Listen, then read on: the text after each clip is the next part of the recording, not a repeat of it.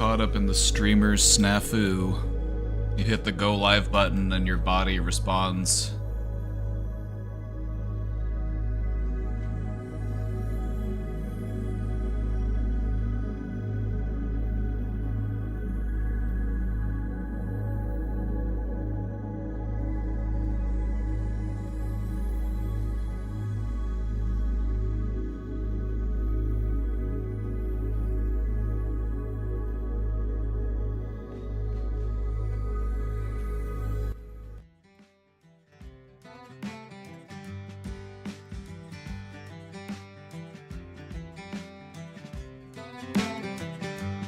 I watched techno-pagans baptized by the reptile in the sun in that California valley of Our Lady Silicon.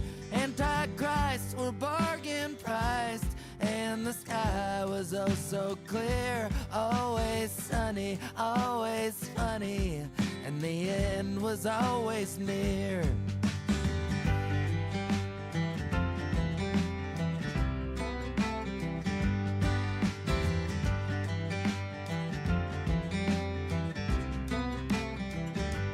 Yeah, I wonder that antique store of our culture time to time. The recession of ambition set me right between the eyes. Activistic figurines effortlessly moral wept, while new hate smiths forged the swords that cut themselves across the neck.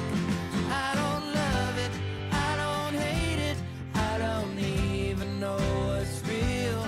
Yeah, the more I understand, the more misunderstood I feel. I don't fight now, I'm alright now. It may be I never learn. They say you'll rise up from the ashes. Why'd you ever have to burn?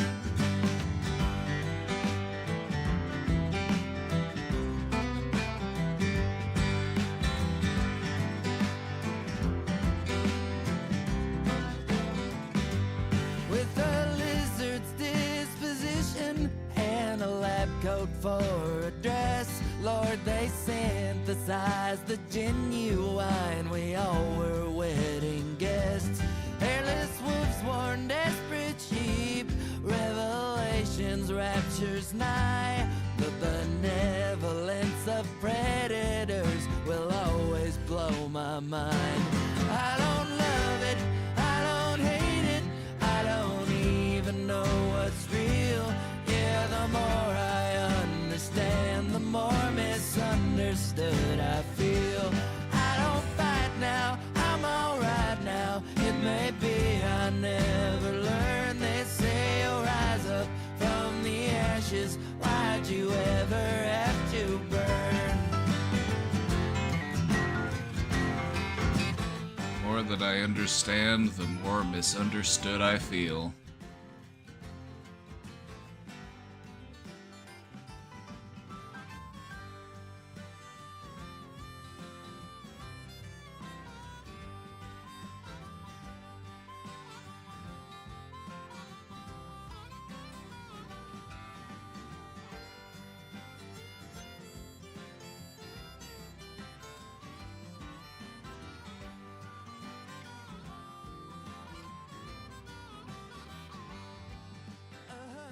Smoking deputies tore off in search of jewels. Where's the manhunt for our reason? The future rests in hands of fools.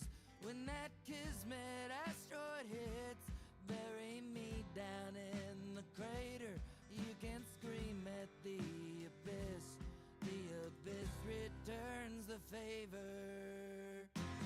I don't love it, I don't hate it, I don't even know what's real.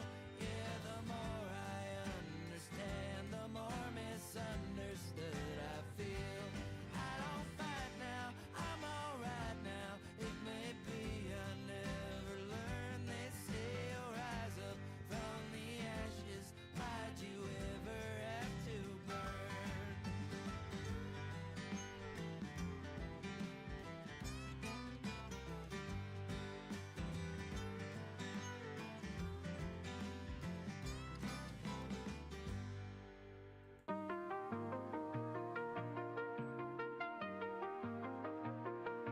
Just taking a look at the question box. I'm like, who's coming in the question box in the off hours? Posting transphobic shit in the question box.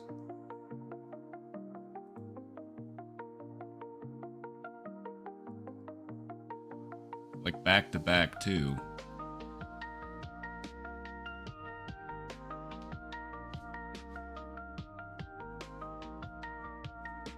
Like I get it, like transphobes deserve mental health too, but not from me. I'm not your guy.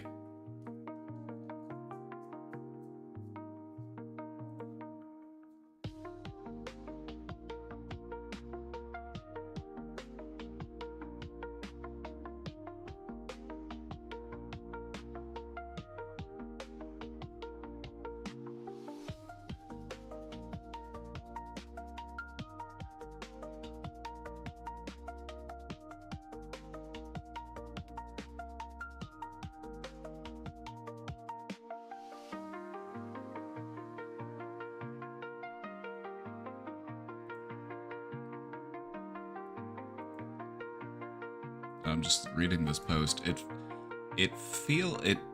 so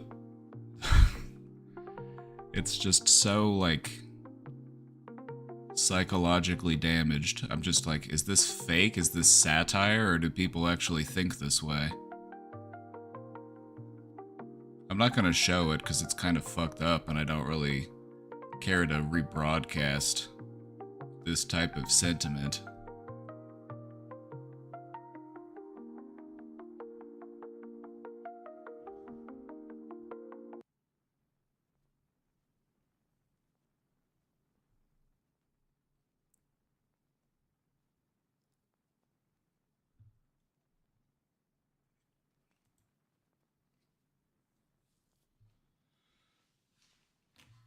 Welcome back, everybody. Welcome back, everybody. Welcome to the Brain Domain. We're getting started early today. Somebody coming in hot. Coming in hot, hitting up the question box in the off hours.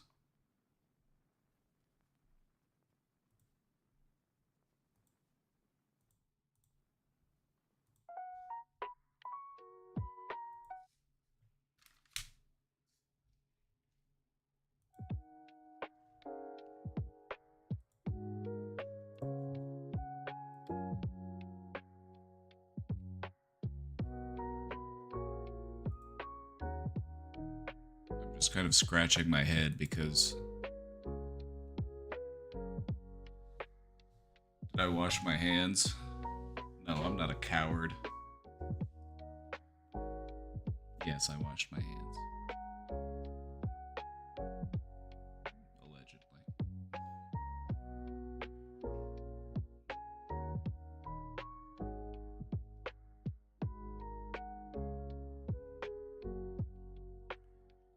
So I'm looking at this question, and to me, like, I don't even want to put it on the screen because it's just kind of gross. But it's just every, like, stereotypical misconception that a person would have about what being trans is, and it just shows that you really have no fucking idea what you're talking about.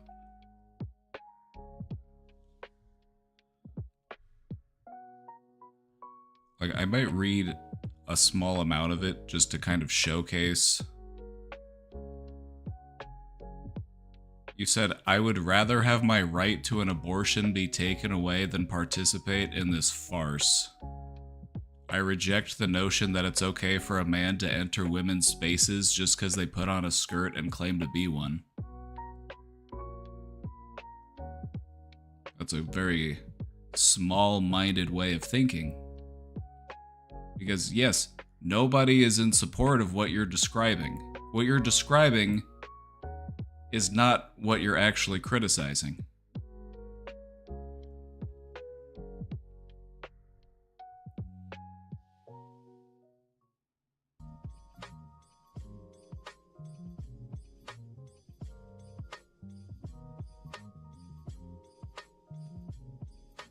You're taking the Fox News definition of what a trans person is, and you're applying it to a very small, vulnerable group of people, mind you.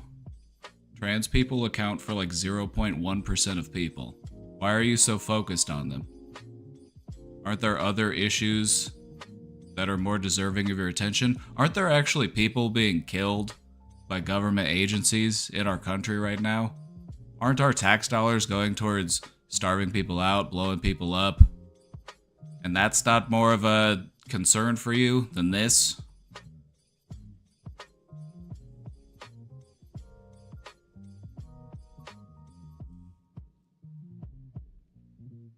Right-wingers' obsession with trans people,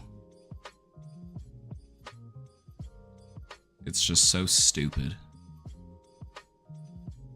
Like, nobody supports predators, okay? And predators exist, yes. But they exist across the entire spectrum of human population. You see trans people who masquerade as Christians. You see predators who masquerade as Christians. You see predators who masquerade as community leaders, Boy Scout leaders. You see predators all over the place in all sorts of different populations of people. Are there predators who are also trans? Yes. Does that make all trans people predators? No. Don't be stupid.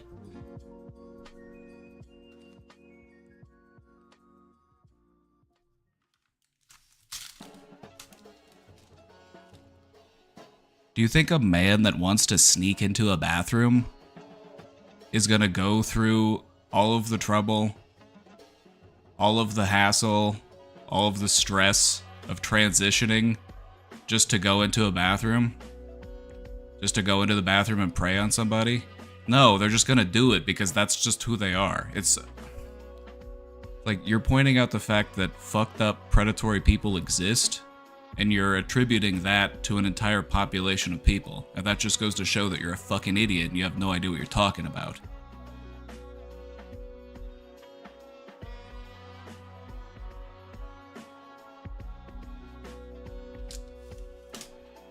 So pull your head out of your ass. This take is very gross, and there was a reason why you posted this shit anonymously in the off hours, because somewhere deep down, even you know that you're being fucking gross. So wake the fuck up.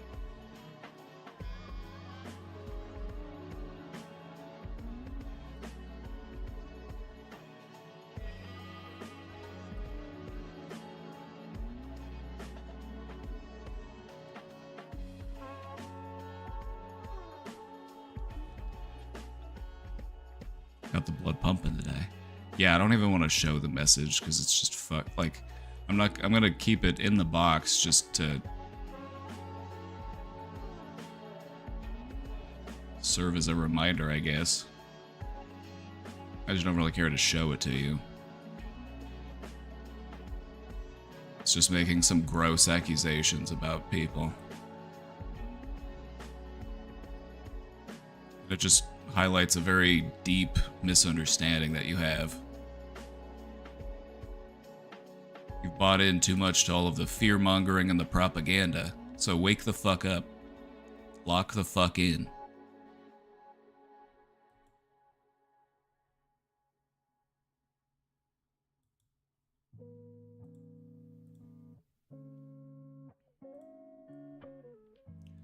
A fear stoicism is cooking the brain of incels.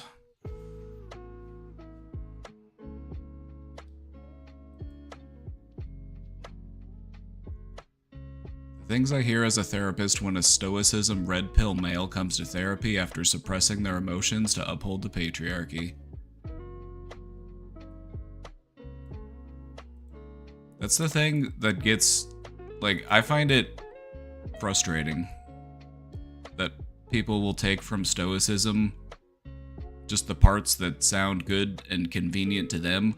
Being stoic is not about suppressing your emotions. It's about practicing how you control your emotions. It's about practicing how you respond to things. It's not the same as not having emotions.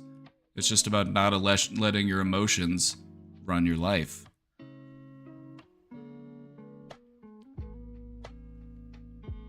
Just shutting off and being disconnected from your emotions, it leaves you feeling constipated.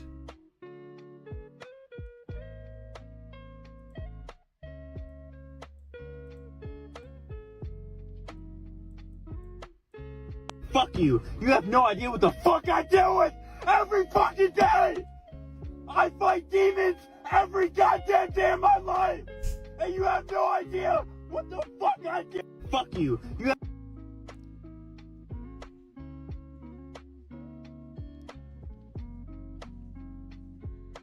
I feel bad for men. I feel bad for men who get conditioned to feel like the only valid emotion that they have is anger. And the only way that I can work through stuff is if I let it just boil over to the point where I've got no option but to explode. Like, that's why you need to allow your emotions to flow through you without resistance. It doesn't mean that you're just some big weepy baby, it just means that you're actually in tune with yourself. Because restricting your emotions is not good for you. And in some cases, it can actually be physically harmful to you. We've all known a guy. Well, I've known a guy or two like this, so I'm assuming we all know a guy like this. That guy who just never talks about anything to anybody. They just keep it all packed away.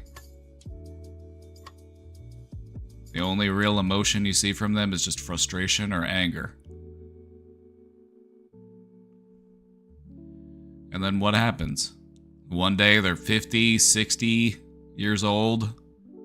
They're just out mowing their front yard one day and they just fall over.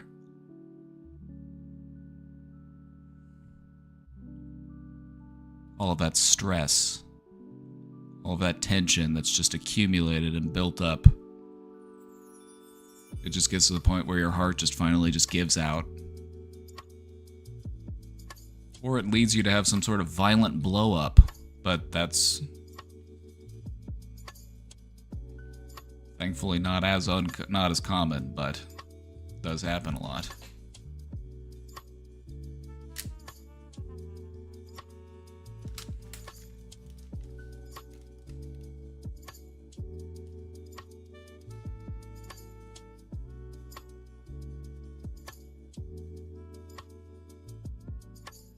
Okay, so I know I said that question was really gross and I didn't want to show it or read it. I'm just going to flash it on screen just so that you can see that it was actually real and I wasn't just reading from nothing. So just very quickly, And then I think this was them too. Because they both came in at the off hours and they were both around the same time. It's okay if it wasn't real. I would make something like that up, but I don't want to... That's not a viewpoint that I really want to showcase here. It's clearly your priorities, and you're not doing this for the right reason. You're coming at me in such a bad faith way. You're not here to actually learn or discuss. You're just here to rage bait, I guess, which you have earned my rage. Congratulations. Rage bait successful. Attention received. Hopefully that lets you float through the rest of your day. Ride that emotional high. You got a reaction out of somebody. I think this was the same person, though, because this one came in right after, just a couple minutes after, around the same time. And this one is still just... I feel like this is the same person. Because this is just same weird vibes. I just feel it. Why is it okay for drag queens to make money off stereotyping women? Because, first off, if that's what they were doing, it's not illegal. It's legal to do. Besides, drag is not just about dressing as a woman or wearing feminine clothing. Drag kings are also a thing. the whole thing about drag is that it's just about a celebration of beauty and artistry. There's a lot of skill, there's a lot of technique. It takes a lot of talent to be like a it's because it's a performance art, is what it is. So just say that you don't understand performance art, so that we can all move on with our lives. Quit getting so upset about drag queens and trans people. Absolutely the same person. Oh, I guarantee. Absolutely the same person.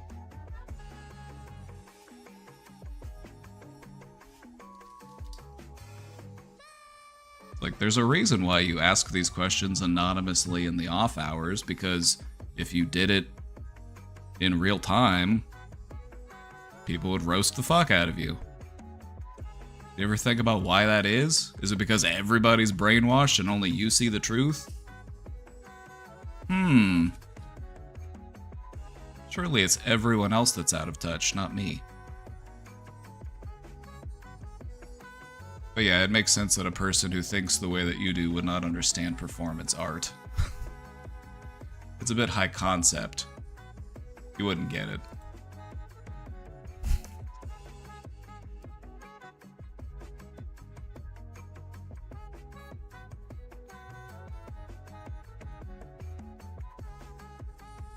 Like, do you have a like, think about Shakespeare.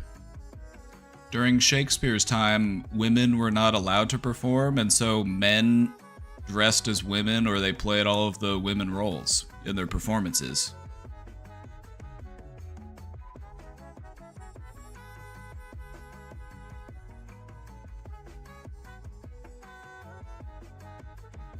It's just a part of theater. It's just a part of art. Because it doesn't matter. Because it's just a show.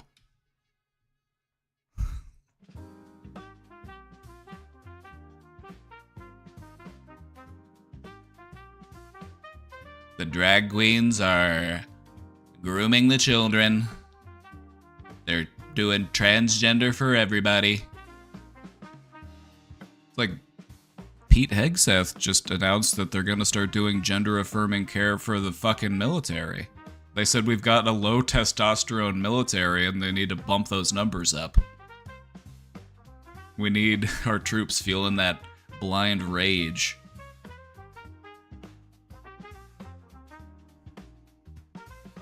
I wonder what this person's thoughts are on that.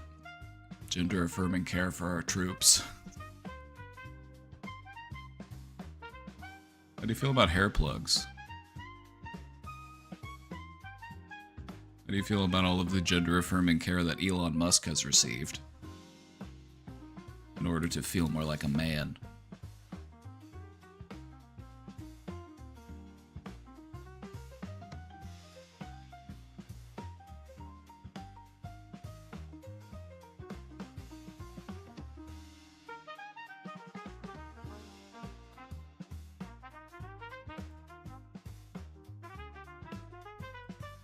We got some weird questions in the box today.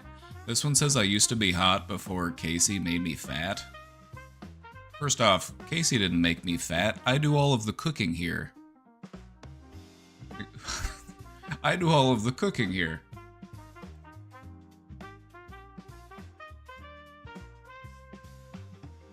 Besides, I ate all of that food because I'm a hungry boy.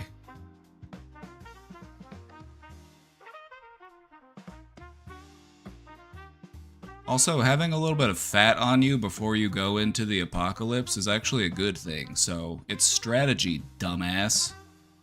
Whenever capitalism collapses, I'm gonna need to have some reserves. I'm a big guy, I have to have a high amount of calories.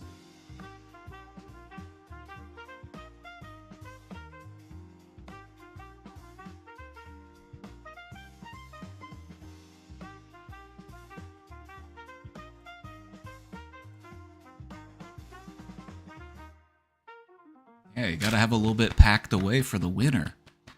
It's just good strategy.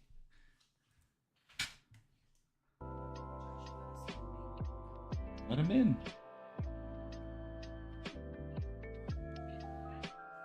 Get Atticus in here. co-host. Insulting someone through an anonymous question box, talk about low vibrational. They're trying to neg me. That's even worse. They're not even just trying to insult me, they're trying to neg me. They're like, oh, you used to be hot before you... Like, what is this pickup artistry? Like, I'm a married man, I'm allowed to be fat. Keep hating from wherever you're at, lonely ass.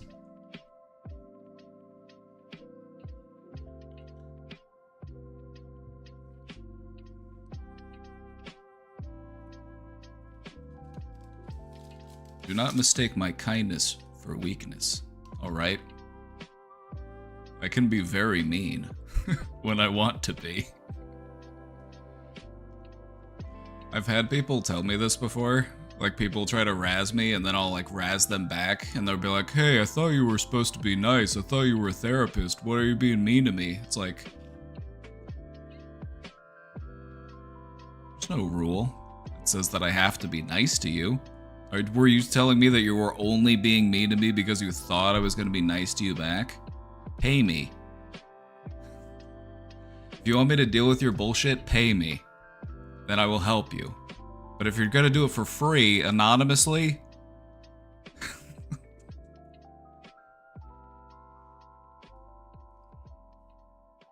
Therapists can be mean just like anyone else. I would say that we actually could be some of the meanest.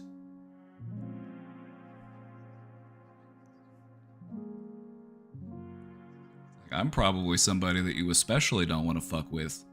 Because I'll start calling you out on some shit that you haven't even fully processed yet. Like, you really sound like your dad right now. I've never met their dad. But I can just tell based on the way they're acting, they probably had a shitty relationship with their dad, because if you had a good relationship with your dad, you probably wouldn't be a fucking dick.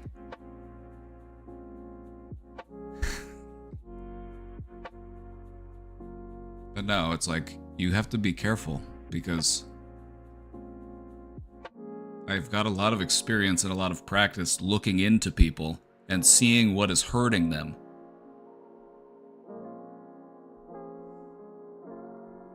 So if you come up and you try to mess with me, I might, reach in there and flick it a little bit, you know?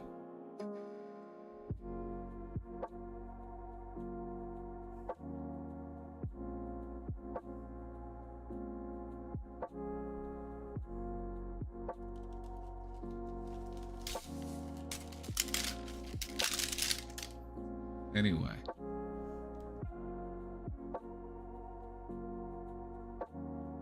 Also, both of my parents were exceptional shit talkers.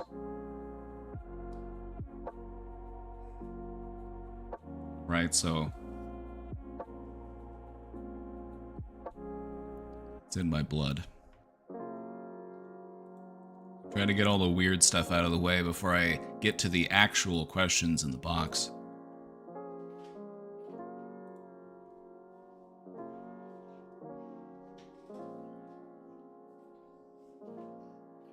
I triggered my mom last fight by comparing her to her narcissist sister. It was a low blow, I admit, and was not in a good headspace during said fight. Luckily, we apologized, but I know it still haunts her.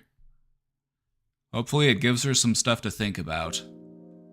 Also, hopefully, she recognizes that you learned your techniques from her. Where do you think you learned the art of the low blow from? I think this could be a moment where you two could actually come together, let the fucking armor down, and just have a genuine conversation from person to person. Like, yeah, Mom, I'm a lot like you. And I think that's why you can be so hard on me sometimes. Maybe you can really just put some things into perspective so that you can have a more developed, more advanced understanding of one another.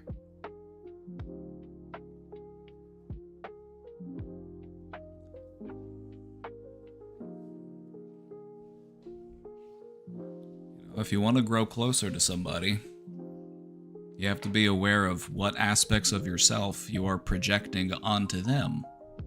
What sort of expectations do you have of them? What sort of things do you criticize within yourself that you are then critical towards them of.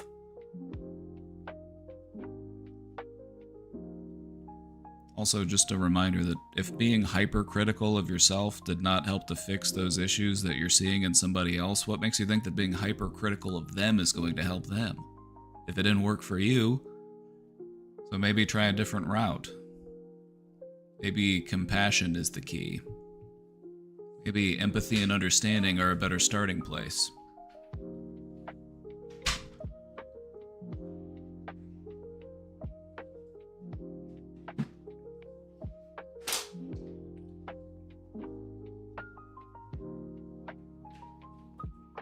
Casey, do you think I'm fat?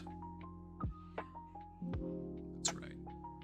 Who was calling you fat? Oh, somebody was trying to neg me in the question box. They said I was hotter before you made me fat. To which I said, I do all the cooking. Also, I do all of my eating. So I don't know how you would make me fat. That doesn't make any sense. And I also told them that it's strategic to have a little bit packed on in case society collapses. You know, because I have to eat like 3,000 calories a day to maintain, and that's going to be hard in apocalypse scenarios. I'm going to be scraping by. I'm going to be lucky to get 1,200 calories in a day. I'm going to be thin in no time. I'm like, who's trying to nag you? I don't know. But no, I've had like 3 weird question box questions today. And then I had a couple weird ones yesterday, so I'm like, I wonder if it's all the same person. Or maybe it's like 2 people. Who's throwing off that energy? I don't know, but the energy's fine. I'm just... We need to, like, soon you need to get somebody to just look over the questions. Oh, I look over the questions ahead of time, so I can decide if I want to answer them or not. Because sometimes we do get some random shit like that. I'm just like, I'm not gonna do that on stream. I used to just have blind trust, and I would just show questions without reading them first. But now it's like, no, I gotta pre-read. Oh yeah, I got the Jesse Wells shirt.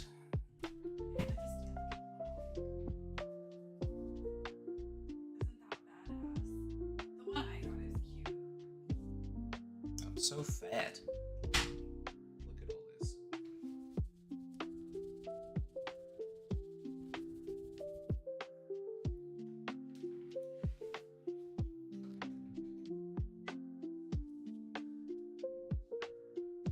Hey, I'm happy to be 6'5", 235 pounds. I've achieved hefty status.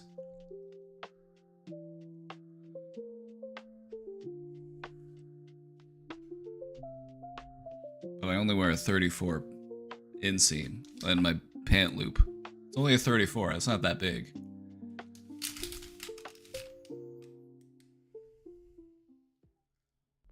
I'm supposed to be eating around 1,800 kilocalories a day, but I find it hard. I eat around 1,200 when I calculate. I'm definitely not getting enough protein. Dieting is hard. And if you're going to be counting calories, it's helpful to like switch up the types of foods you're eating, because there's some stuff where you can eat a whole bunch of it and feel nice and full and have it be a fraction of the calories. You know, if you're getting enough like dietary fiber, if you're eating enough like vegetables,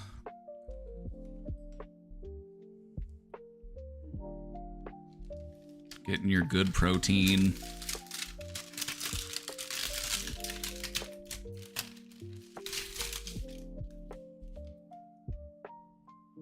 I'm gonna eat this burrito.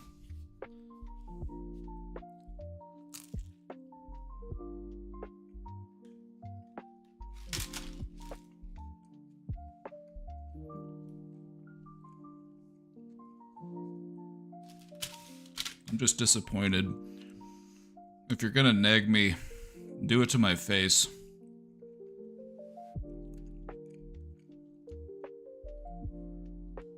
Save the question box for shit that matters. So I've got some actual questions in the box.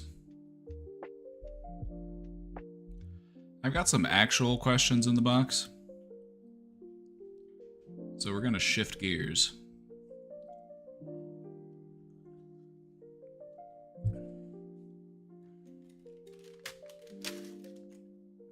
shift back down.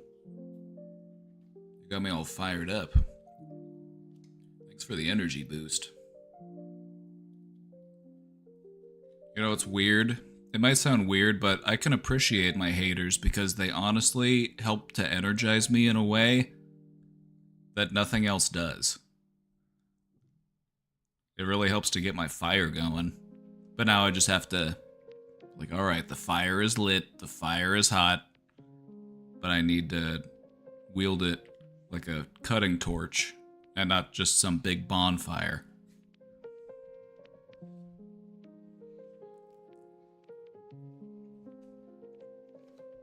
Burrito compared to arm thickness?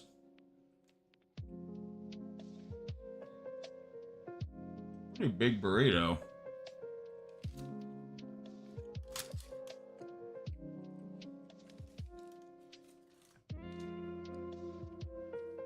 Don't forget, I'm also a big fucker. Every time I see somebody in real life from Twitch, like at TwitchCon or whatever, they always say like, wow, you're bigger than I thought you'd be. I'm like, exactly.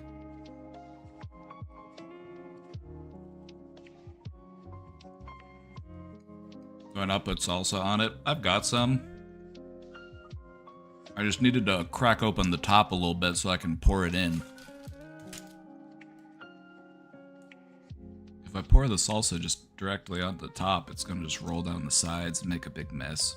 I like to open up the top a little bit so I can pour the salsa down into the burrito.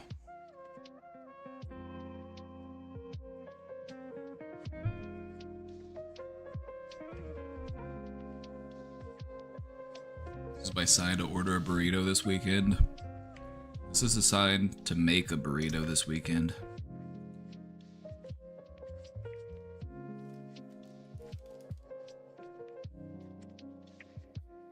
A burrito is a good place, like, if you're not comfortable cooking stuff, like a burrito, that's a good place to start. Like cooking stuff like tacos, burritos,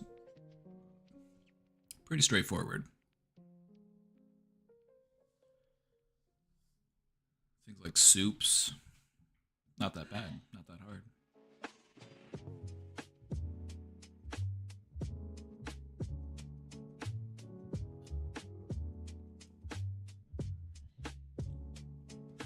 Six ads. Sorry about the 6 ads. I have the ads turned down. I have the ads turned down to the bare minimum to be able to not have pre-roll ads, because pre-roll ads are the worst ads.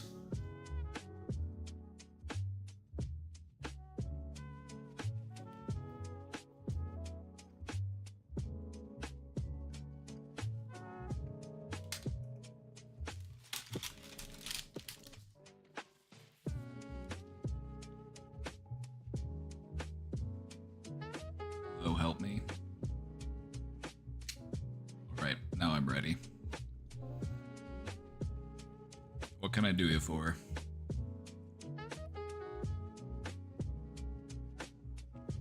British gamer.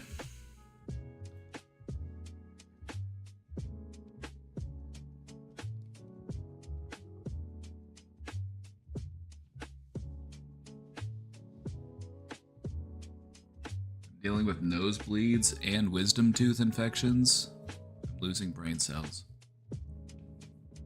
Getting the tooth infection under control is probably your #1 priority. An unmanaged tooth infection can literally kill you. It can create sepsis, and sepsis can actually, not only can it kill you, but it can also make you feel like you're going crazy. So if you're dealing with a tooth infection, please go see a doctor as soon as possible.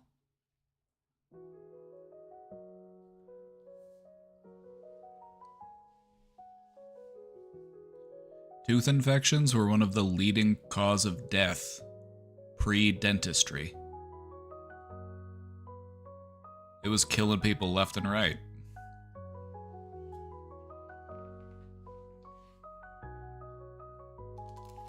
I already am crazy. Well, welcome to the club.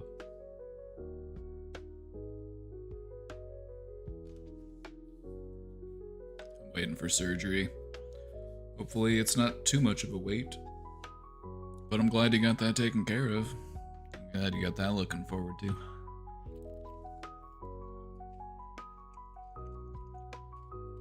You'll probably feel a lot better once that's taken care of. Been waiting for 2 years.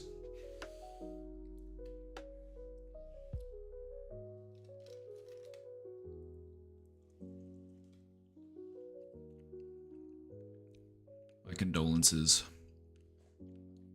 My condolences for your National Healthcare Service.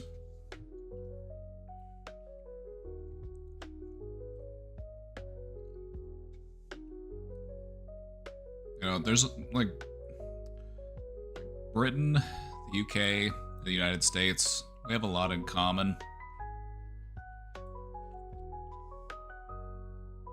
I feel like if we had national healthcare in the United States, it would probably feel a lot like yours. Capitalists would just ruin it.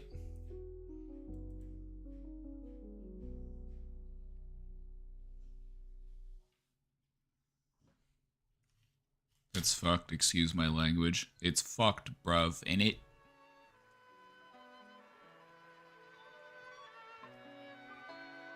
The NHS is a load of shite.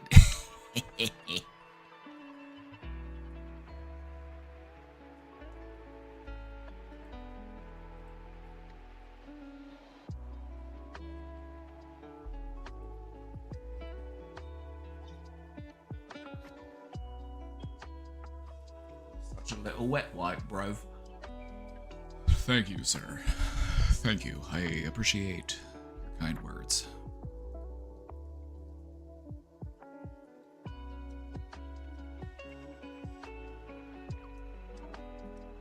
Stop by Greg's for a sausage roll. Nick a hot pot pie off me nan.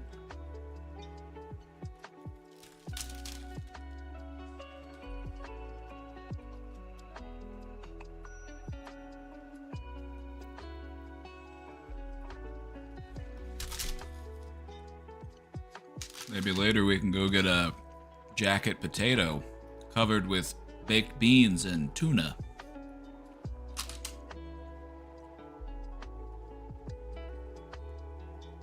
In before the Germans respond to that, because I've seen what you do with tuna, putting it on pizza. I see you.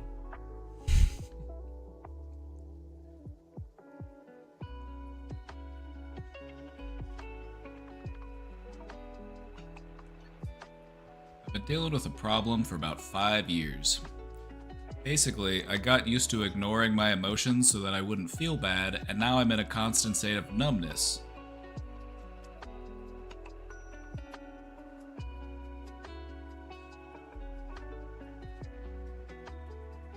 There's a food over here called pork F slurs. Yep, they do just like to throw that word around over in the UK, don't they? That one got auto-modded. I can't let that one through. That one got picked up by the auto mod. But yeah, yep. They do just like to throw that one around over there.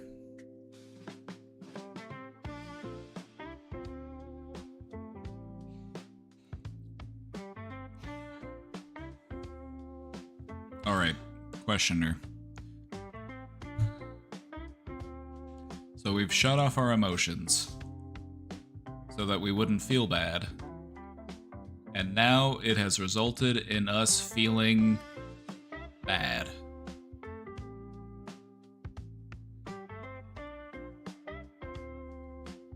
Now in a constant state of numbness. I just want to point out, you're not alone in this. This is something that many people are conditioned to do. Just kind of shut off their emotions in order to not feel those emotions. And then you get to a point where you're like, wait, how do I turn this back on? I turned it off, but I forgot where the switch was.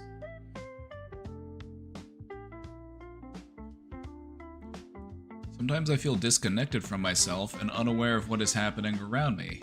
Other times when I'm unable to do anything automatically and everything I do feels completely manual, as though I'm literally unable to feel anything. This has been causing me problems and I'm not really sure how to address it or how to change for the better. I've got some tips. I also have another problem involving the people close to me, my parents, my girlfriend, my friends, and so on. Let's talk about this first part first. Let's talk about this first part as its own kind of thing. So,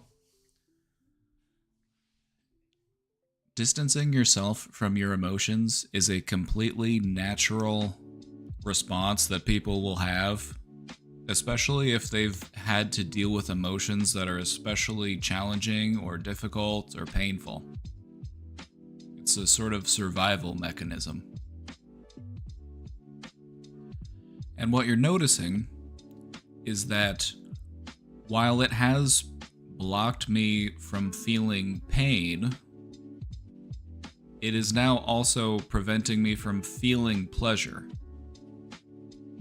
I have encased myself in this suit of armor to protect myself, but it's so thick and it's so rigid that it doesn't let anything in. And so this is leaving you feeling disconnected, dissatisfied. It's just created a new set of problems to face. So what can we do about this? First off, we start by realizing that your emotions are still there. They're just buried. And we can let them out. Jay Laskis, thank you for subscribing. Thank you. Your emotions have not just disappeared. They're not gone forever. They're just buried. So what we need to do is practice opening that up.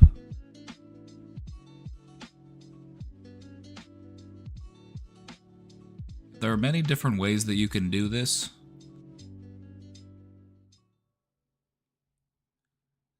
All sorts of different techniques and things that you can do to re-engage with your emotions.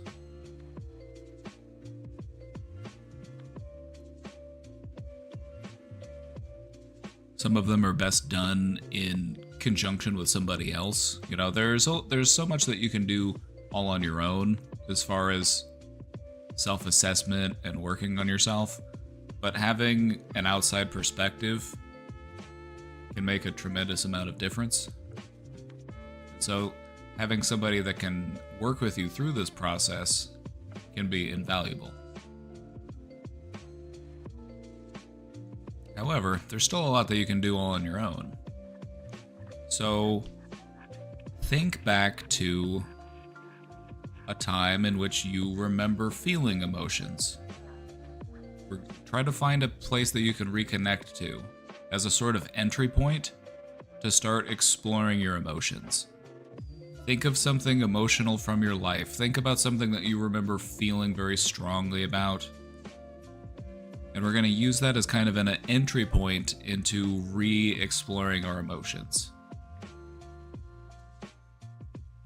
And all you need to do is just sit with those feelings as you bring them up within you. Just try to free yourself of all distraction. If you find yourself sitting there thinking, this is stupid, this isn't helping it, which happens, it does. You know, you'll be sitting there thinking, you'll be like, why am I doing this? This is silly, this isn't helping. That's your defense mechanisms acting up. That's the part of you that wants to avoid feeling, trying to get you to avoid feeling. It's saying, hey, don't do this, this is dumb, this is a waste of time. If you notice those feelings, that means you're working in the right direction because you're starting to notice resistance from yourself. And so start tracing that resistance back to its source. You'll notice that there are areas in your mind where your defense systems will activate and say, don't go there. Don't think about that. Don't open up to that. You can use that to help guide you. If you can trace back your own resistance and start to challenge your own internal resistance and realize, no, actually, it is okay to feel that. It is okay to think about that. Because I've been carrying it for this whole time, it's still been here. Even though I'm trying not to think about it, it's still affecting me in some ways. And if I want to change my relationship with this thought, with this feeling, with this memory, this experience, I've got to get to know it. I've got to re-examine it. I can't just leave it packed up and put away. And so when you start to look inwards and you start to notice those areas where your mind goes, don't go there, that can sometimes serve as a hint of where it is that you should go.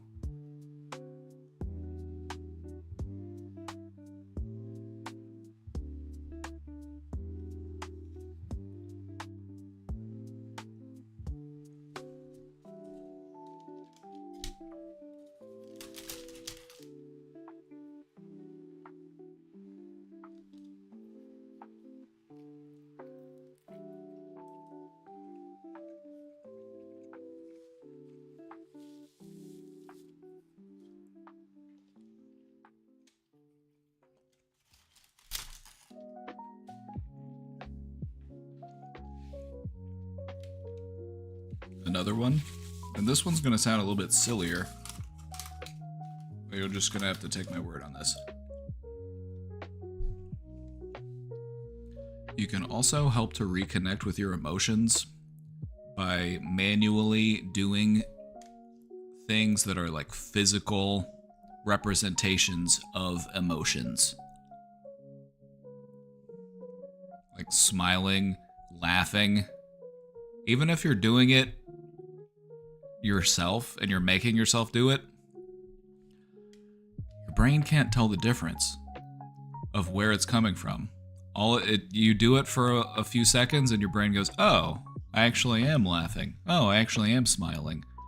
It can be a way to kind of jumpstart emotions, is by doing the physical of the emotion, because that's just a part of emotional expression. The physical expression of an emotion is part of what actually goes into emotion. The other half is, how does it actually make you feel mentally, internally? So by engaging in the physical aspect, you can help to kickstart the emotional aspect, the mental aspect.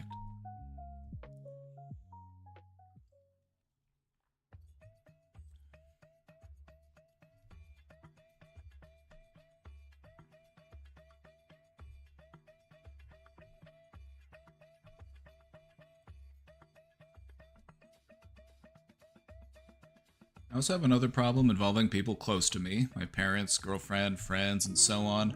I tend to avoid doing things because of what I think they might say, or because I believe they will get upset if I do them.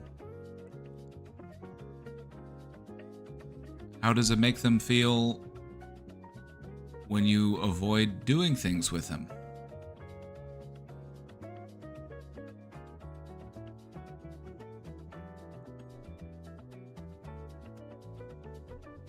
You appear to be a logical person, so let's apply some logic to the situation.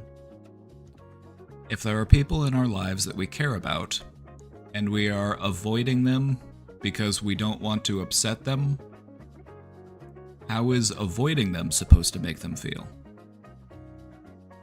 Is it not just trading one frustration for another?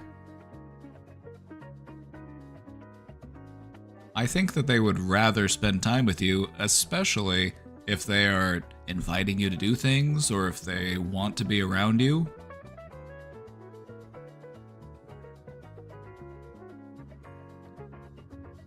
They want to be around you, in spite of your flaws.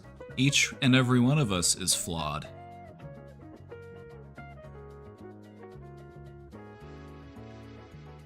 The things that you perceive as your flaws might be some of the strongest reasons why they actually love you as much as they do.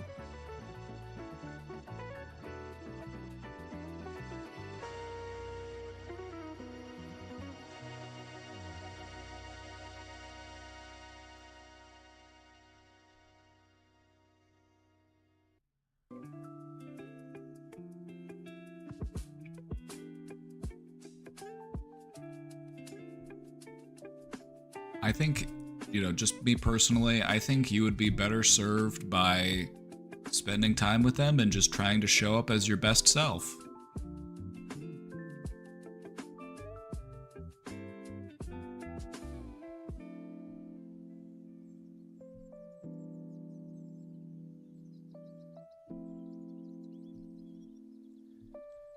And if you do find yourself in a situation where you do say something and it has people like going, what? Huh? What was that all about? Just apologize. Just be like, oh, I'm sorry, I misspoke. I didn't mean that. Just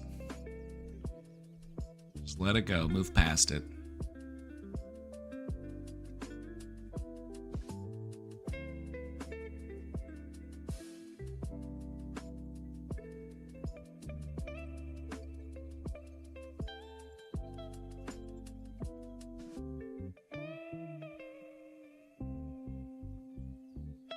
As long as you're not like going to a family gathering and you start like reading off crime statistics or something, like that's just like many other things, you could just kind of bounce back from, if you say something that just is like, you know what, maybe that was just a little too weird. I catch myself in those moments sometimes because I can be unashamedly weird in conversations with people. But sometimes I might say something that's like, you know what? That was weird. I'm not even apologizing for it. I'm just acknowledging it. Like, that was a weird thing of me to say. Just point it out. Just owning it.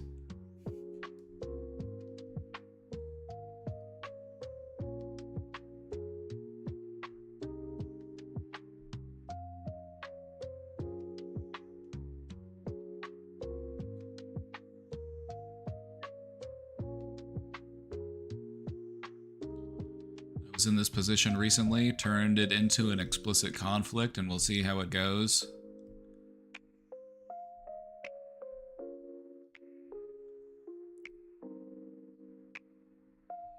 Something to be mindful of when we're engaging with people is like, what type of situation am I expecting here?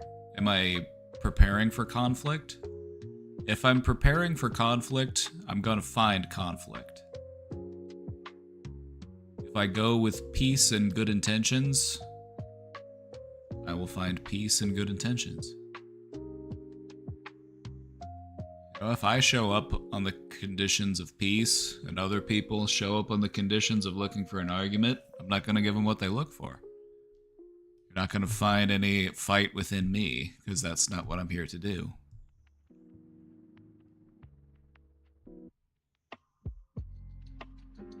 I was prepared for that, but what I wanted was actual change for the better.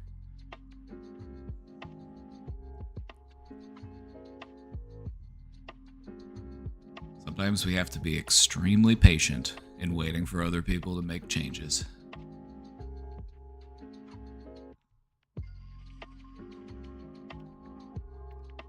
It can take years for people. I've noticed that pretty much nobody stays entirely the same.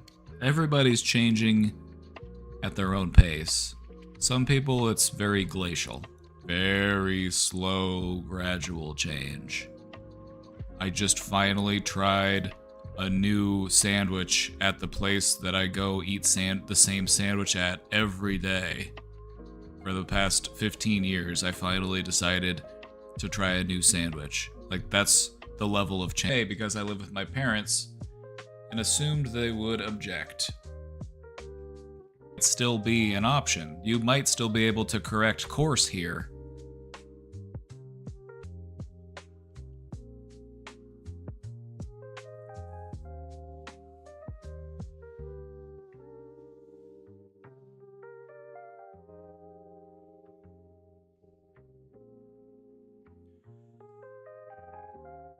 We can often find ourselves walking through life anticipating rejection as a way to protect ourselves from the pain of rejection. Does that make sense? Rejection is painful, and we don't want it to happen. And so what we end up doing to cope with that is just assume that Everybody's just gonna reject me anyway, so I just might as well not even ask.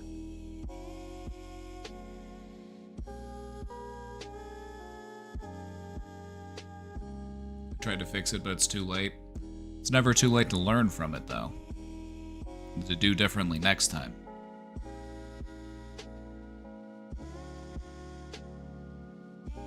All you can do is ask.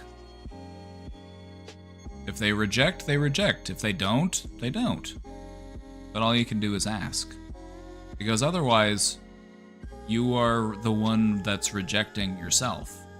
You don't even need to go to anybody else for rejection because you're already rejecting yourself.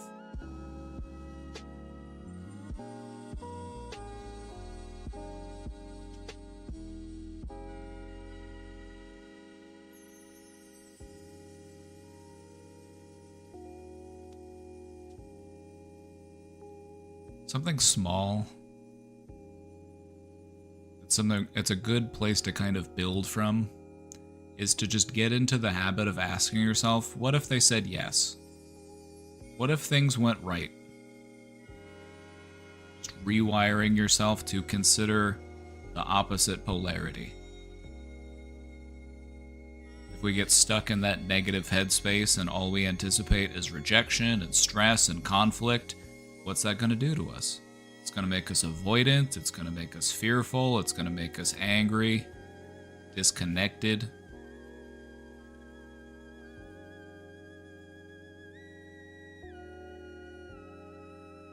We're trying to build a life for ourselves that's more satisfying. And the way that we do that, patience, persistence, compassion. It takes time for things to grow. Patience. If you plant a seed, you're not going to be able to eat the fruit right away. That doesn't mean don't plant the seeds, though. Persistence. Take care of the seeds after you plant them so that they have a better chance of growing into a fruit.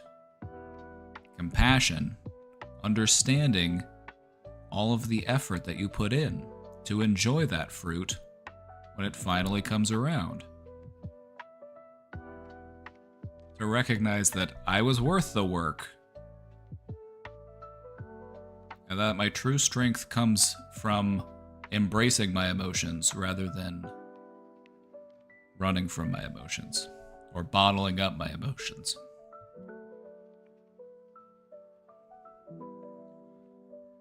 The best way that I personally have found to handle emotions is to allow them to flow freely without resistance. If I ever feel a strong emotion, which happens, something sad happens, something frustrating happens, what I like to do is I just like to sit with it. Like I'm sitting at a table with it. Having a cup of tea. What does this emotion feel like? I just focus on the feeling. I don't rush to define it. I don't rush to, put words to it. I'm just focused on the actual feeling. Because you'll find that sometimes that's what our mind likes to do. We start to feel a feeling and we immediately rush to try to put it into words, to define it, so that we can understand it. But there's so much about emotional expression that transcends beyond words. And so, when we try to define something, we are also confining that thing to that definition. When in reality, what we're dealing with is something that's much more broad and nebulous.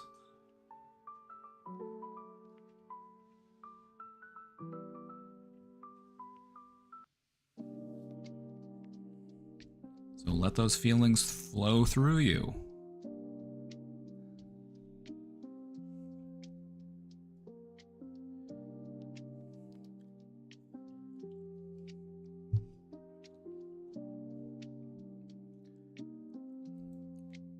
Because being emotionally constipated is no fun.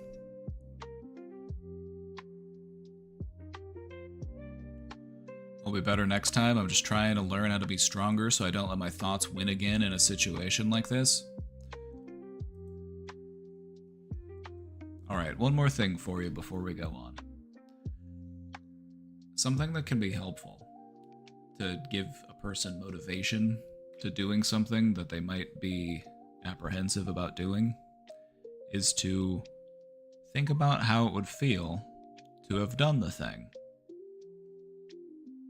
Visualize yourself doing the thing. Visualize a successful outcome, and focus on the feelings that it would create within you. And that can serve as an anchor point to help give you that motivation to get there. Do you consider anger an emotion, or do you think it has a root more in sadness and or instinct? I ask this maybe in opposition to your letting emotions flow freely advice. I look at anger as... so anger is not the same as rage. There are things in life that we should be angry about, and that feeling can be a motivator to us. And so it's not an inherently bad thing to channel into that emotional energy. But what we don't want is for it to be unnecessarily harmful or destructive. And what I've found is that things become harmful and destructive when there is pressure that is allowed to build. And so it's because things have not been flowing freely that you get a backup. Things get all blocked up, and that's why people blow up. Is because they've just got too much anger. They've got too much frustration. It's just accumulated over a span of years. Until one day, somebody catches them in the wrong moment, and they've just had it. And that's when they blow up. That's when they lash out. And so I do consider anger to be an emotional state, but we often couple it with the physicality and the destructiveness that often is present with it. But it's not necessarily something that has to be there and has to be involved within that emotion.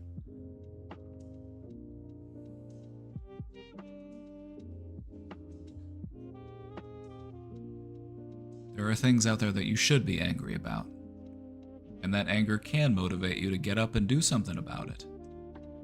It can be a very powerful tool. We just want to try to manifest it into something constructive instead of something destructive. It's time to seize the means of self-care. Precisely, comrade. Thank you, very interesting point of view. Thank you for the question.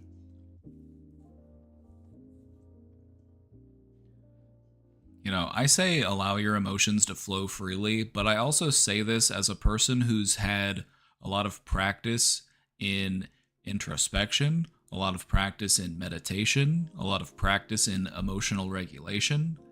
And so I recognize that this is something that's easier said than done, but I do bring it up because it is something to work towards. Emotional resistance within you can oftentimes be harmful. It can often cause blockages. It can create barriers from feeling satisfaction or connection or intimacy, you know, and that's no good. So it feels nice to feel unclogged. Thanks for answering my question. You are very welcome. Yeah, just as a reminder, I just want to let you know that you are far from hopeless. You've got a lot of potential. You're very emotionally aware, and you can use that. That's what's going to help you to get to where you're trying to go.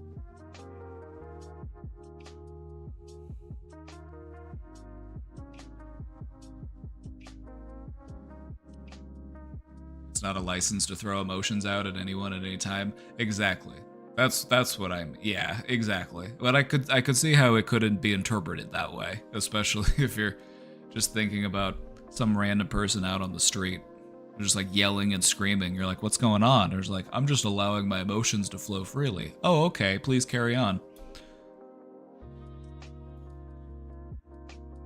Yeah, what I mean is I allow myself to experience them as they are happening, and I don't call them into question. I don't tell myself I'm wrong to feel the way that I feel if I'm feeling sad or frustrated or whatever. Because that is what creates those blockages. You feel some type of the way, and a part of you goes, no, actually you don't feel that way. You shouldn't feel that way. It's wrong to feel that way. Why are you feeling that way? Explain yourself. That's when that just causes you a bunch of trouble. It's observation without resistance. Absolutely. Very zen. Very zen, very meditative. I'm just going to watch. I'm going to observe my own anger, and I'm going to witness it within me as I would a flower in bloom. And then I'm going to send it on down the river, and it's just gonna, you know, I took the moment to identify it, to understand it, to recognize it, and then I let it go. I'm not going to attach myself to it.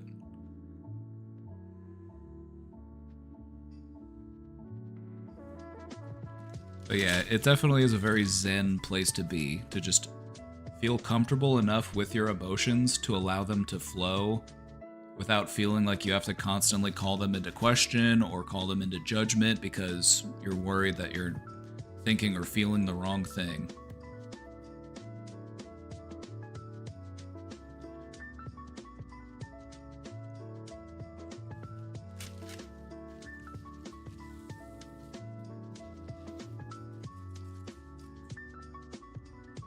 This feeling is a cloud floating by. I'm not going to click subscribe. You know, to just keep it with the metaphor, it's like this thought is just something that the algorithm pulled. Like what is this weird short that is on my algorithm right now? I don't have to subscribe to it. I can just let it go and move on to the next one. I can just keep scrolling.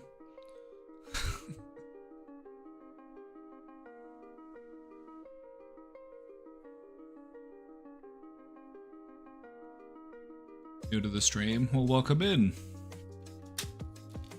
Welcome in. Just eating a burrito and answering questions. Multitasking.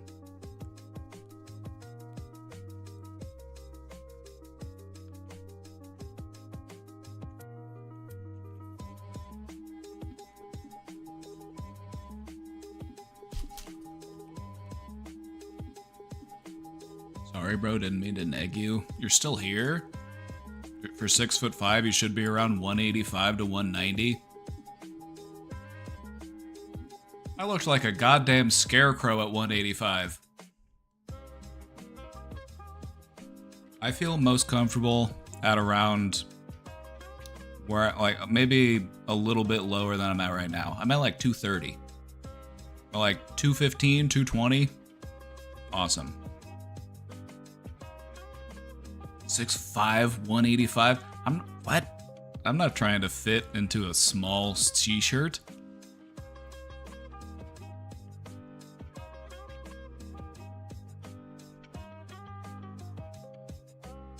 Also telling me what weight I should be at for what height I'm at. You're negging me again.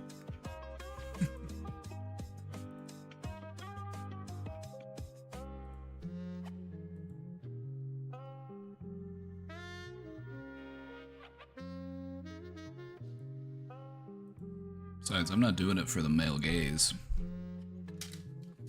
I've got a wife who thinks I'm good looking. I'm already winning.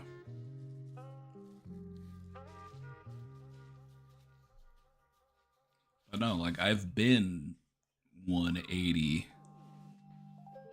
And I was creepily thin. I was gaunt. So no thank you.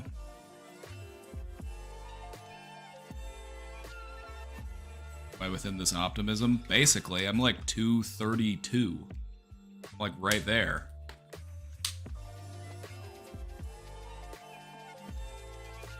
But anyway, enough about my weight. That's not what we're here to talk about.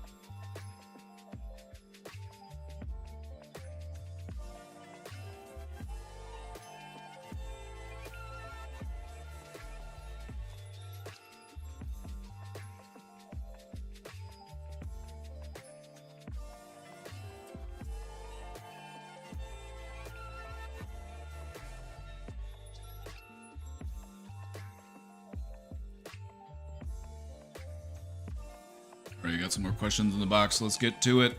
Enough talking about my curves. Is histrionic personality disorder a legitimate diagnosis? Technically it is a legitimate diagnosis because it's in the DSM. So by a technical definition, it is legitimate based on that standard. Is it a good diagnosis? Is it something you see very often? Is it grounded in sexism and misogyny? Yes, it is. I have personally never seen somebody diagnosed with histrionic personality disorder. I never personally have seen it.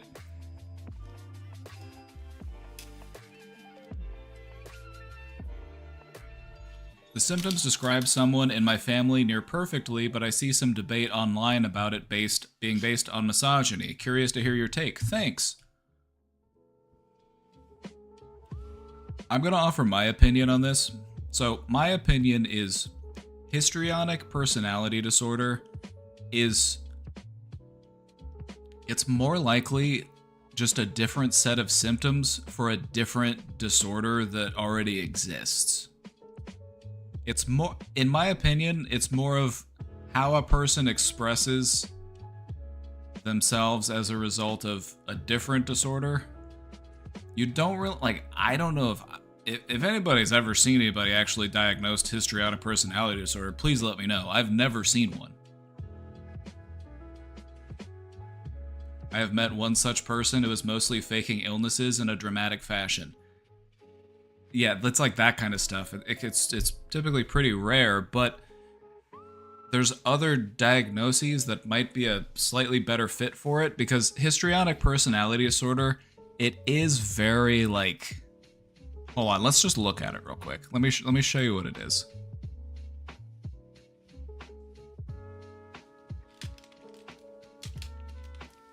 I just feel like for most people who would be diagnosed with this, there's probably a different diagnosis that might serve them better, because this, like, hold on, let me show you.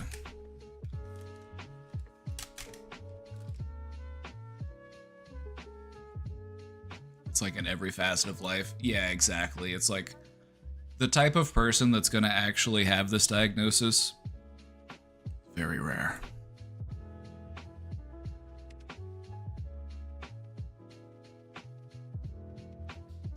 In my opinion, there are other things that would explain it better, but this is just a certain manifestation of how they portray those symptoms. So, in order to meet the criteria for a histrionic personality disorder, you have to have 5 or more of the following persistent behaviors. These are persistent behaviors. You see them more days than not. These are core characteristics of their personality. A need to be the center of attention, seductive or provocative behavior, shifting and shallow emotions. They use their appearance to draw attention. They speak in impressionistic or vague speech. Like, oh yeah, I have some friends here. I have some friends. They actually own this place.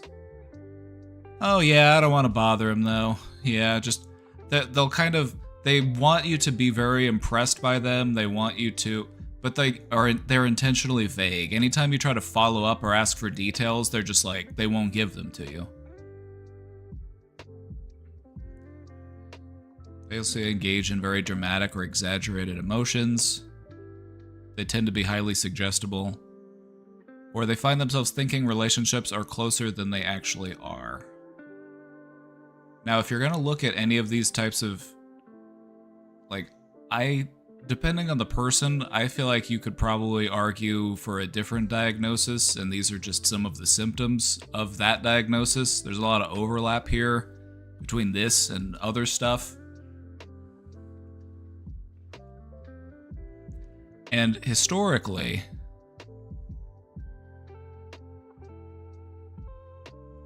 this is something that typically is only diagnosed towards women. So personally, I think that this is a great example of how symptoms are misunderstood based on things like culture and gender norms. For example, we were terrible at diagnosing autism in women because we only studied autistic men and autistic boys.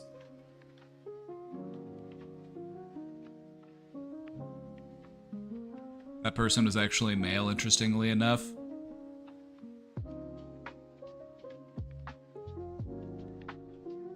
Isn't that the truth? Isn't that the truth?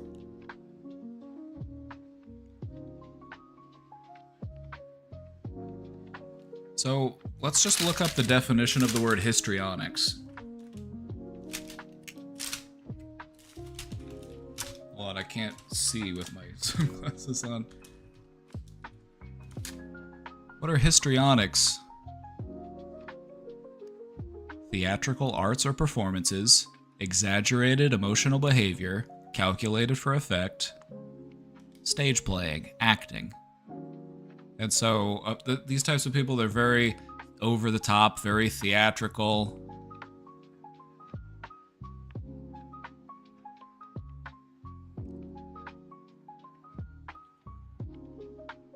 You also have to give to some consideration as far as when this diagnosis first existed.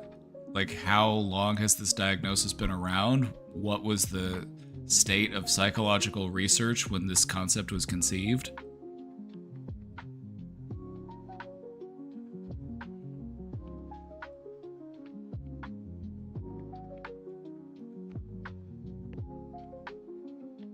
And so your question was, is it a legitimate diagnosis? Yes, it is. It is. A person can meet those criteria, and this could be a good diagnosis. It could also be explained by other stuff, and these are just the symptoms that they're dealing with because, like I said, there is a lot of overlap. And as far as it being based in misogyny, it absolutely is. That's also valid.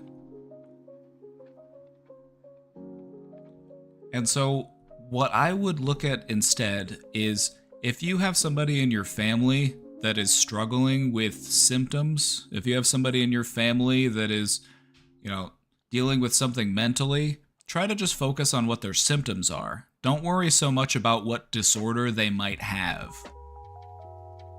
Because that's honestly just a conversation between them and their doctor. You as a supportive family member, just focus on the symptoms that they're struggling with and try to find ways that you can help them.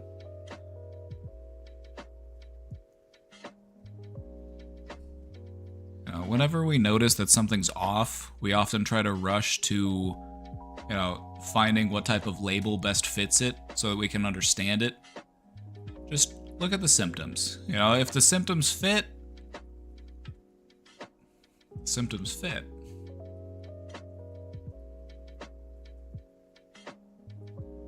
So yeah, I'm not saying that your family member couldn't possibly have this. It might be something that they never actually seek treatment for, but if you're looking to help them, just be mindful of how you do that. You don't want to take this as something that you're like, hey, I'm pretty sure you've got this. You need to go get that taken care of. That's just gonna push them away.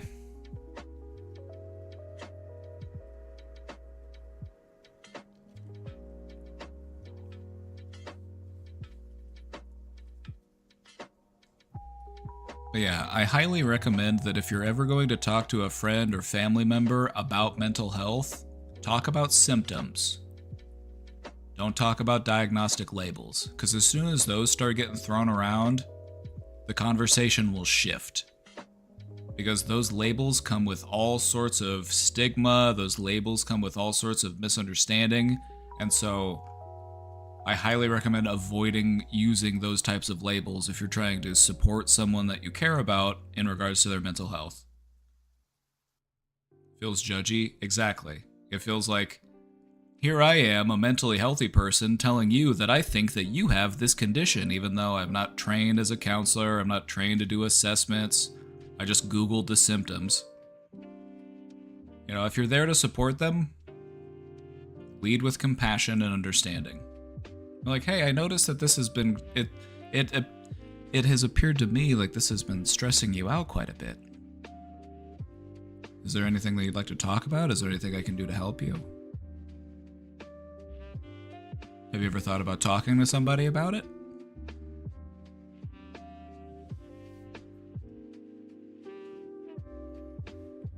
And then instead of compassion, I got spam calls with questions.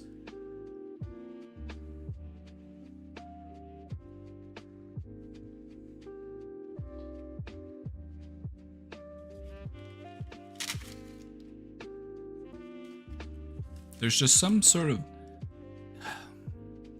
In Western culture, some people still really embody that sense of entitlement that is found within, like, settler colonial culture. There will be people who just feel entitled to things, even things like about you. They're entitled to you telling them whatever they ask of you. A weird comparison to make, but I'm just thinking, like, settler colonial brain really does manifest all the way down to, like, the family level. Like, I'm gonna colonize your brain, child. I'm entitled to it. That's my real estate. That's my land.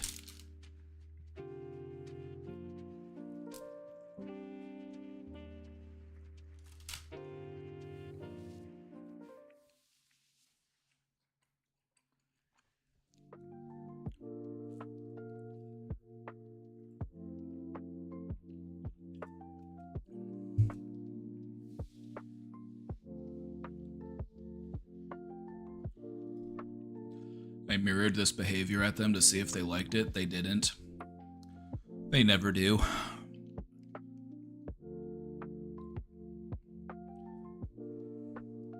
They never do. They never do. I've done that to people before too. Like, I'll just mirror the energy that you're sending to me back to you. And if you don't like it, and if you think I'm being mean, I'm just like, I'm just holding up a mirror here. I'm not trying to fight you, I'm just sending back what you're sending at me. Which, in some cases, that is appropriate. However, we want to be mindful of not completing the circuit. What we might do out of a sense of, like, ah, yes, I know how to navigate this conversation. I will, we're sometimes just justifying our own behaviors.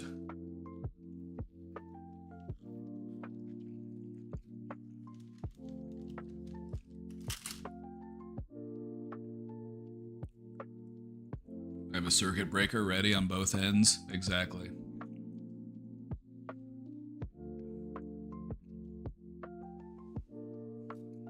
So yes, histrionic personality disorder. It is a thing, it does exist, but it is also something that historically has been used to,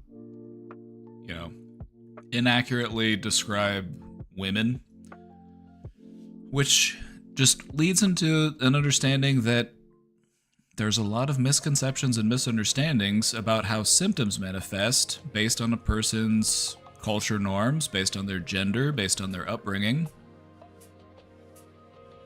Starting to see that diagnosis is much more complicated than we might initially believe.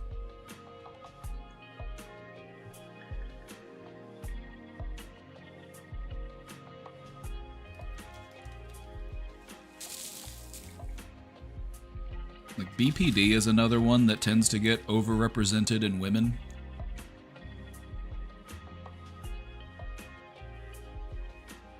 There are a few diagnoses that do tend to, like, be more heavily directed towards women. At the end of the day, what I think is it's mostly just how people respond to trauma. That's such a big part of how mental health manifests, or like how mental health issues manifest. It's just, how are you coping with the trauma that you've had to deal with? And you can expect that there are culture norms, there are gender norms, societal expectations that also tie into that. And what we are left with is men getting diagnosed more with one thing, women getting diagnosed more with a different thing. In reality, it's largely just tied back to trauma and how you treat the trauma.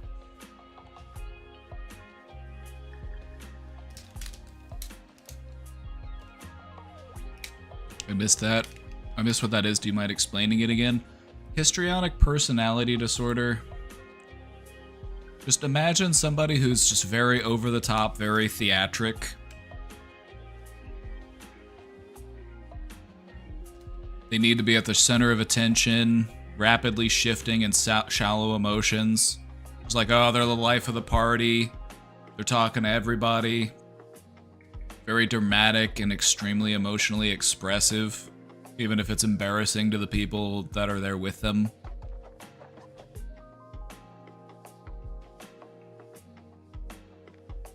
If you were to ask me, I think this is just how specific people respond to trauma that they've had in life. But it's a label that has historically been used to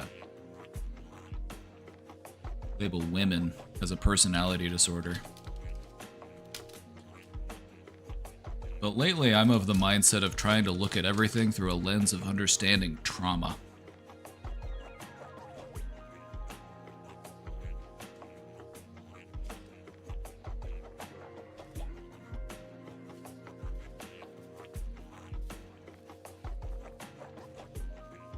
Almost all psych work was done by men 100 years ago. Exactly. Don't look up who invented the vibrator. It was a male psychologist as a device used to cure a woman of hysterics.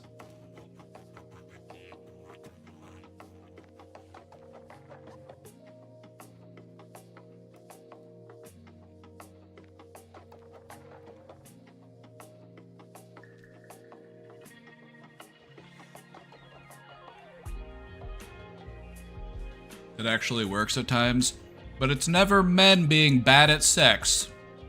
It's never men's fault that they're fucking bad at sex. It's the woman's fault for not being able to come to completion.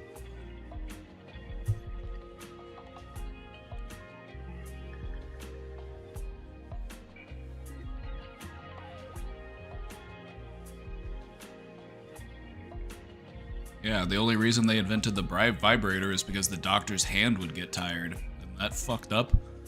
Jesus Christ. Psychological history is dark.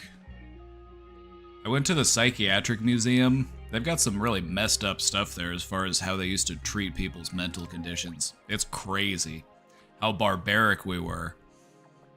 Even like less than 100 years ago.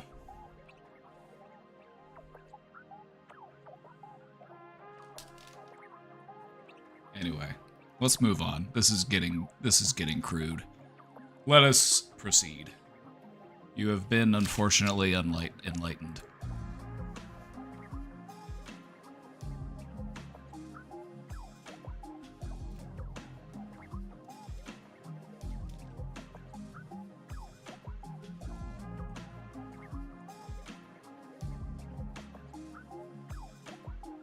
Oh yeah, no need to apologize. Your English is just fine.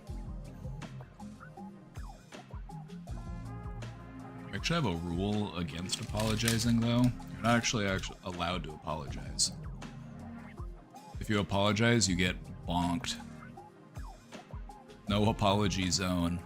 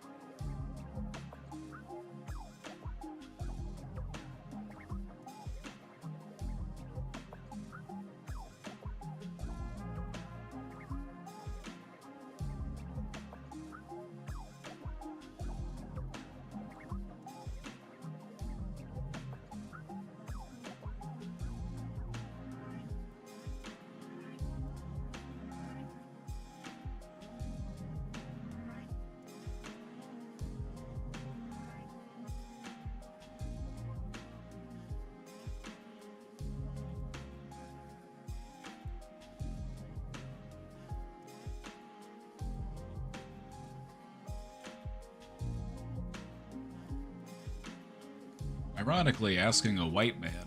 I know. I know. I know. Just another white boy. But I like to be a cool white boy. I like to be a white boy with a little bit of motion, you know what?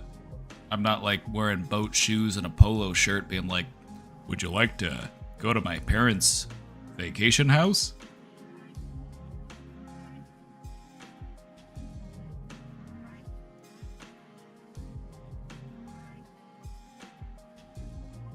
I went to Yale on a polo scholarship.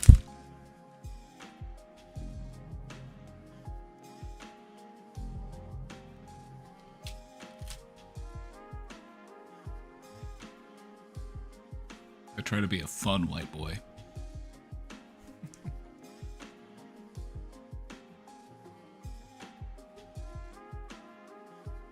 Ironically asking a white man, but how do you get over the desire to be white?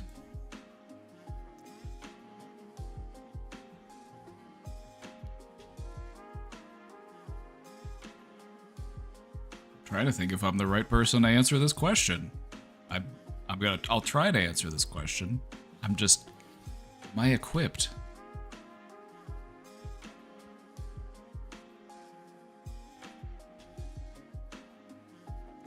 In America, whiteness is super valuable.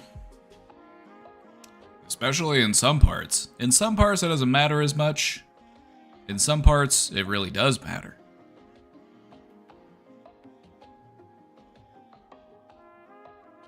So it's not a universal thing, but it is a thing, for sure. Every day I go to sleep hoping I wake up with blue eyes and blonde hair to be thin and desirable.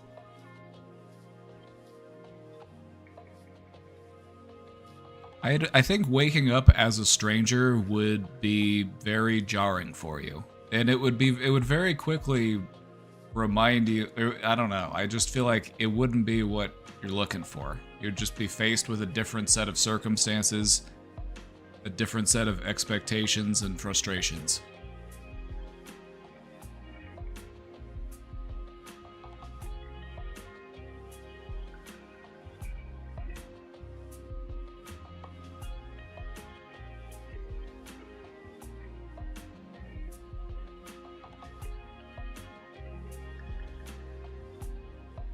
I desire romance, but mostly folks are not into my type.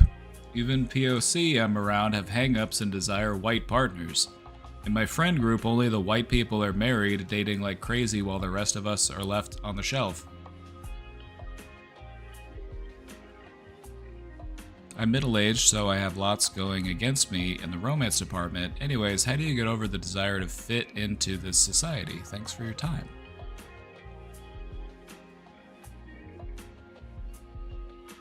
You should be you. Because you being you is what makes you who you are. You don't need to be anybody else. All you've got to be in this life is you. And it might be nice to have people around you that feel that same way. That people who only ever expect you as you are, instead of wishing you were someone else.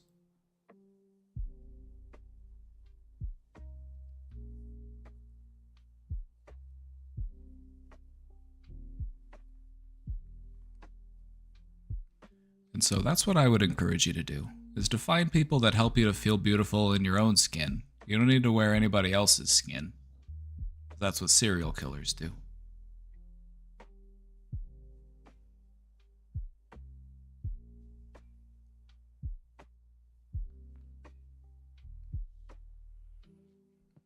And I know that, like, how our friend group is can kind of determine how we expect everybody to act, but you know, let's try to remember that, like, the things that I experience within my own community, within my own friend group, it's not necessarily of a reflection of how things are everywhere. There are different ways to live. There are different ways to view this situation.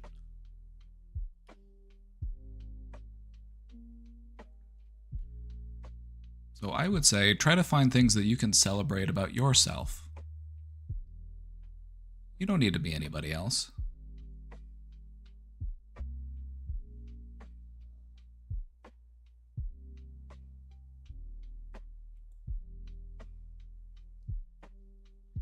Over 2 years ago, I asked for a raise. I never got it.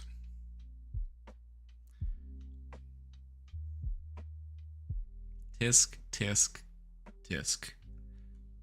Shame, shame, shame. We had an employee with our company stealing time, and our company knew it. My boss knew, my boss's boss knew, the HR knew, and they let it happen. And then they ended up letting her go, and they paid her first for the time she didn't work.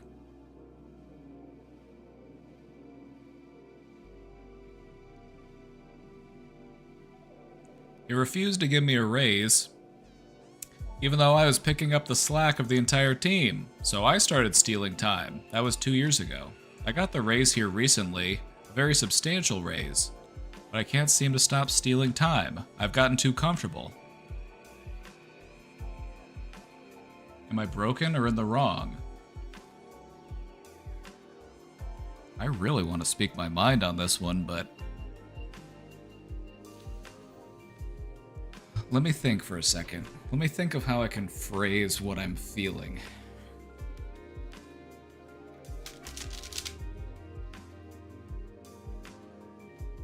Stealing time is very wrong, and you should definitely never do it.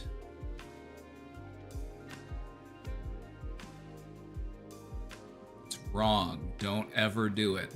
And if you were to do it hypothetically, don't get carried away with it. Don't do it to an extreme. Don't do it in any way that's good. People are gonna catch on. Hypothetically, of course. Because you shouldn't be doing it. Ever.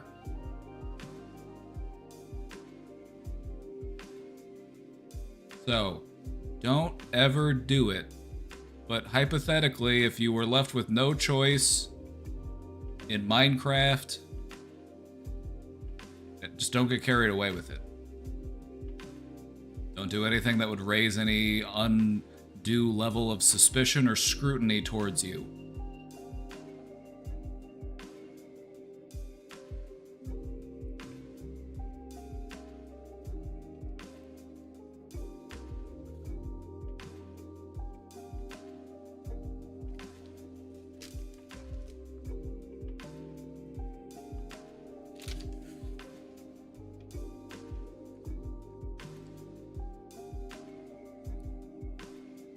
I'm not gonna judge anybody. I'm not here to offer judgment. I'm just here to say it's wrong. And you should never do it ever.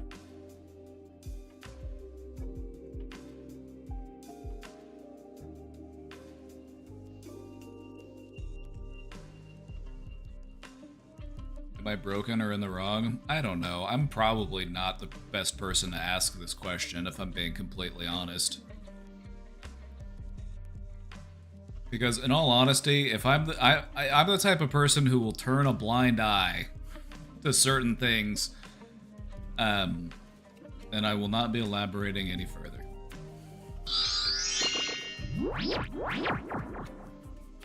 Cryptic Cat Lady, thank you for subscribing. Thank you for the 2 months. Just make sure that you do all your work, you get all your work done.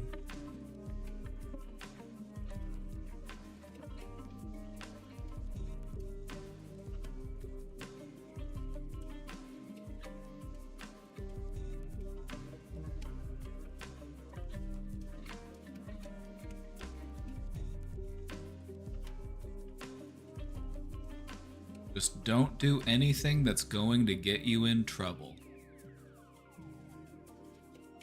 That's a fair way of putting it. Just don't do anything that's gonna get you in trouble. Again, I'm not the person to be asking this question.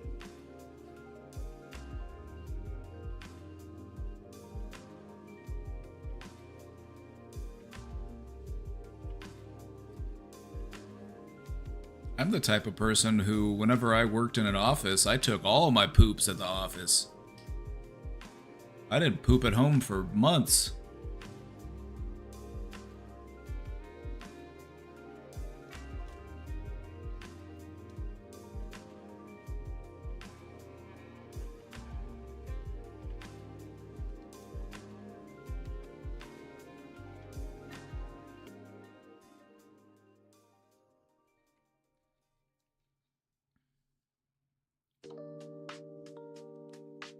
Chase thrills, but don't fall off the hill. I don't know why I typed this. Is this even a saying? It is now. Chase a thrill, but not off the hill.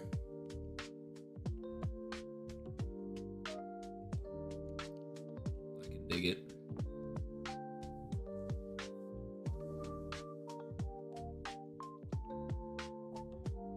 I had a moment where I was talking to a friend and realized they probably talked to an AI based on a lot of the structure of their sentences. It was incredibly uncanny and I want to approach them about it, but I don't know what I would say. Are you having an AI type these messages? They read as if you're having an AI type them.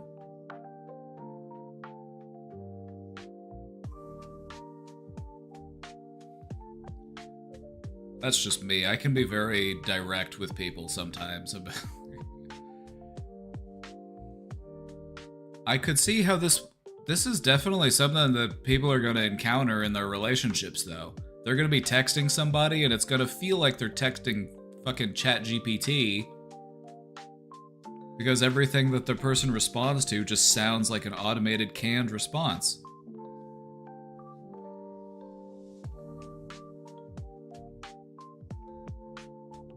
So how do we go about talking to people about this? I see this as becoming, it's already an issue. I can only see it becoming more of an issue. So how do we talk about it? Maybe we should ask a chatbot. Maybe we should ask an AI for what to say to a friend when we think that they're using AI to write their messages to us.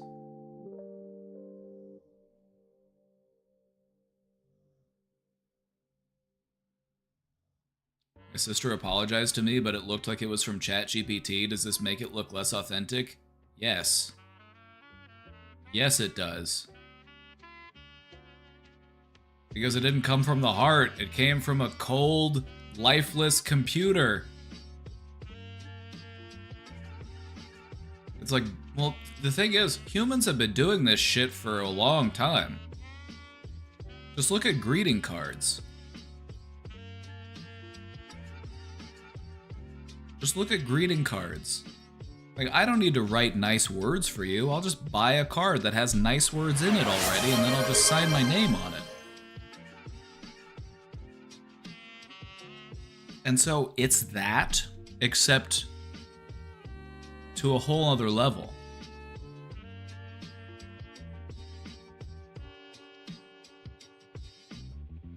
And so now you've got people who are just AI talking to AI. There's not even any humans involved in the conversation anymore.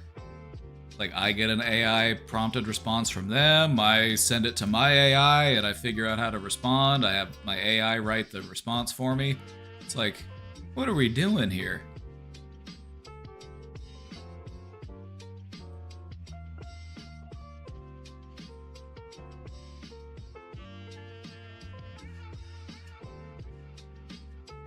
When I typed to her, it was from my soul, and I was just getting AI responses, and I was like, oh my god. I think that it would help to let them know, like, hey, I get it, I understand you wanted to have a good response, and AI is really good at helping to write good responses, but I'm just hoping to connect with you on a human level. We don't need to involve any sort of machine in our conversation, you know? And so I think that's kind of where I would go with it, is like, if I'm trying to talk to somebody about using an AI to talk to me, I'm gonna let them know, like, hey, I get it. The AI can help you to put things into words. The AI can help to, phrase it in a way that you find acceptable, but it takes the color out of the conversation. It makes things feel very fake. And I'd rather talk to you. And so I think if you're going to talk to somebody about it, just try to show some understanding as far as why they did it. Like, maybe they just wanted it to sound good. Maybe they wanted it to be something that, you received well. Maybe they were just having a hard time thinking of that on their own and they weren't sure what to say. So we understand why they did it. And we're going to encourage them to not do it, because you're actually looking to talk to them. You're looking for the human interaction. I'm not here to talk to a robot. I'm here to talk to you.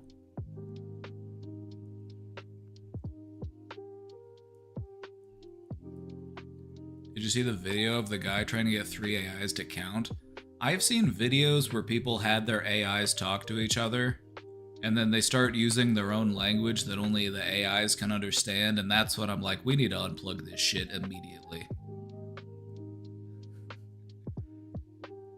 That's the shit that starts making me feel like John Connor. You know what I mean? Like, I'm getting ready to go to war against the fucking Terminators.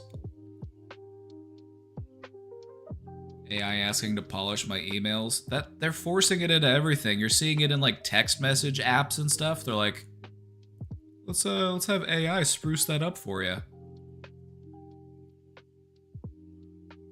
Now, if it's work email, I don't give a shit, actually. That's the one exception for me. If it's a work email, I don't fucking care.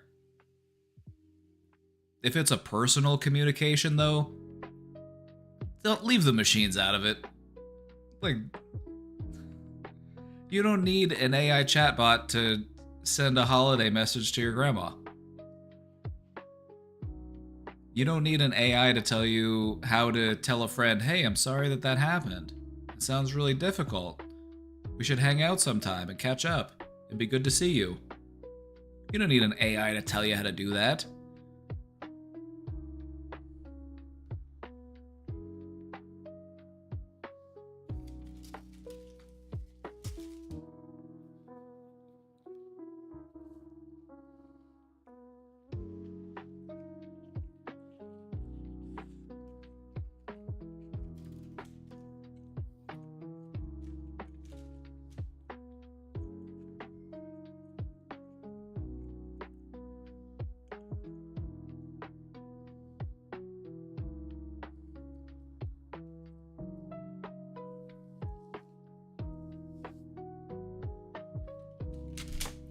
Like, there are very valid criticisms of AI and like what it's doing to our brains, and all of that aside, it's like people are gonna use it.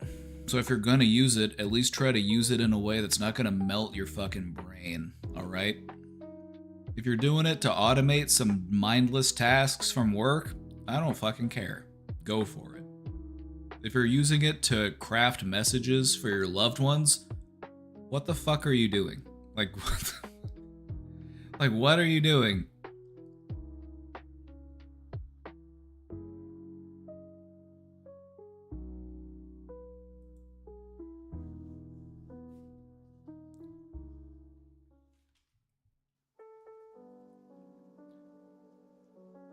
I'm ADHD and have RSD.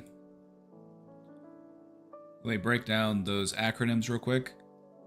ADHD. It's the mashup of autism and ADHD. RSD is rejection sensitive dysphoria.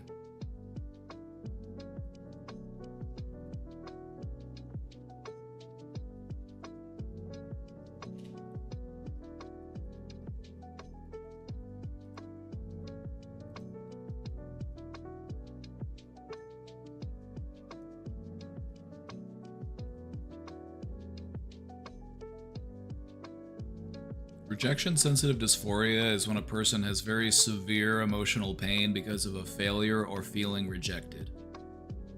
Just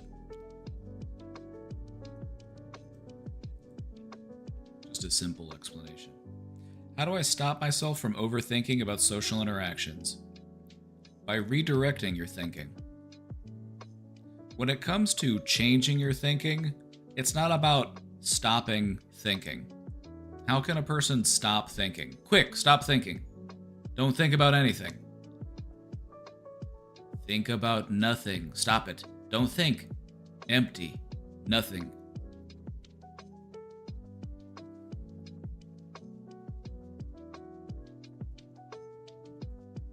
And guess what? You start thinking about shit. You can't make yourself not think. You can't make yourself stop thinking. The only thing that you can do is redirect your thinking, especially when you find yourself thinking yourself in circles in areas of your mind that are just making you feel stressed or uncomfortable.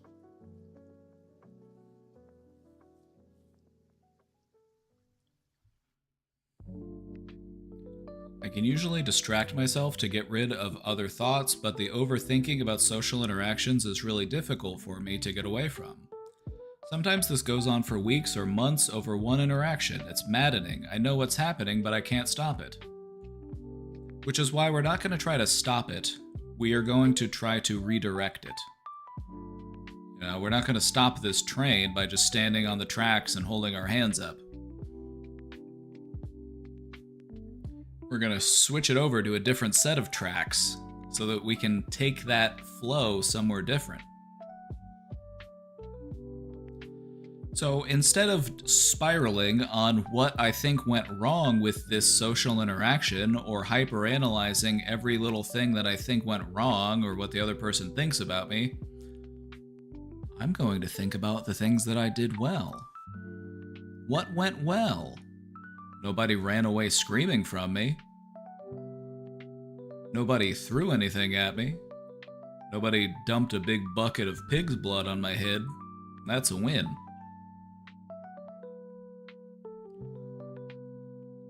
And so when it comes to changing your thinking, it's all about redirecting your thinking and not saying I have to stop thinking this way, I have to stop thinking this way, because guess what? That doesn't work. If you're trying to force yourself to stop thinking one way, all that does is it makes that thing feel very scary, very dangerous, and your brain has a hard time letting it go because it feels like, I need to analyze this, I need to understand this.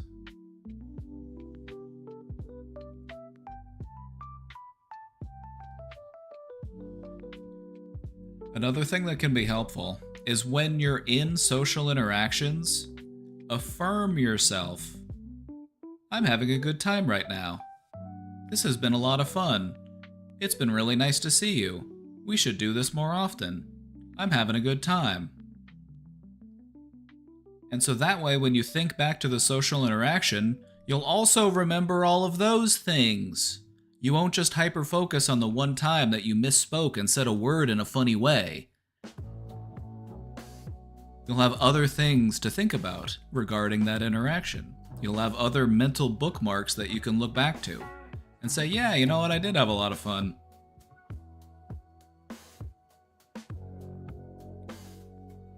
A lot of what goes into this is just learning to enjoy the moment that you are in while you are in it.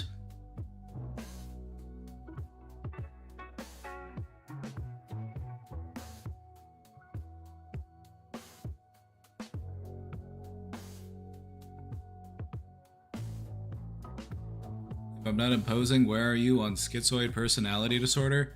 Where am I on my thoughts about schizoid personality disorder? Or how schizoid am I? What are we asking? How schizoid am I? Depends on the day.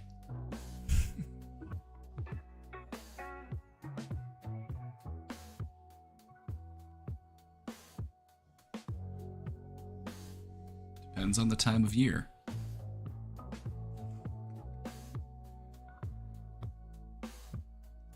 You have a wife, sir? I know, which is why I'm joking. I'm using humor. I know, my deadpan humor. It can be hard to decipher sometimes.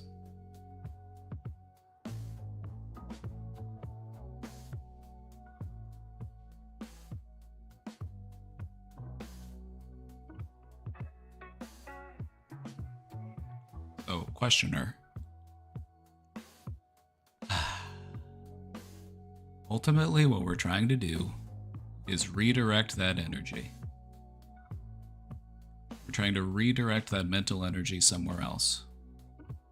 And we can do that by showing ourselves patience, persistence, and compassion. Recognizing the things that you're doing right, recognizing your areas for growth, learning how to view the missteps, the miscommunications, as things to learn and grow from rather than as things that define you. You know, just because you may view something as a failure does not define you as a failure.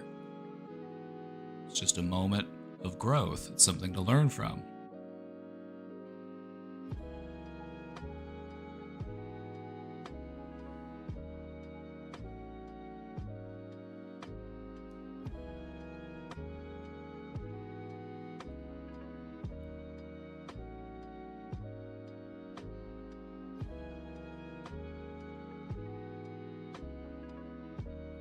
You know, we have this overthinking about social interactions because we want them to go right.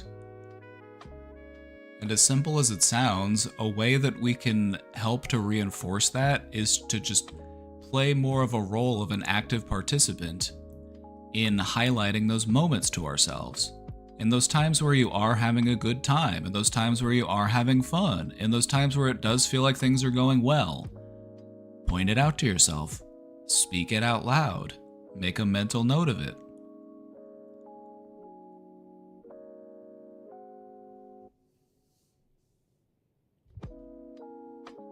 In my experience, that really is what it's all about.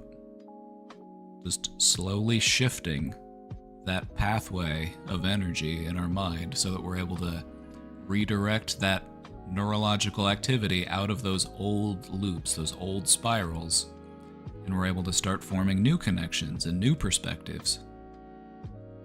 That's what it's all about. Forming that new perspective on yourself. One that's a bit more patient and understanding and compassionate as you learn and grow and keep trying to do your best.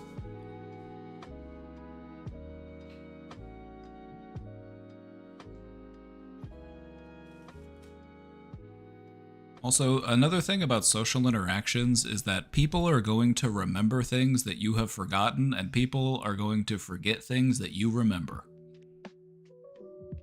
I can't tell you how many times people have come up to me and like, hey, you remember this thing? And I'm like, no, I do not, actually. I do not remember that thing happening. Or there are things that I remember that they don't remember. And so, it's also important for us to recognize that if we're really going to drill ourselves over something that we remember, we have to at least be willing to step back from it and say, am I the only person that cares about this? Am I the only person that remembers that this thing happened?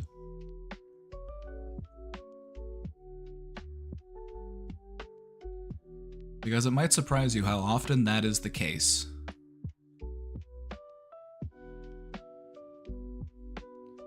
You might worry that everyone else remembers all of your awkward moments. But what I've found is that my brain actively tries to forget awkward moments. I don't know about yours. My brain tries to forget other people's awkward moments. If there's something about me, I'm just like, I don't want to commit that to memory. I don't need to remember that. I'm going to remember how you bounced back. I'm going to remember how you were able to push through it. You know, I'm not gonna find myself later like, oh, I can't believe they misspoke. I can't believe they stumbled over their words. They're such a fool. No. And I feel like most people are that way. You know, I feel like most people don't get hung up on stuff like that, especially small stuff that we tend to get hung up on regarding ourselves.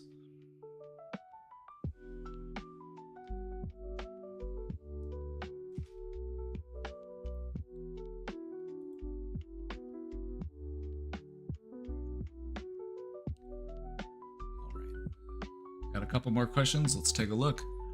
When I was much younger, I studied women's and gender studies in university and joined a very active online women's group forum that I really identified with and participated with positively often, but was eventually banned by an open trans woman moderator for asking questions and giving input that was informed by my formal academic studies.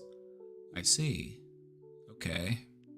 I feel in a way like someone denied my identity and my ability to be a part of a woman's group based on their own emotions.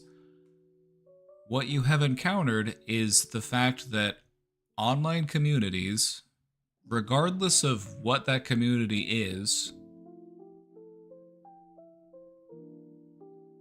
are often based on the actions and opinions of the people who moderate that community. And so it's not speaking to you as a person, it's just speaking to that own person's level of judgment and comfort. And so it sounds like you just wanted to speak about things from the perspective of someone who is formally educated in these topics. And maybe you were saying some things that other people weren't comfortable with discussing. I'm not sure. A lot of these online support communities can form these little, like, hug boxes, right? And I'm not saying that's what's going on here, but it does happen. We're familiar with the idea of an online hug box.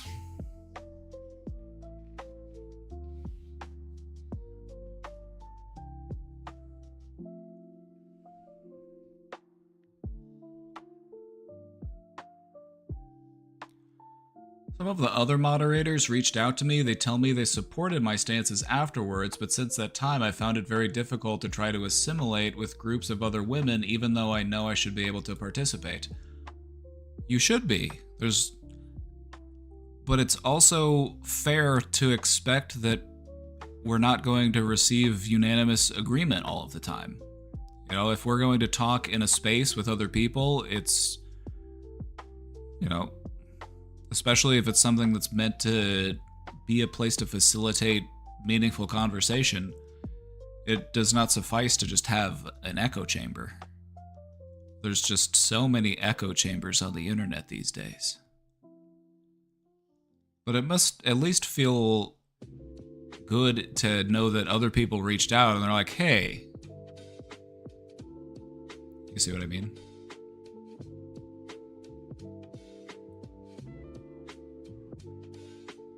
Do you have any advice regarding having academically based ideologies denied by a group, yet as challenging or frustrating? Not that you're trying to be, but it might not be what the other people in the group are equipped for.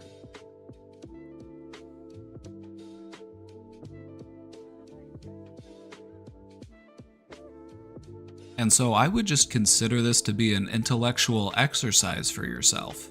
How can I distill and express my academic stances and viewpoints in a way that will be able to approach a wider audience of people? That's kind of how I view my own studies within psychology. You know, I try not to stand up here and speak as if I'm speaking to a group of academics.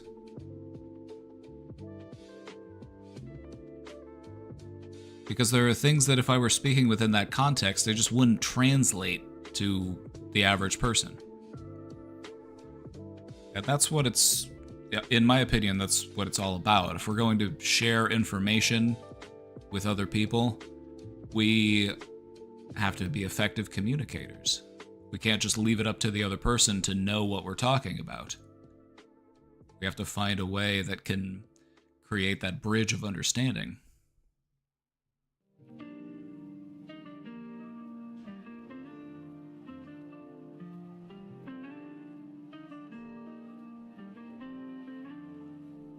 I am cis and I don't let my experience affect how I view trans people as legitimate, but having my real and accumulated academic knowledge denied has affected my ability to be a part of a group in academic settings, and I think that is holding me back.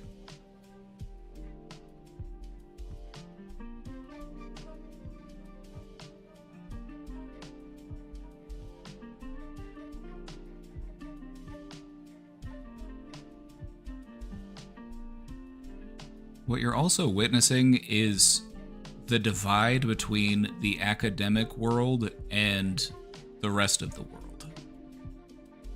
There are certain things that hold up in a laboratory setting or as a theory or as a concept,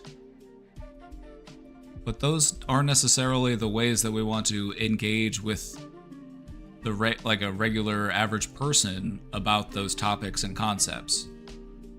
You know, so if we are trying to engage in meaningful discussion about these types of topics, we do need to be mindful of how we approach it depending on the audience that we're trying to communicate with.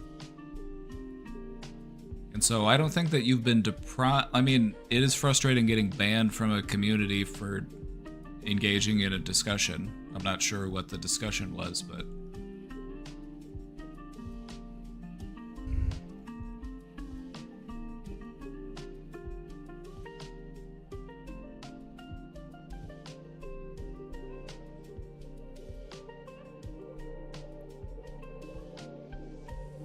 It's tricky out here on the internet. It's tricky to find a space where you can sit down and have a meaningful conversation about something on the internet. Believe me, I have first-hand experience.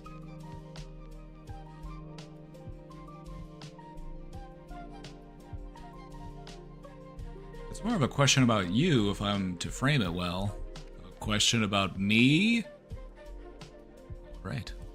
Being a person who, in an unofficial therapist for a lot of my friends, I often find some days tiring when I have to be there for others.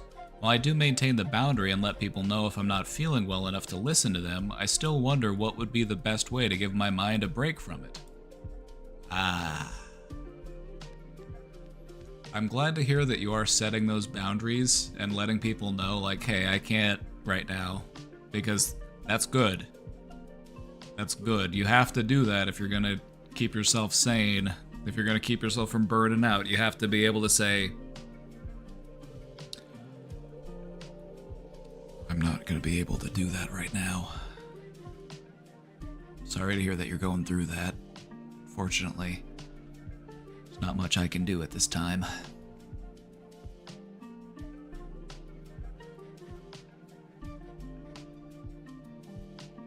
Now, that being said, this is also an opportunity to reflect on our approach.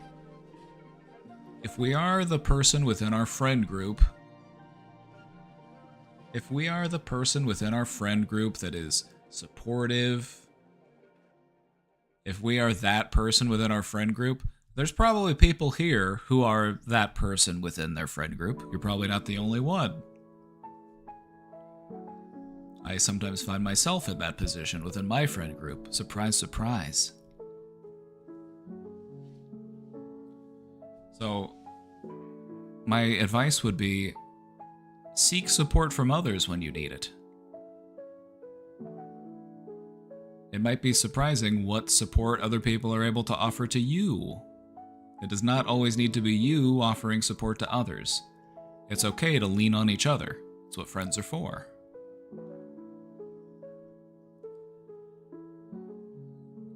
In addition to that, we want to be mindful of how we approach these things.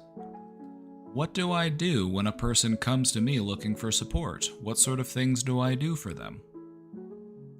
Because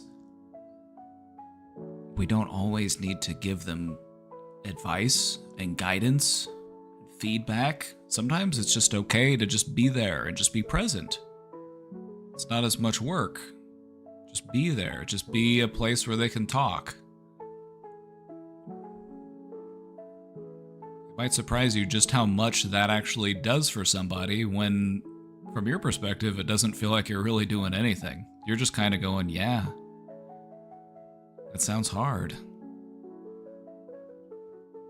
You know, you're just giving them the space to decompress. You're not having to solve all their problems. You're not having to... You're just there. And that can go a long way. Oftentimes, that's just what people are looking for. Just a space to talk about stuff without feeling judged.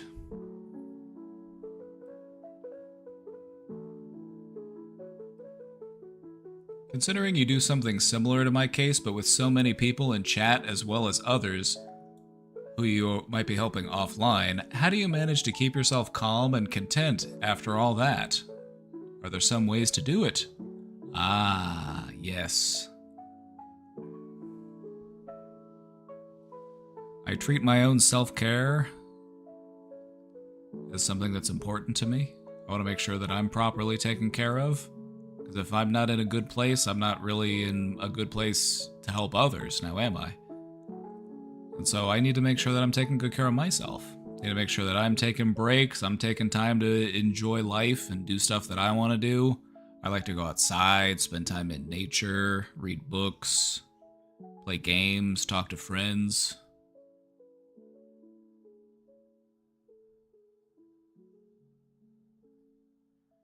And it's something that can take time and practice to really get good at doing, but you do learn how to separate things. You're like, I can leave this where it is, and then I can pick it back up later. You know, if I'm talking to a friend about something, after we're done talking, you know, I can kind of leave it where it is. We can pick it back up later. I may think about it a little bit here and there, but I'm not going to think about it for the rest of the day. It's the only thing I'm going to think about. No. It's okay to do that. You know, but sometimes when we're in a position where we feel like we're talking to somebody and we're helping them with something, it's like it has to override everything else. It doesn't. You just have to be there for that time. And then you can come back to it at a later time.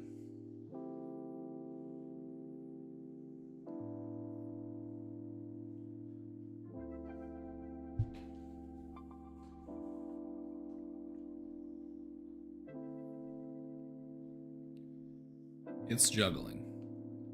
It's a bit of a juggling act, but what can you do except for practice juggling, get better at juggling?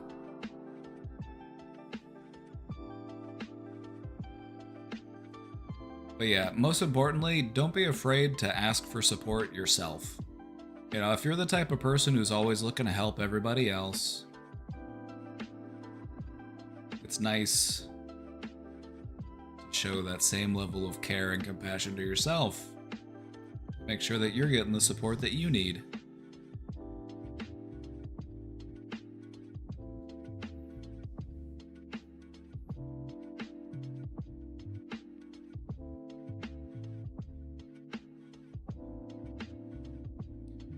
Which honestly, I think I'm overdue for myself. I need to just sit down with somebody and just complain about things for like a good 50 minutes straight. It's kind of what I feel like I'm in the mood for. I just want to do some shit talking.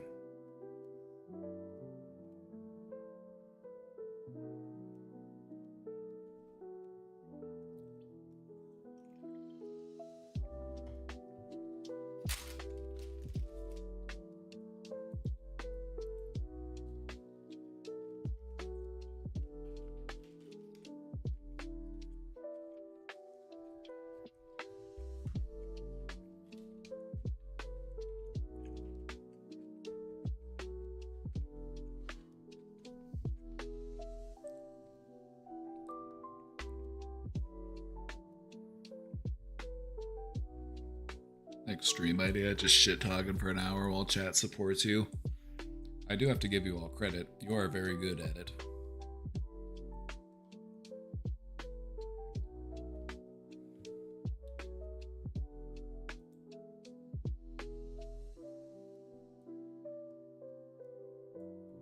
Oh, that's why I love my haters. You know, I had some weird questions in the question box today, but it's like, it's fine. It gives me an outlet for that energy. And boy, do I have it.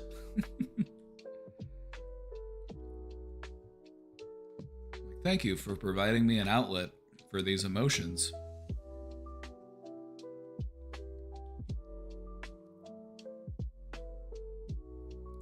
I'm an angel, even though I'm fat.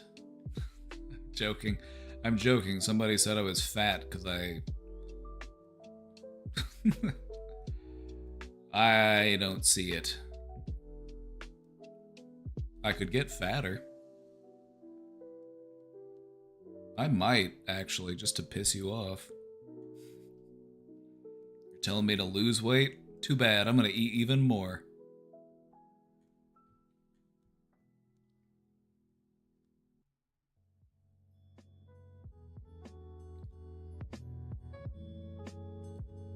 So, I don't have a question, but I wanted to share something. Alrighty. I took my mother-in-law to her cancer treatment infusion today. She's on immunotherapy and had been on chemo. For those who don't know, there's usually about 8 to 10 patients and families/advocates there as support and driving, etc. during treatment appointments. Also, there is an entire suite of healthcare providers taking care of everything. It takes about an hour for her treatment, and I was able to take in the vibe of everything. I must say, I think these patients are the bravest people in the world and show such grace and dignity while undergoing this healthcare treatment journey. Also brave are the family members who are the only ones in the family able to attend all these appointments. My hat's off to them. In my family, we take turns taking our beloved matriarch to her doctors / blood work / scans, etc.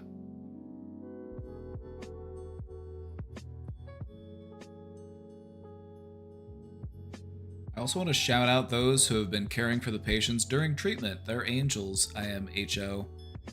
You know, as odd as it can seem, you can find such beautiful examples of humanity in such dark spaces.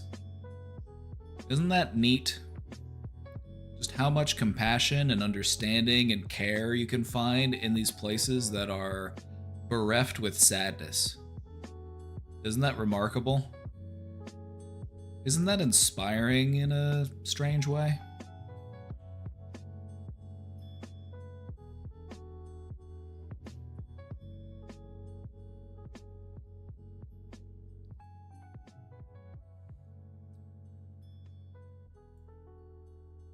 There was a client that I worked with.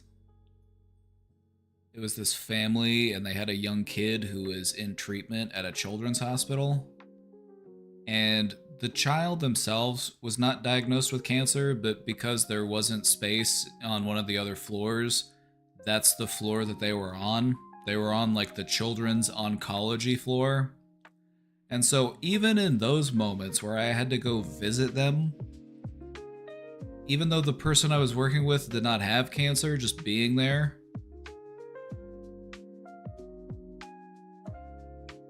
very profound feelings. Very profound feelings being in a children's oncology ward.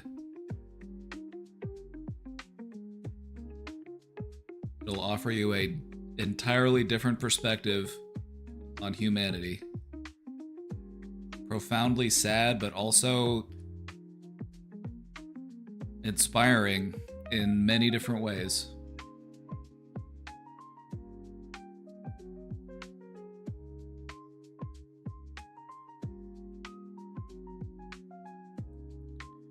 During a quiet period with my mother-in-law, I went into a loving kindness meditation for everyone in the room at the time because I have mad respect for them all. I got teary-eyed from the feeling of love I felt in that room. I don't hope for cancer journey for anyone or their families who have their backs, but I do hope everyone experiences the kind of spiritual love I felt during that time. Well said. Well put. Very keen observation. Love and appreciate all of you all too. Well, thank you. You know, you have really highlighted something here. Is that it's sometimes in those darkest spaces that human love can really shine the brightest. And it can be really eye-opening. It can really put things into perspective. And so I'm glad that you took that moment of profundity. Isn't that a fun word? Profundity. The profoundness. You took that moment and you decided to just sit with it. That's awesome. That's what I try to do in those moments as well. I found that to be it can just be such an inspiring moment of connectivity and just appreciation for humanity. You know, in situations like this, or even in like a funeral, you know, if you're at like a service for someone who has passed, just feeling all of those feelings in the room.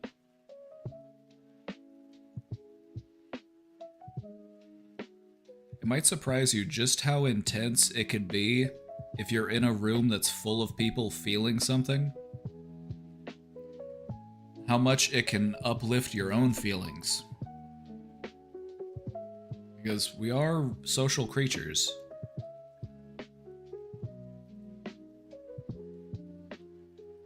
And I do believe that we do pick up on energy from the environment, from people around us.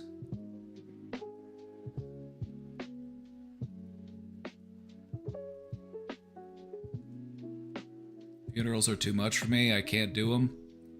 We don't do them because they're easy. We do them because they're hard.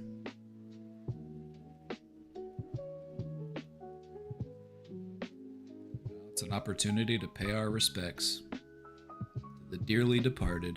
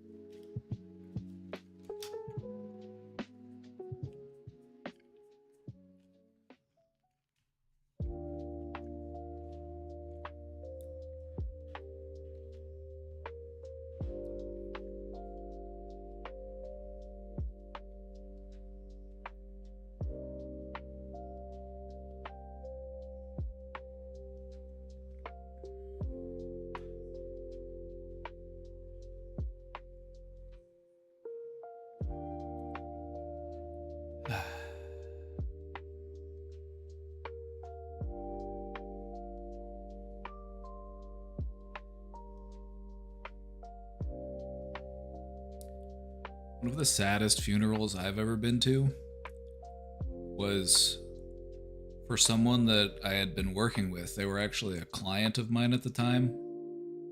And I was working with, it was a mom and her kids. Just a single mom.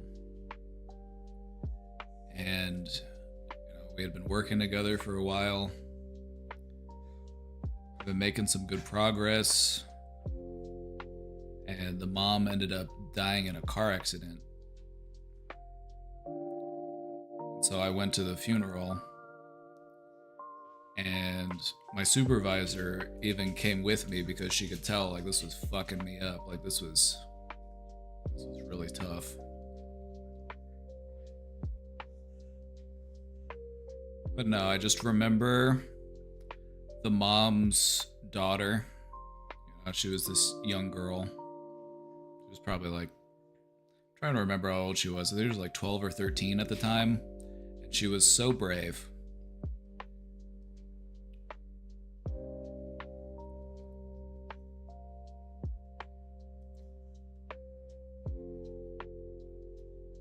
But yeah, so that's the kind of stuff that sticks with you.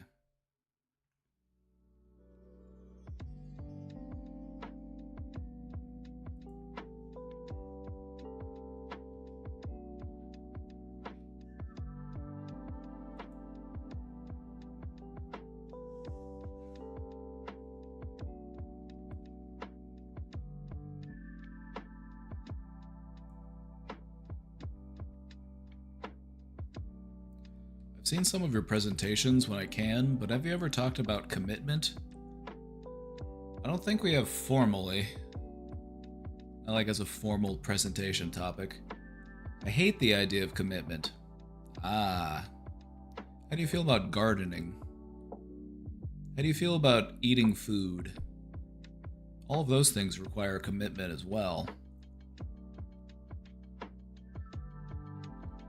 The thing about commitment is that we don't hate commitment because there are many things in life that require commitment. The clothes you wear, the home you live in, the food you eat, the media that you consume, all of it is a product of commitment.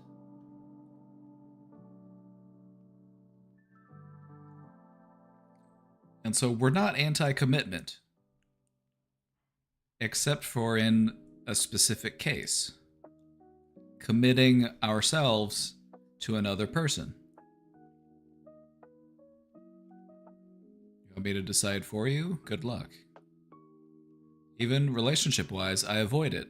I don't think I can refer the person I'm in a relationship with as boy/girlfriend. With that, I think it's because of how uncertain relationships can be, and I'm probably avoiding becoming attached. Probably. You know, we just talked, you know what? We talked about attachment styles yesterday. We talked about avoidant attachment styles. There's probably some overlap there. I've had people float the idea of marriage and it makes me want to run. Too overwhelming of a thought for me. I'm curious about your perspective. Thank you. Is marriage for everybody? No, I don't think so. I don't think everybody's equipped for it. That being said, I think a lot of people have the wrong idea about what marriage is. Marriage is not about finding that perfect person who, you know, you can lock that down. You know, you can secure that so that you've got that forever. Because that's not what it's all about. Marriage is about growth. It's about learning. It's about understanding the other person and wanting to be a better version of yourself because you care about this person so much. You care about this person so much that you want to be your best self because they deserve it. It's about being a part of something that's bigger than just you. It's about finding somebody who's willing to partner up with you and face the challenges that life throws at you. And I think it's something really special. I think it's something that's really cool.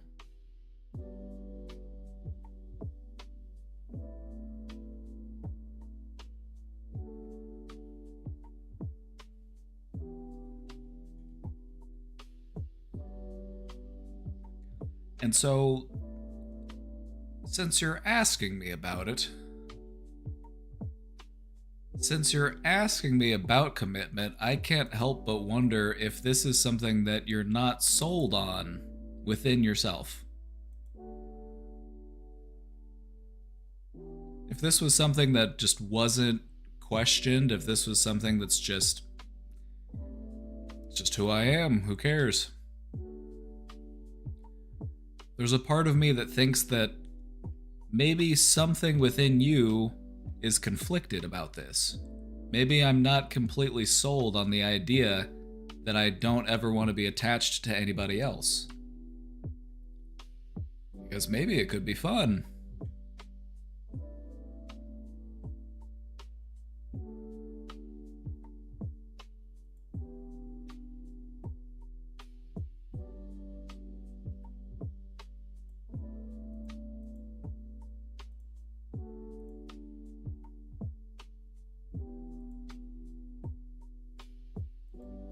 No, I'm not saying that this is you. I'm not trying to label you or anything. I want to talk about what is it that makes people avoidant. Oftentimes this stems from things that happen to us early in life. A lot of our attachment style is related to how our caregivers treated us. And if we had caregivers who were emotionally distant, overly critical, or they forced us to be too self-reliant, it can make us avoidant later in life.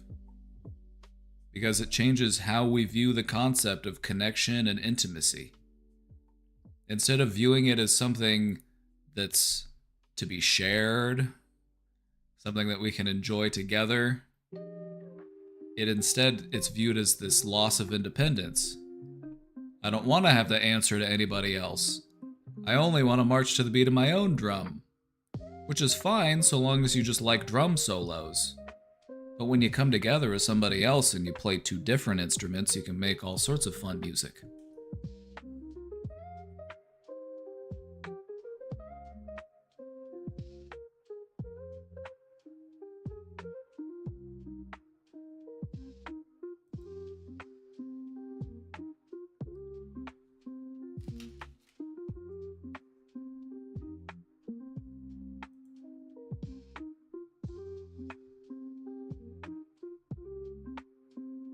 Wonderful to speak and talk to you today. Be well. Thank you, my friend.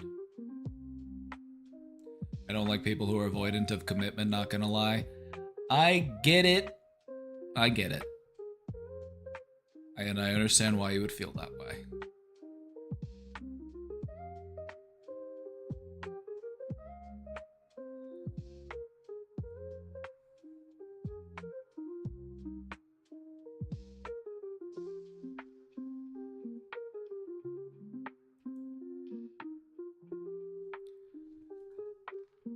Especially if you've actually been in a serious relationship, if you've been married to somebody, and it feels like the connection isn't strong. Because the thing about commitment is that it should motivate you to want to be even closer to this person. What you come to find is that by being close to this person, you want to be closer to them. And by committing to them, you want to be even more committed. It kind of starts to reinforce itself because the payoff is there.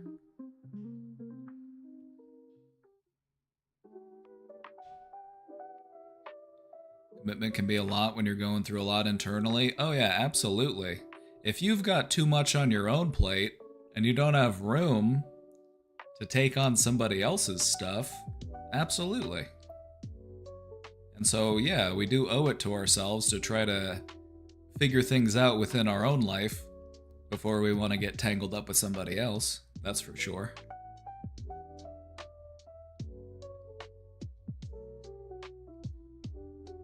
The thing about avoidance, though, is that it might not just complicate our ability to commit to somebody, it can also make it harder for us to express ourselves, and it can make it harder for us to ask for help when we might need it.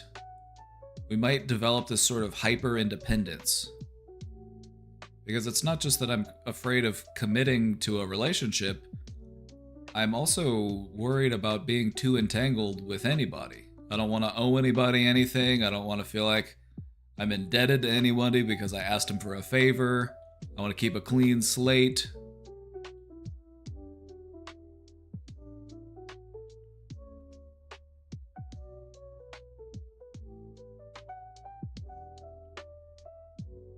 And so we tend to keep those people at a distance, especially when we're starting to feel stressed out. In those moments when we need people the most, when we push them away the hardest.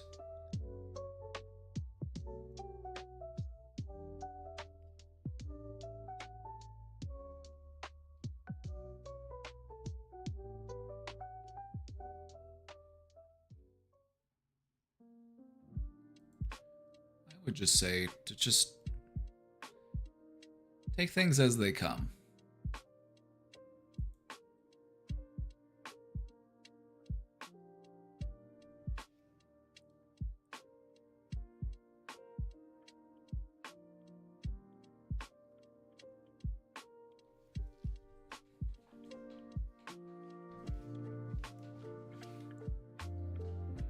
Just take things as they are, day by day.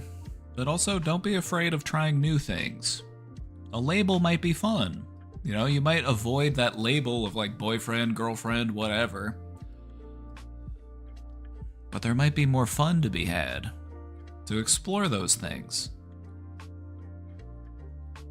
Well, life is a multiplayer game. It's nice to party up. Especially if you're trying to take down a big boss.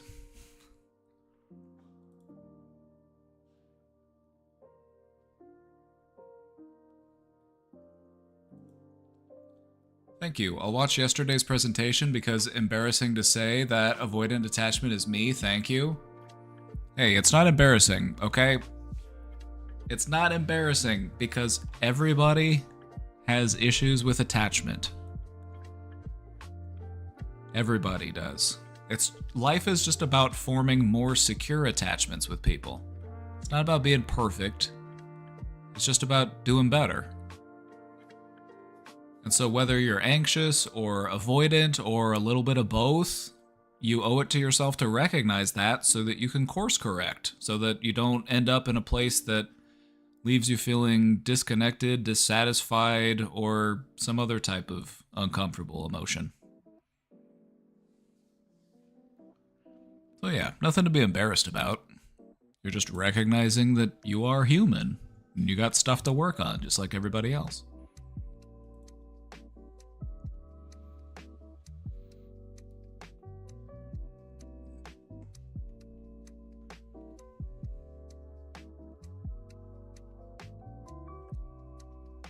Alright, just a heads up, this next one, a little little intense. My mother died on Tuesday morning. She crossed the street illegally and was struck by a truck. She died on the scene.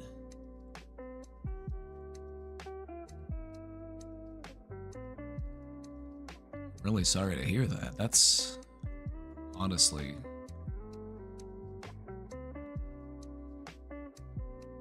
that's traumatic. She was a very damaged individual, and we were estranged from the majority of my 34 years of life. This will sound cold, but I always assumed that when she passed away, I wouldn't care. It doesn't sound cold to me. That sounds quite normal to me, actually. This is something that people commonly feel whenever they have someone in their life that's estranged from them, somebody that, you know, maybe they were abusive, maybe they were, you know, there's a reason why there's a rift. And so you just find that, like, I've learned to not care about them, and so whenever they die, that won't bother me either. But what often ends up happening is that you do recognize it, because there is still grief there. And it's not just grief about the fact that they have died, it's also grief because of the loss of what could have been. So long as they were still alive, there was always that off chance that they might get better, they might come to us one day and just say, hey, I'm so sorry. You know, there's always that opportunity that things might be different so long as they're still with us. As far-fetched as those things might be, but whenever a person does pass away, that's it. And so we have to come to terms with that. It's a moment of reckoning for us.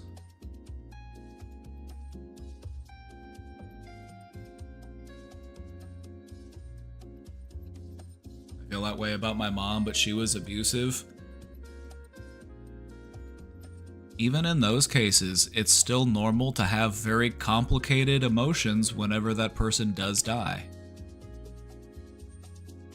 Yeah, it's just like Vinzi said, there's always that chance that things could have been fixed whenever a person is alive, even if they were astronomically small chances.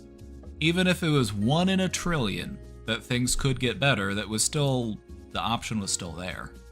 But now that the person has died, that's it. And it's tough. And that's when the grief really starts to kick in.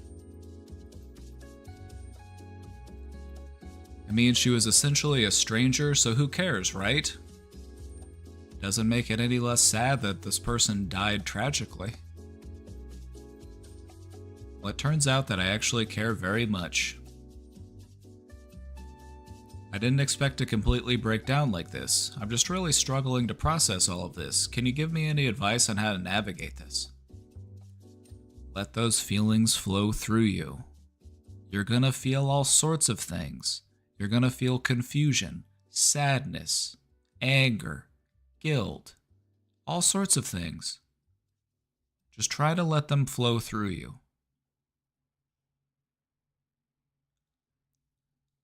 Now's the time to surround yourself with people who care about you. Now's the time to come together with people who will lend you the support that you need. Friends, family.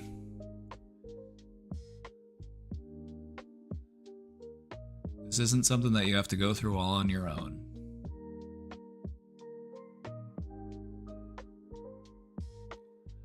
One of the things that I've always said is that it's never easy to lose a parent, no matter what your relationship was like with that parent.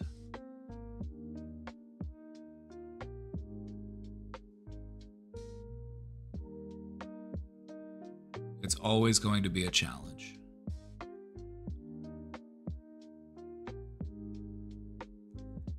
In this situation, it would make perfect sense that you feel this tremendous, profound sadness because it's a sad situation. It's a sad situation. You take a step back from it and you look at the situation as it is. You are the 34-year-old child of this person who is struggling. This person is very damaged. This person is very hurt.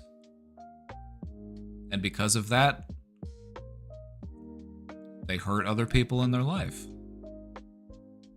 And it's sad and it's unfortunate that that hurt was never able to be properly addressed. And that hurt had to be such a defining characteristic of this person's life. It's very sad. It's okay to feel sad. So allow yourself to feel sad. You don't have to question it. You don't have to doubt in your own validity to feel whatever it is that you're feeling.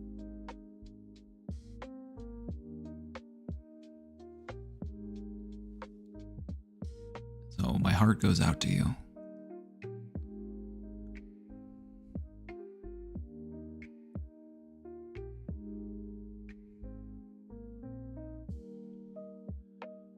My heart goes out to you, my friend. This is a tragic situation for sure. Never easy to lose a parent, even if we weren't close to that parent.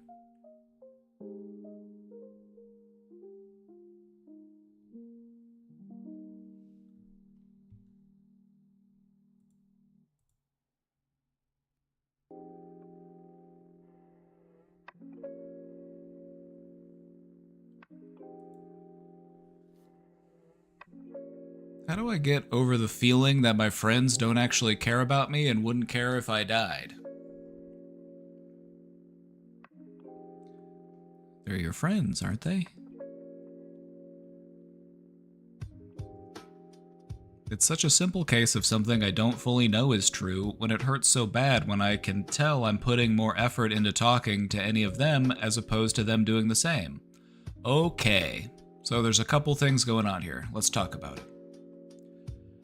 First off, the fact that you are able to put more into talking about stuff than they are does not mean that they don't like you. It does not mean anything except that that's just something that you are good at. And maybe it's something that they struggle with.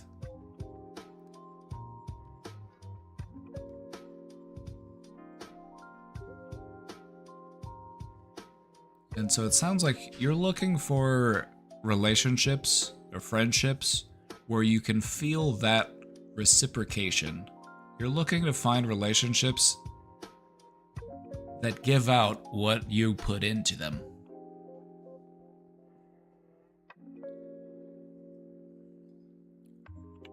The unfortunate thing about human life, though, is that you are very rarely going to find relationships where it's an equal exchange of give and take. You're going to find relationships where you're going to be with people who are very giving, very generous, and you feel like, how could I ever repay you? How could I ever show, And then you're going to have times where you're the one giving and other people are the ones who are going to find themselves in that position of being like, how can I ever repay you? And so it's normal. It's normal to have that imbalance sometimes in relationships. Sometimes you're the one who's more giving, sometimes you're the one who's more receiving. It's okay. It's just about giving what you can and taking what you need.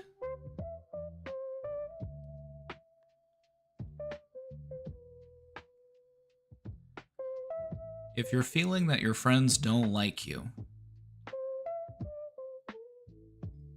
it's really a question of, do you like you? Do you view yourself as someone who is likable?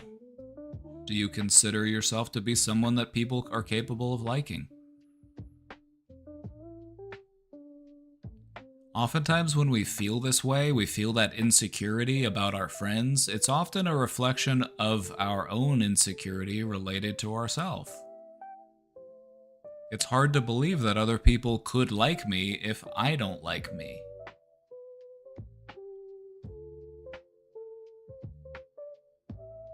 It just hurts when I try to keep a conversation going and they just stop responding, and all I can do is tell myself, look like the conversation's over.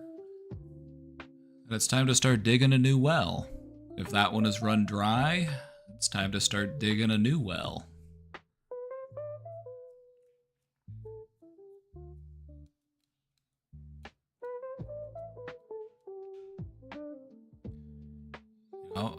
An important part of maintaining relationships is just recognizing what it is that you can expect from this relationship. Is this person going to be the type of person who will talk with me about anything for hours? Or is this the type of person who just tends to keep things more casual? Because neither one is wrong and neither one is right. There's a point and a purpose to both of those styles of communication and friendship. And so if the people that you are engaging with aren't engaging as deeply as you would like them to, that's not anything about you. It's just about finding somebody who's willing to go deeper with you.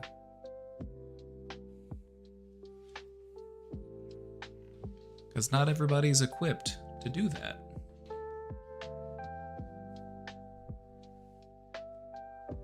There are people out there who just aren't that good at keeping a conversation going. It doesn't mean that they don't want to talk to you, it's just that it's just not something that they do. And that's okay. It doesn't mean that they don't like us. If they didn't like us, they probably wouldn't talk to us at all, or they'd probably be mean to us. But the fact that they're talking to us, even if it's just casual, doesn't mean that they have any ill intent towards us.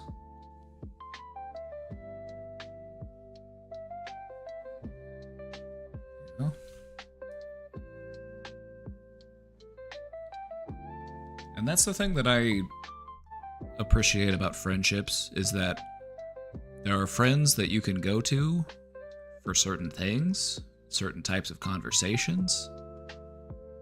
And then I have other friends where it's like, hey, do you want to just not talk about anything? Just play this game? Sure. It's nice to have both. It's nice to have a variety. You know? Comfortable just talking about things that they are familiar with. And people tend to not mind talking about themselves or what's going on in their life or what it is that they're interested in. Which I don't mind doing, because it's nice to learn stuff about your friends. It's nice to learn more about what they enjoy, what they're passionate about, what they've been working on. And if they're a really good friend, then they'll also talk to you about your stuff. Another thing about being friends and having friends is you're going to recognize that not everybody is as good of a friend as you are, but you're also not the best friend that ever existed. You're also going to have friends who are like, you're like, damn, I am so lucky to have this person as a friend because they're awesome. And they inspire you to be a better friend.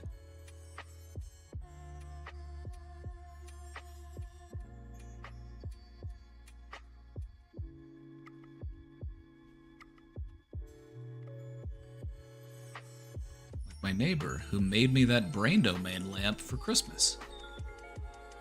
I did not see that coming. I was like, holy shit, alright, you've earned a lifetime of loyalty from me.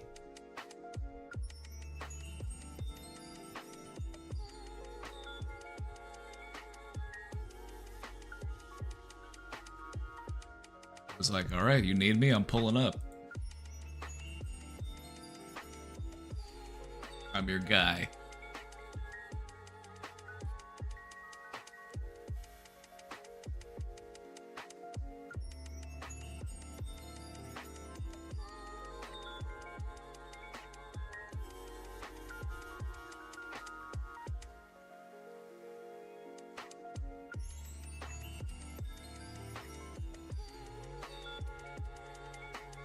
Right, Chad.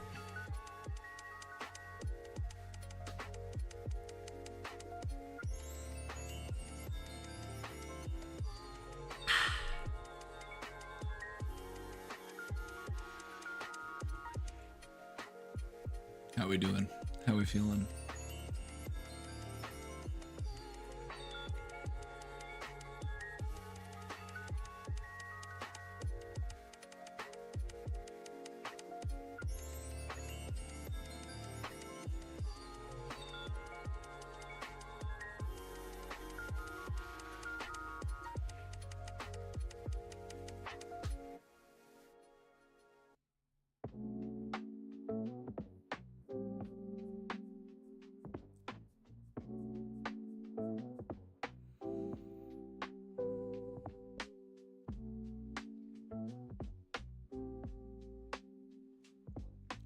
If you can find that friend in life where you can just talk about anything endlessly, cherish that person. Cherish that relationship.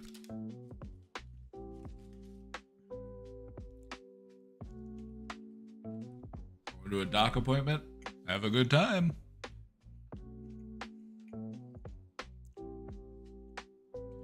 Try not to have too much fun.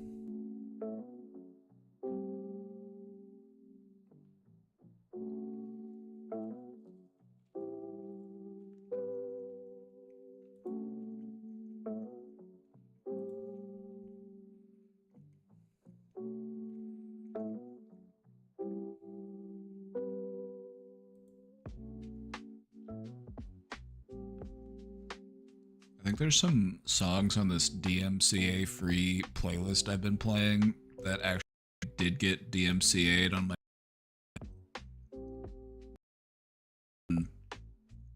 find of them from this playlist.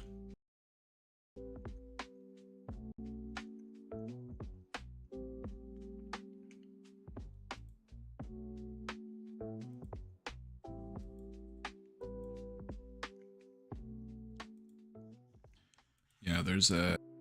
It looks like this one was added recently. Yeah, I was looking at my YouTube upload and it was like, you've got some audio that was copyright in there. I'm like, shouldn't be. This is from the DMCA free playlist. Anonymous with the 5 gifted subs. Let's go. Thank you. Thank you. We're so close to that sub goal.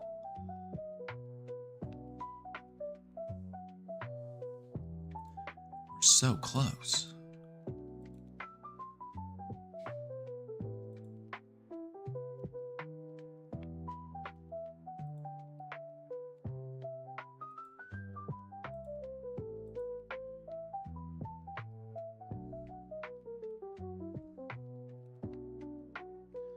I've asked this before, but why no dual stream on YouTube or other platforms? Oh, no. I am on YouTube right now. For a little while, I wasn't doing it because my OBS wasn't set up to do it. I had to download a different version of OBS to get it to work again. But as far as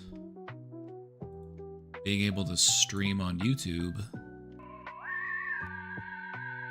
I was able to start doing it. I've been doing it for a couple months now. Yeah, about 3 months. I'm able to be back on YouTube. Anonymous with that other 5 gifted? Thank you so much. Thank you, Anonymous. We've done it! We've done it. Thank you so much. Yeah, for a period there, I wasn't streaming to YouTube because my OBS was messed up and it wasn't able to, I had to download an old version of OBS to get it to work where I could do the dual stream. And so for a period of like 4 months, I didn't dual stream.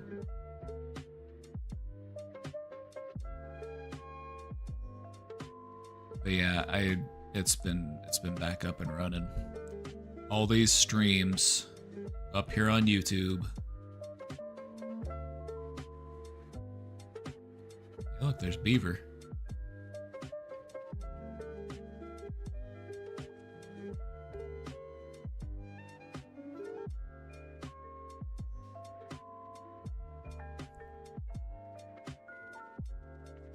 All these different headbands.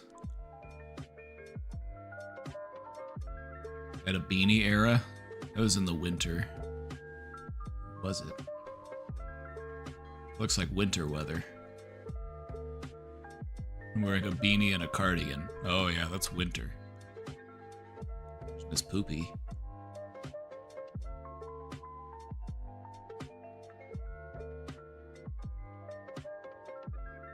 I played Stardew Valley.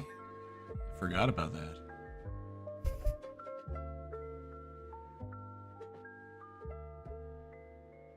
The feeling wheel. It's been a while since we've seen the feeling wheel. I need to bring the feeling wheel back.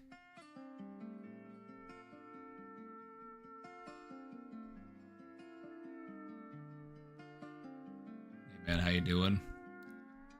Doing all right.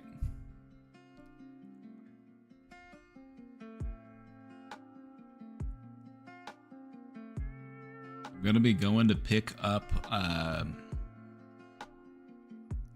feel left out. There was a feeling wheel. Don't worry, we'll bring it back. We'll bring it back, don't worry.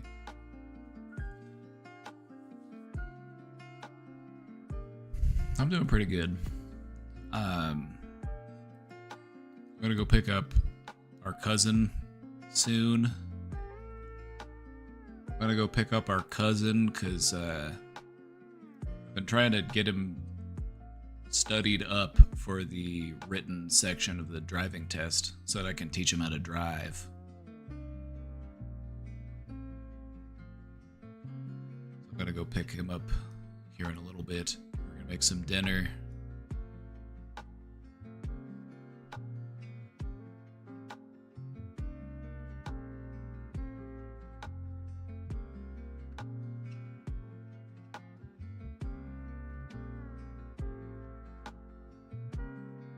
Are you gonna teach him stick shift? I wish. That's how I learned how to drive. My first car was a manual.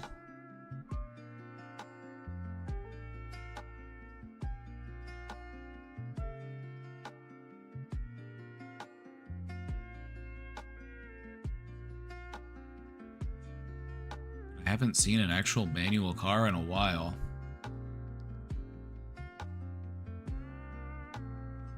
It's something that you never really forget. You know, I could get in a manual car right now and drive it just fine. It's like riding a bike. You never forget. I never learned, wish I had. There was definitely a time where it was an important thing to learn because most cars just worked that way. But nowadays, it's hard to even find a car with a manual transmission.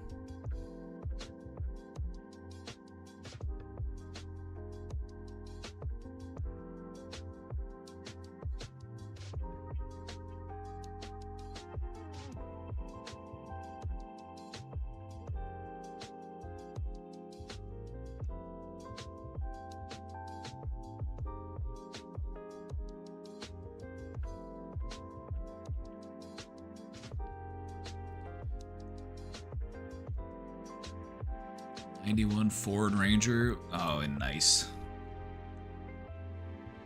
There's just something that feels very nostalgic and sentimental to me about that era of automobiles. They should bring back cars that look like what cars looked like in the 90s.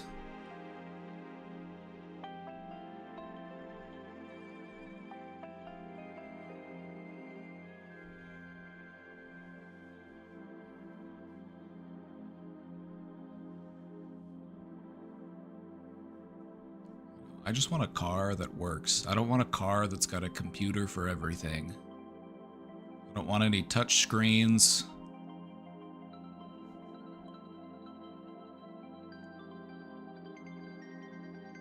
I'm okay with rolling down the window even. I'm alright with manually rolling down the window, actually.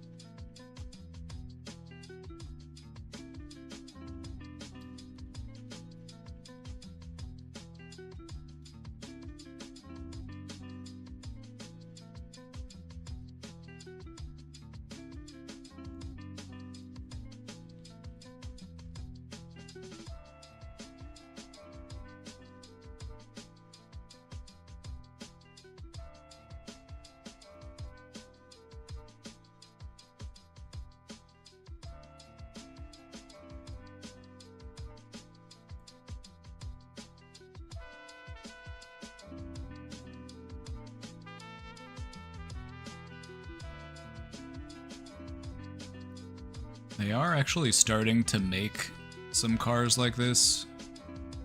They're not really available yet.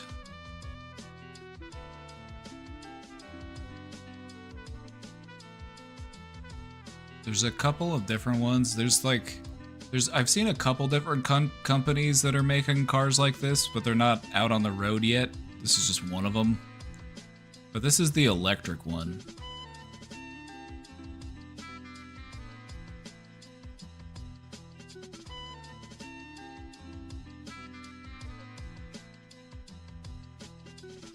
Like, they just make a very standard car and then it's super customizable.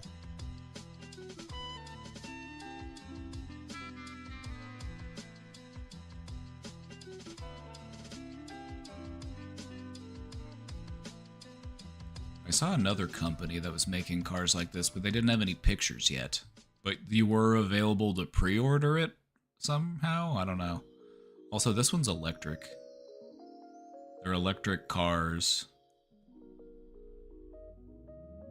Electric little trucks.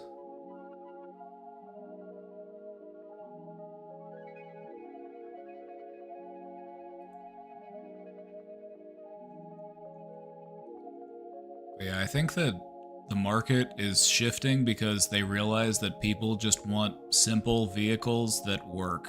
They don't need all the bells and whistles that just make cars way more expensive and more likely to break. You know?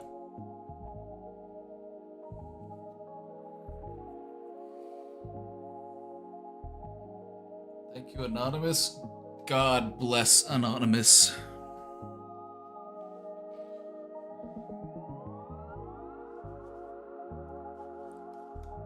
It's actually pronounced Anonymous. It's one of my favorite philosophers, Anonymous. They've got so many good quotes.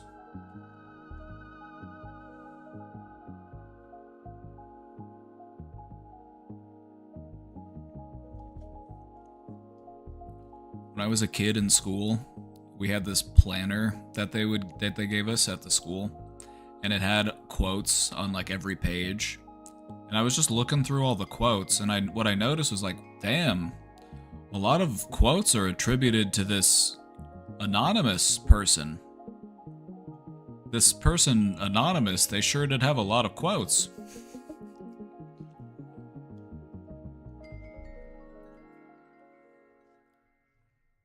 Thank you, Wise Anonymous.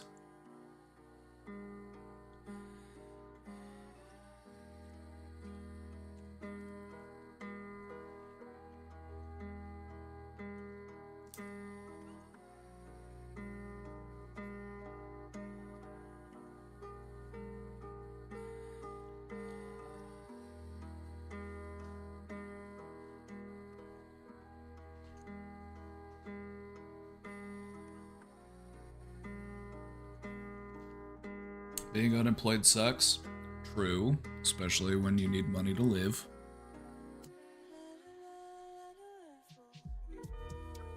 Being employed also sucks, though, just in a different way.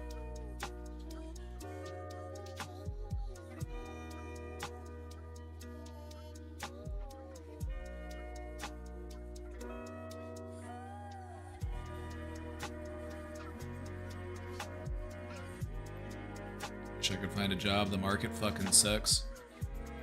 Yeah, it does. They're too busy trying to figure out how many people they can replace with computers.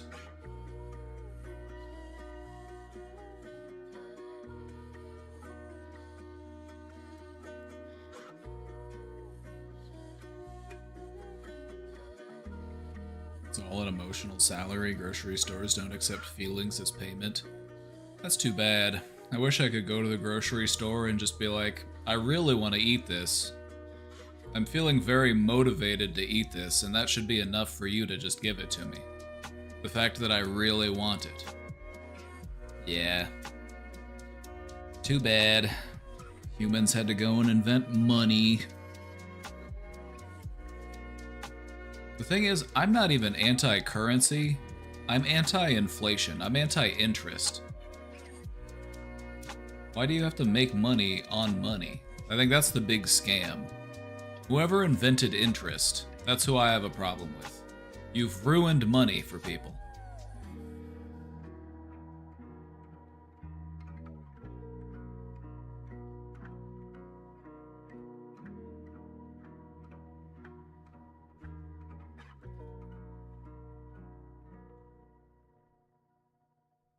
The big scam is greed.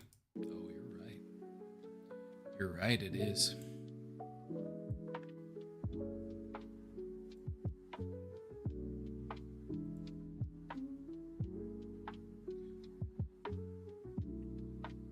Chat, I've got to go pick up our cousin here in a little bit, but before we do that, before we wrap up, I figured I'd hop on the community server for a little bit. I've just been hooked. This new Zomboid update, it's got me hooked.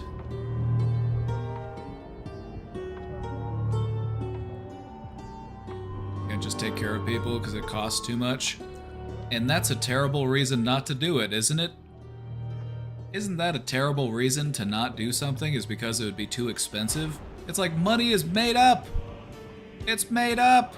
You telling me we can't fix all the problems in the world because they'd be too expensive? So what? Who cares?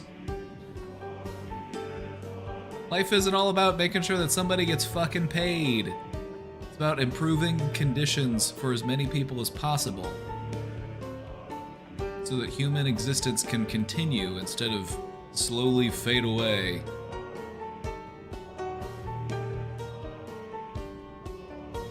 Also, the real irony there is that paying to take care of people actually saves you money. Because if you aren't taking care of people appropriately, what happens? They end up utilizing emergency services, which cost way more. They end up putting more of a strain on themselves and on the system. Preventative care saves money.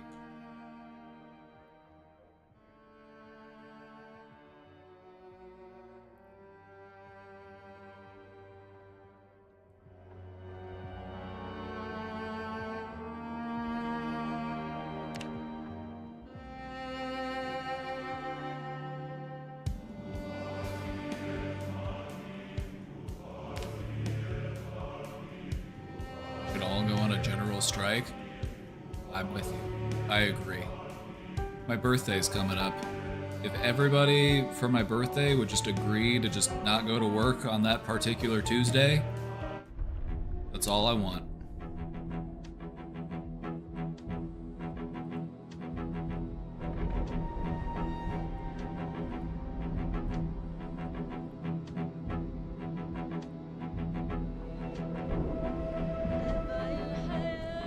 I'm gonna play a little bit of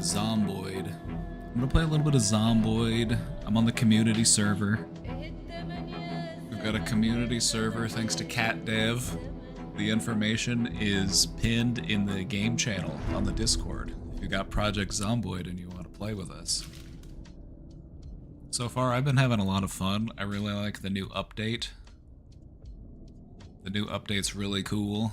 There are still some things to be worked on. They need to fix these trees. You can't see through the fucking trees. I was on these backcountry roads and I could not see anything because there were trees. Not even in the road, just next to the road, but they created a bear. You couldn't see them. Anyway, Project Zomboid. It's The Sims meets the zombie apocalypse.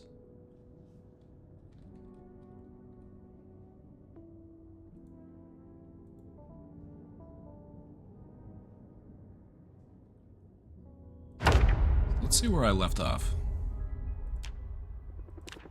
Yes, here I am. This is actually right where we left off yesterday. We made it out to the pirate, or not the pirate, the cowboy town. Cowboy town out here in Coalfield. Fortunately, it has no electricity. Oh my god, the helicopter's here. No way. I log right in and the helicopter starts... Oh my god. Oh, great. The helicopter.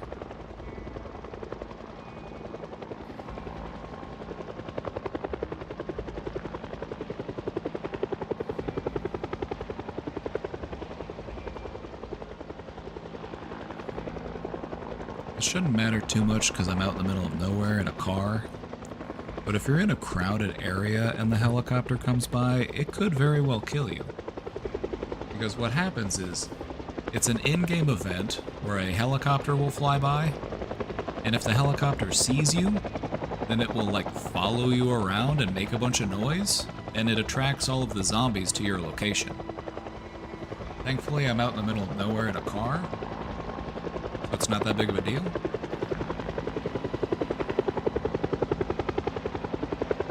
Not really any zombies around me, so I don't really have to worry too much. But it is still just like, hey dude, quit flying above me, what are you doing?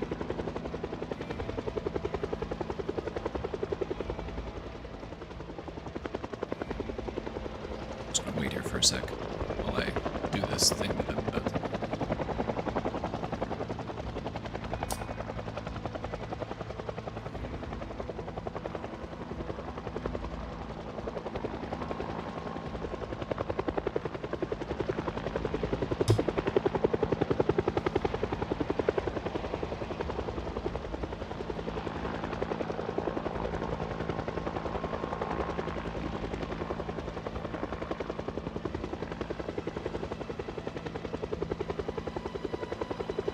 This is where we want to go. Right here, baby. Guns unlimited. Gonna get back on the highway, go down to here. This little dirt road. Go into Echo Creek.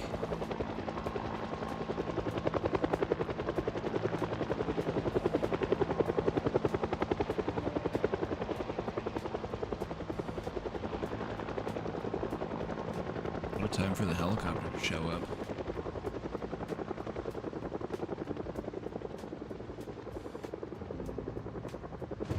Oh my god, I just flattened that dude. Yeah, and I avoid trying to run into people with the car. See, this is what I was talking about, the visibility with these trees. They need to fix this, because this is just not working. It didn't used to be like this. You used to be able to see further down the road, but now I can barely see in front of me. So if there's something in the road, but it's behind a tree, I just smash into it. Unless I'm going very slowly.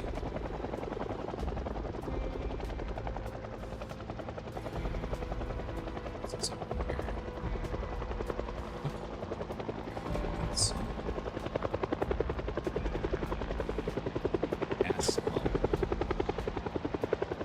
Gas and yeah, too.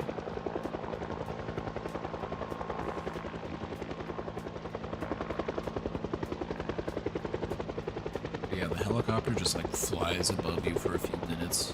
It tracks everything in. It's kind of like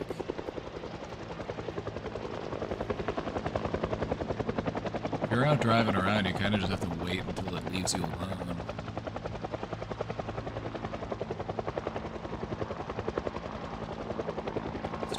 Hungry.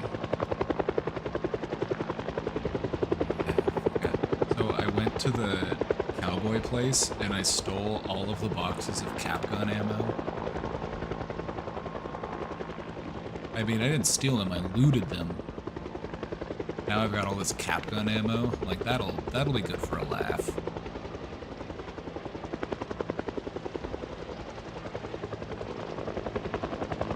It's always good for a laugh. Found a stovepipe hat.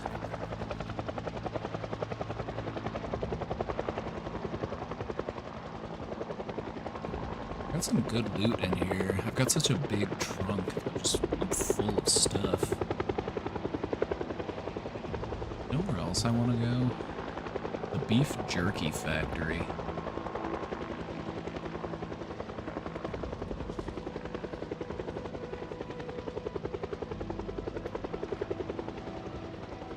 beef jerky factory, it's on this road, I think.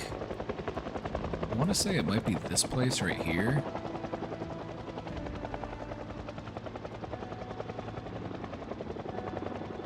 Beef jerky factory. Go get a lifetime supply of beef jerky. You can just survive on that for months.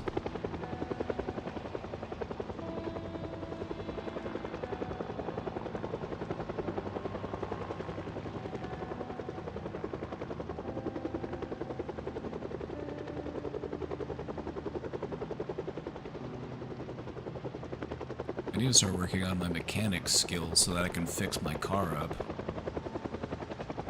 You can do mechanics and stuff in this game. You can fix your cars.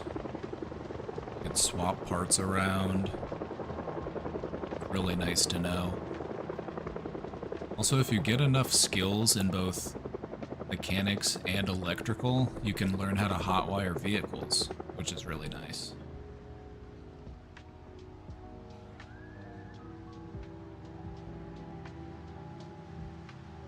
Alright, the helicopter's gone, so we're free. Oh, shit. Somebody been in here? It looks like somebody's been in here. Like, all these dead bodies? Somebody's definitely been in here. Wait, the helicopter's back. They're fucking with me. They're fucking with me.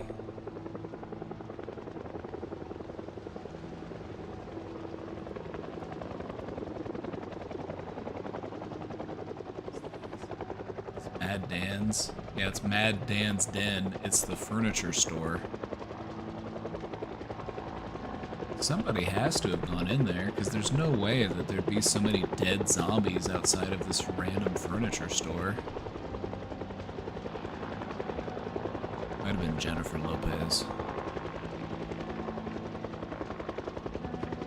I thought I was done with this helicopter. Alright, so I need to keep going until I get to this little bend.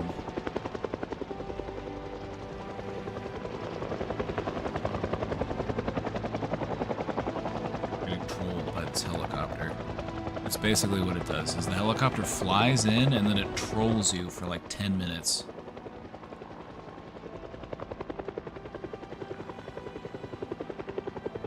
Just flies in and just makes a bunch of noise.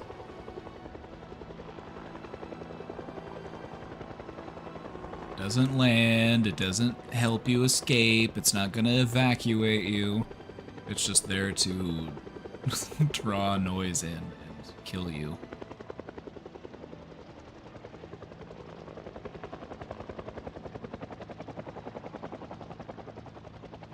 You can also go in the game settings so that the helicopter event happens more than once, because by default it only happens once per game, and it happens within the first couple weeks of the world being created. But you can actually make it so that they're random, or that they happen multiple times. You know, if you want to keep things spicy.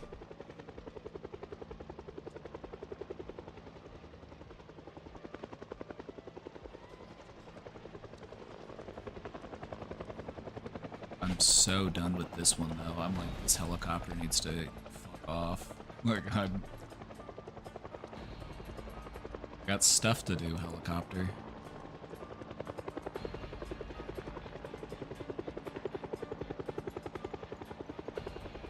I've got the audio turned down because the helicopter is just so loud.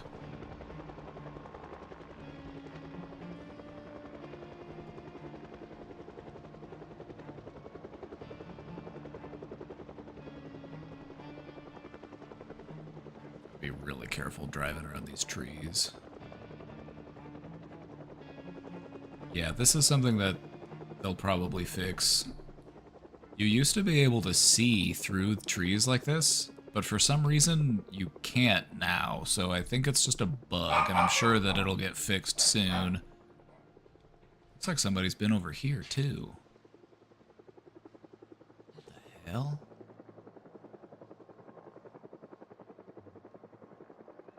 The egg farm? Do you think we might find some eggs?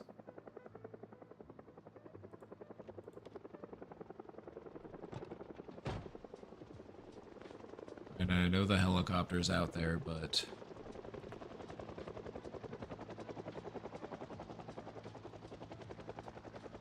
What the hell's my crowbar?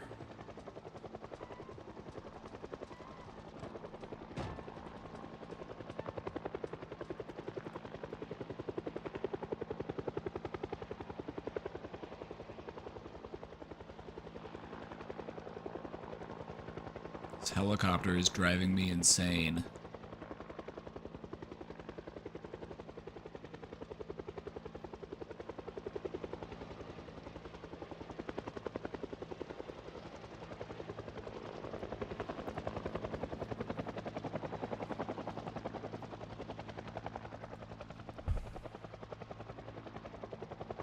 I had to free the chickens. Oh, it was you! Okay, I figured.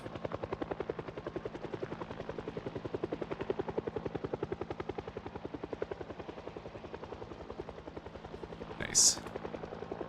Yeah, you can hear I've got the helicopter right now. I can't hear anything. I turned the audio down for all of you because the helicopter's really loud. And I'm just waiting for it to leave because it's driving me insane.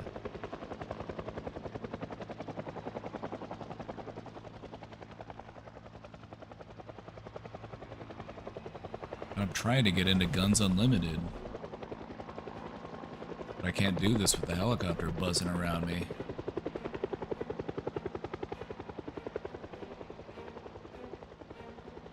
So it looks like you've been through here.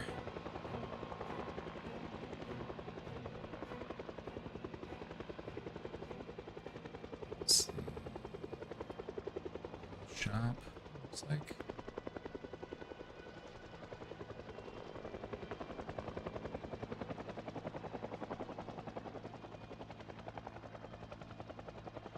There's this gas station that makes a really nice little base.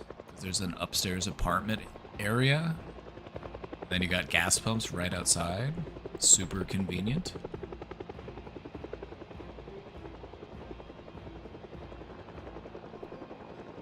I really need this helicopter to fuck off.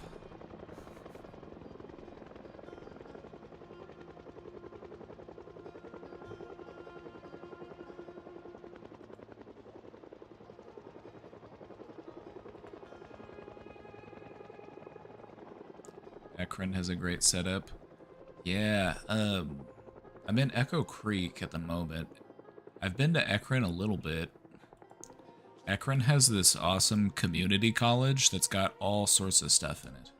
It's got all sorts of books, crafting stuff. It's got a whole, like, metalworking program. They have, like, a metalworking program on the campus, so you can just get a bunch of stuff. Okay, I think the helicopter's finally gone. Let's throw these meat sticks in our backpack so we've got something to eat.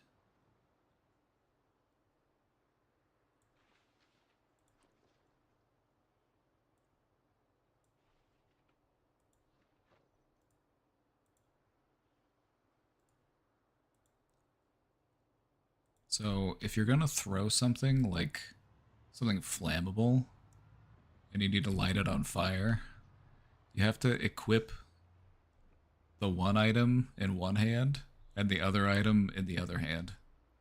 So I've got like matches or a lighter in one hand and then whatever I'm trying to throw in the other hand. The same goes for like Molotov cocktails and stuff.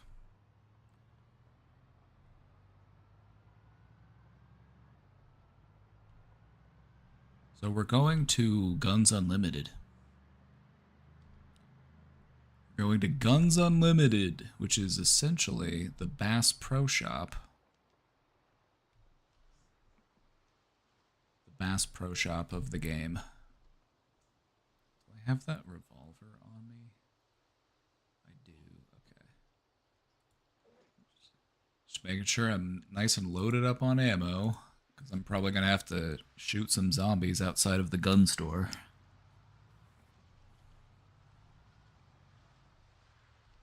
Right. Here it is. I'm actually going to park out front. I don't want to get stuck in here.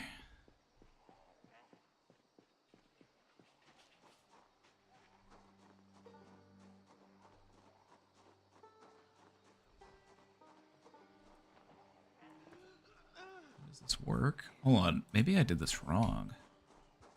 I do have it equipped. It's not throwing. Maybe I did it wrong.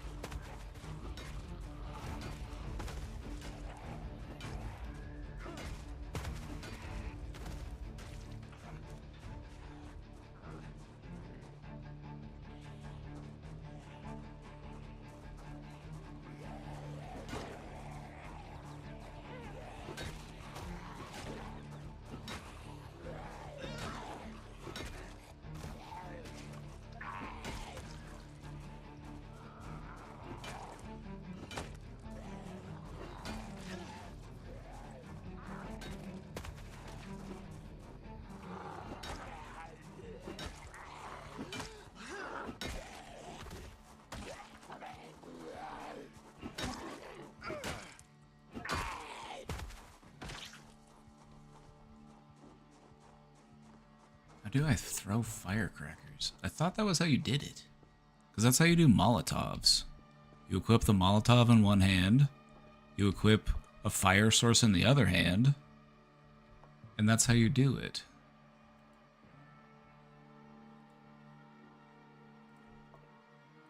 Do I have to have a lighter equipped and not matches?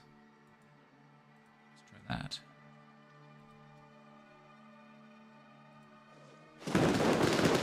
Okay, that did it. Yeah, I needed a lighter and not matches. That was the problem. Okay.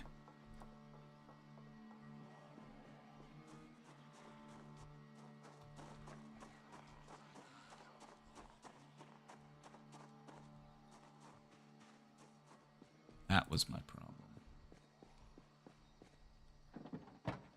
We got it to work. I'll turn the audio back up now that the helicopter's finally gone. Let's grab some candy too. Might get hungry out here, killing all these zombies.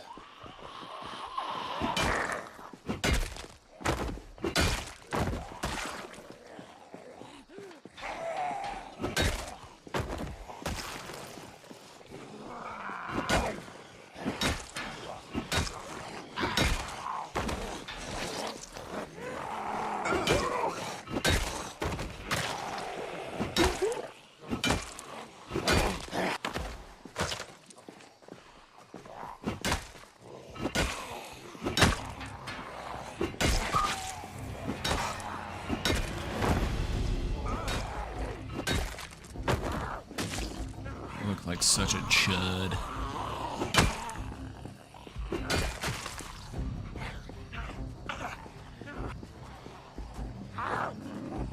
Just dropping by because someone gave me a gift sub. Yeah, we had a couple anonymous 5 bombs. That's pretty sweet. Much appreciated.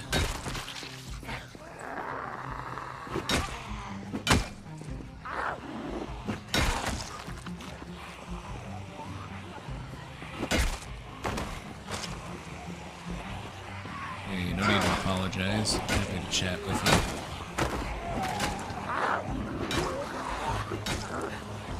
you. Now, having, like, people supporting creators is how creators are able to do what they do. And when the economy gets rough, you know, it makes it harder to support creators, so just a special shout out to the people who are still able to show that support in today's situation. Really appreciated.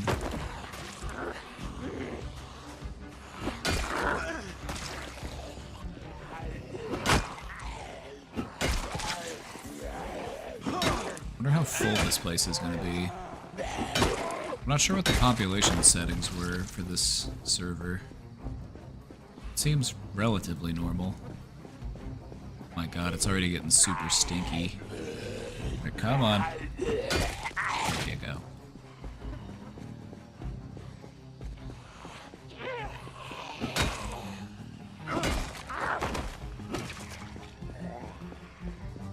Yeah, I feel like in some ways, like, even though things shift, people still want to show support. Oh my god, leather vest. Wild raccoons, I need this. The leather vest for the Wild Raccoons gang. I need that shit. And I need that shit now. This dude have leather pants. He did! Leather pants are awesome. They're actually really strong.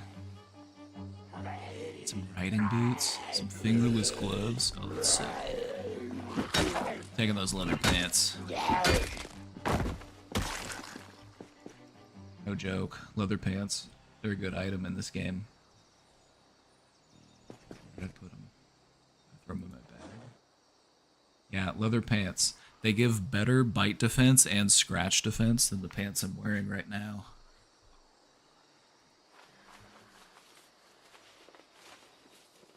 We're gonna say goodbye to the camo and hello to the leather. We're now in our leather daddy era. Oh my god, look at that. We look awesome. Oh, I'm wearing a leather vest with the camo underneath, so it like shows through. It's funny. I need a proper like leather jacket though. I need that biker jacket. Bikers are actually pretty well equipped to survive a zombie apocalypse. All that leather makes for great protection.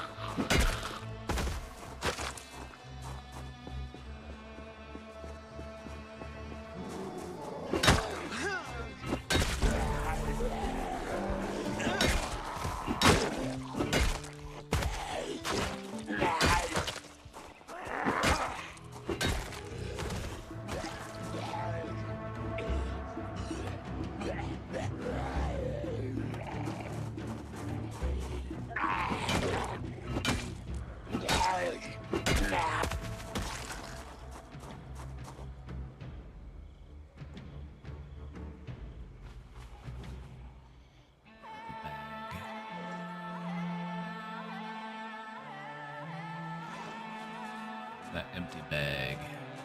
Oh shit!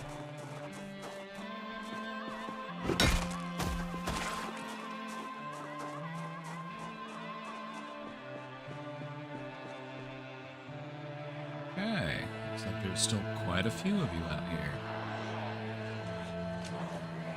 It's cowboy time.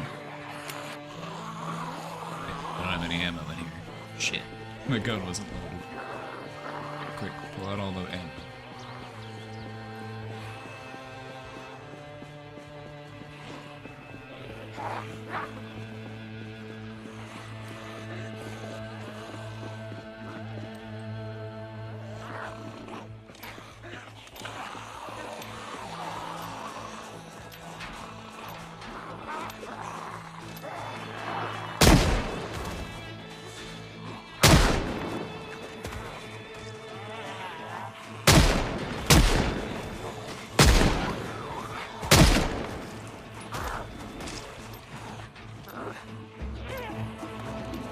Oh yeah.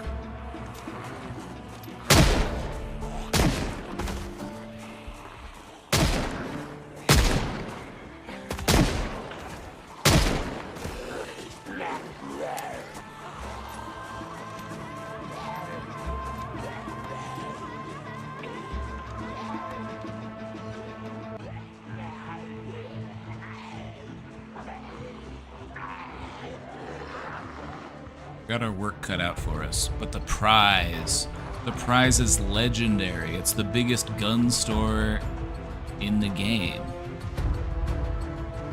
More ammo than we could possibly know what to do with.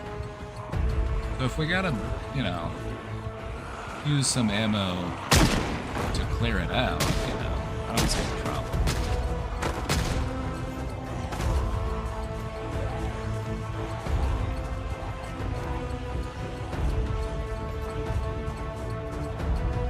Yeah, I'm starting to get a little sweaty. Might need to. Ooh, that's what watch me move seamlessly. Just pretend you belong there and they won't ask questions.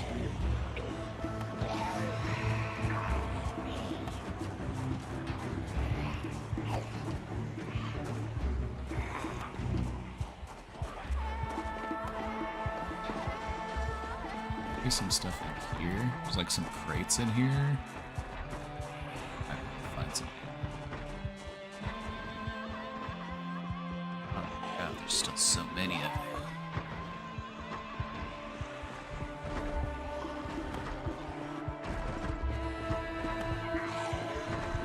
Enough beef jerky.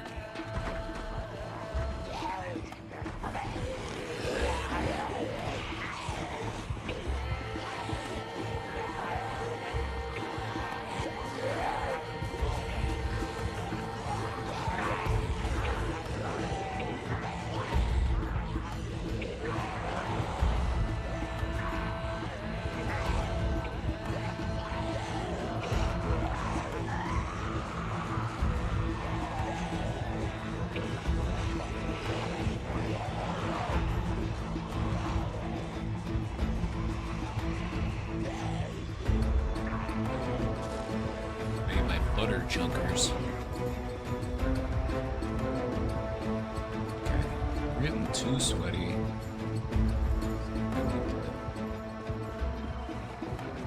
Some stuff around.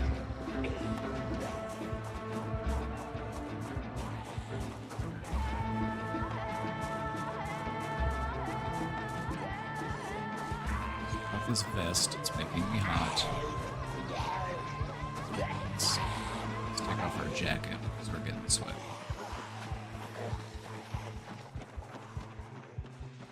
Nice and comfy. Holy fuck. Okay. This is. Okay, nice to go. Is it all barbed wire? Shit. It's the gun range?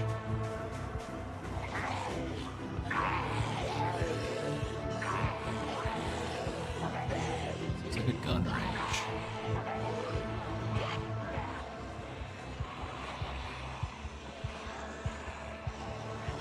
My god.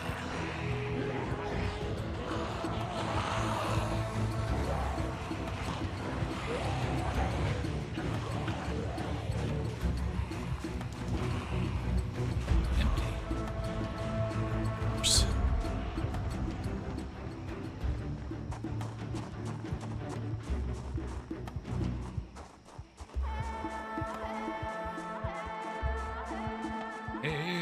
Hey. Shotgun out. About to see some action.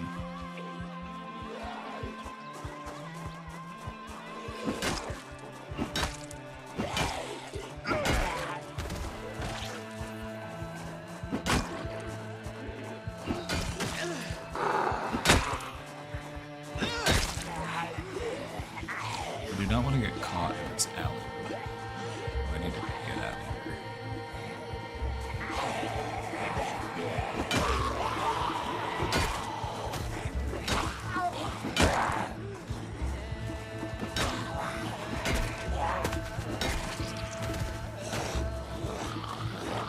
So you're doing some stress relief? Oh yeah. Nothing more stress relieving for me than playing a game that requires an intense amount of focus to survive a zombie apocalypse. This game keeps me locked in like nothing else. One slight misstep and your character's done for. I love it. Keeps me in my flow state. You know, I grew up watching a lot of zombie movies. There was always a part of me that was like, I could survive a zombie apocalypse. You like my leather pants? They look good.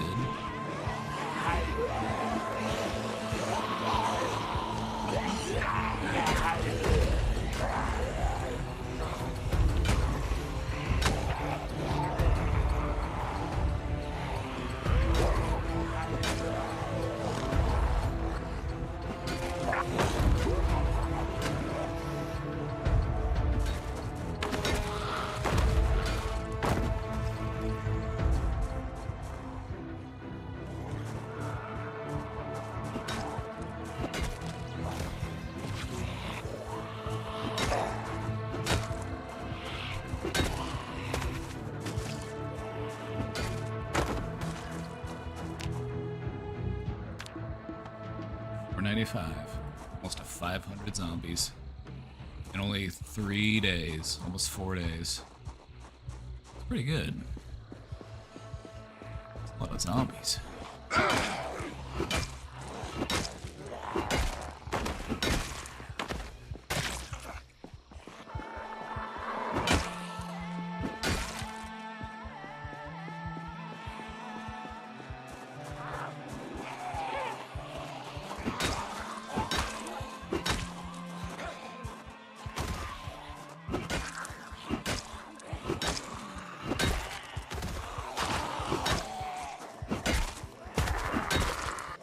Why we love the crowbar, because she just done quit.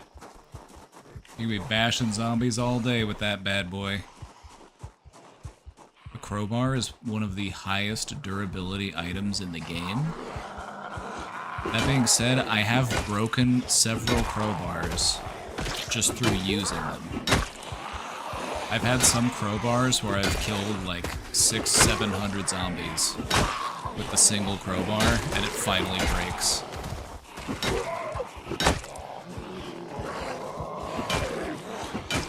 It's almost like a mark of pride, you know?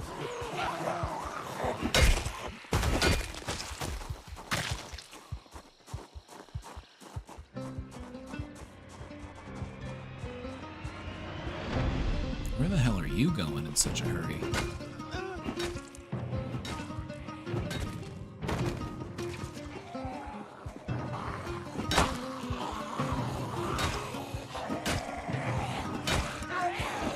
Crowbar is my favorite weapon in the game, primarily because of how much durability it has, but it also has a good amount of damage. And it does make a nice satisfying sound when you're just bonking zombies with it.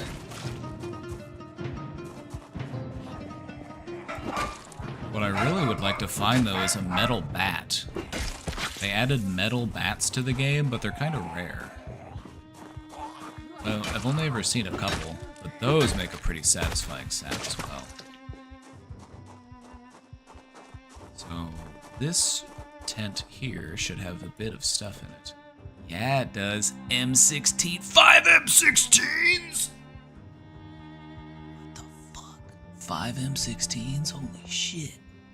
7? 8, 9? What the fuck? So many M16s here. Insane.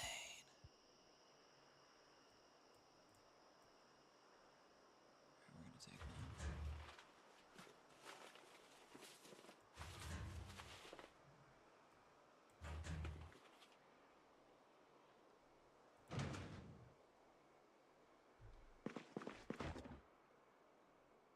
Beta blockers reduces panic. That'd be nice.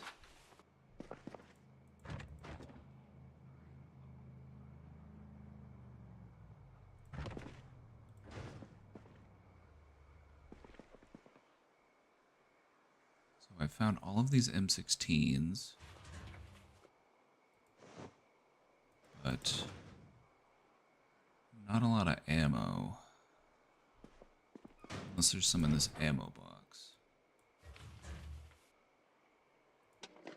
Ammo box is empty.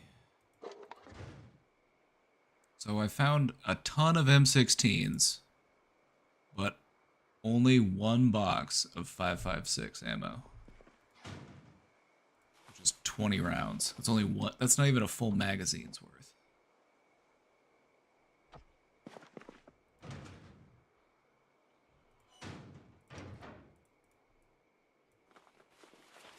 Leave this shit in here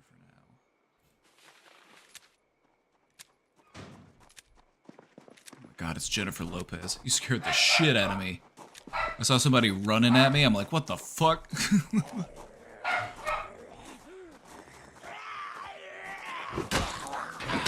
Thankfully, we did find a bunch of 5.56 at some of the other places. And there's gonna be 5.56 inside of the store for sure. But we have to get into the store first. That's the problem. But now that J-Lo's here, this will be easy. Gas mask. Oh shit, a gas mask.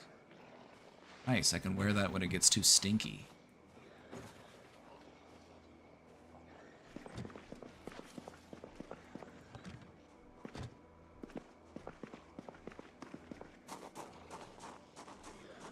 Where is this? It's at Guns Unlimited. Guns Unlimited. Looks like the zombies finally broke in. The zombies broke in the front door, so we can go in. Ew. A survivor zombie? Just have an empty bag.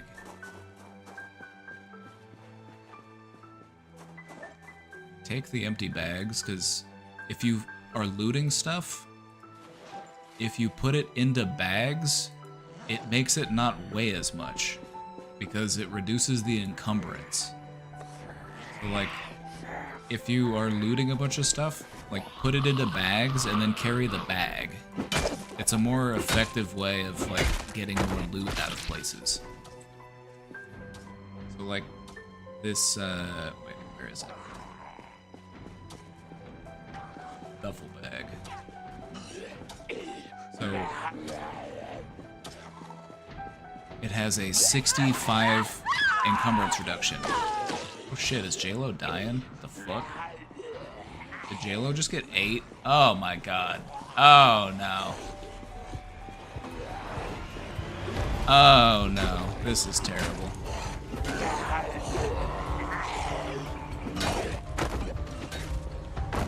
I heard that too. It was awful.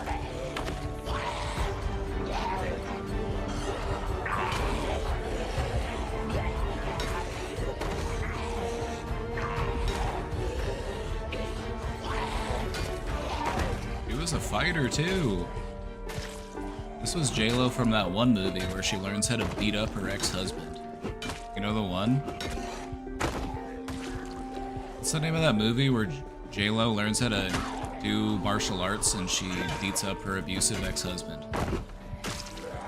You know what I'm talking about?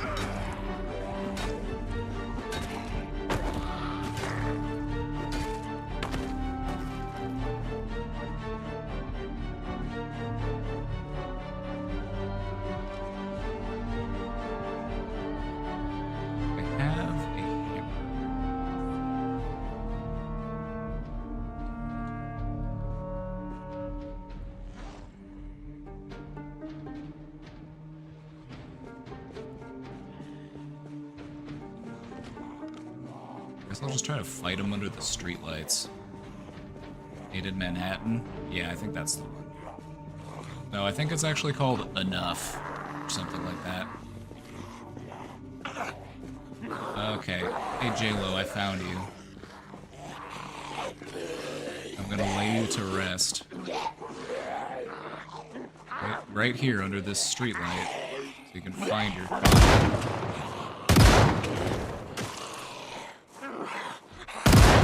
Bye, friend.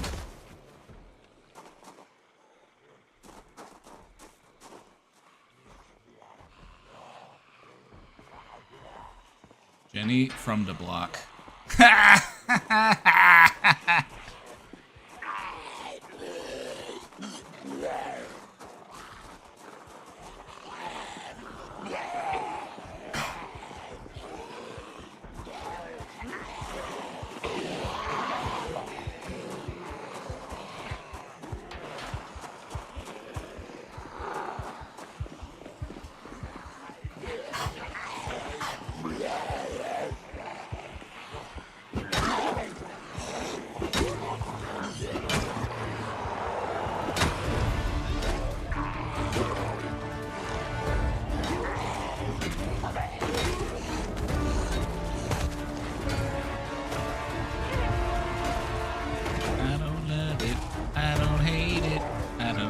even know it's real.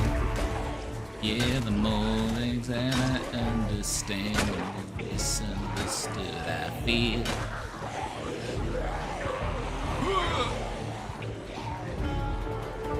This is getting messy.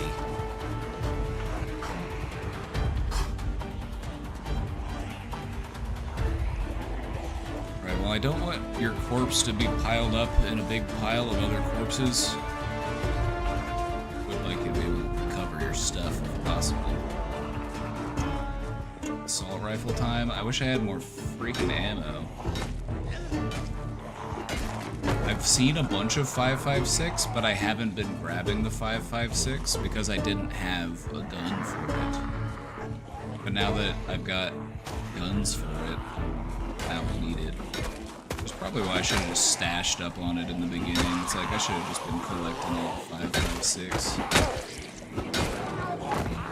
But we're playing on a multiplayer server, so I try not to be too big of a loot goblin. I don't need to hoard up everything. I try to just take what I need.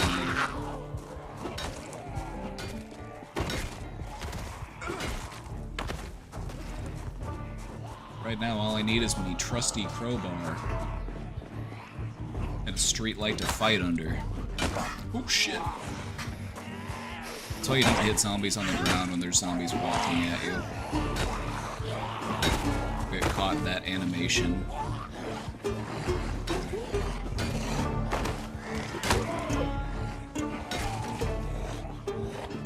Come on, I can do this all day.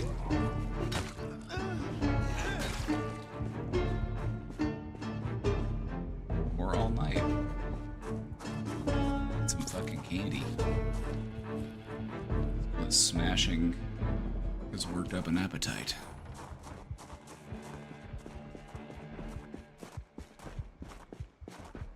Jenny drove here. Wonder if Jenny had any 5.56 packed away. Where'd Jenny park? Not out here. Obviously.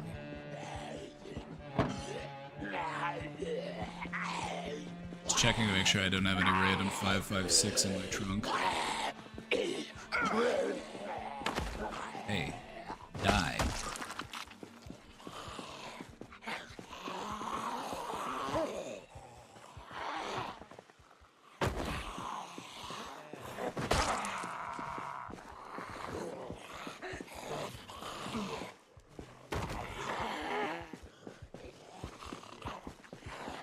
We're still doing great. Problem is I can't use a crowbar and a flashlight. Oh wait, no, I think I can use a crowbar and a flashlight. Oh, is this Jenny's van? Jenny found a van.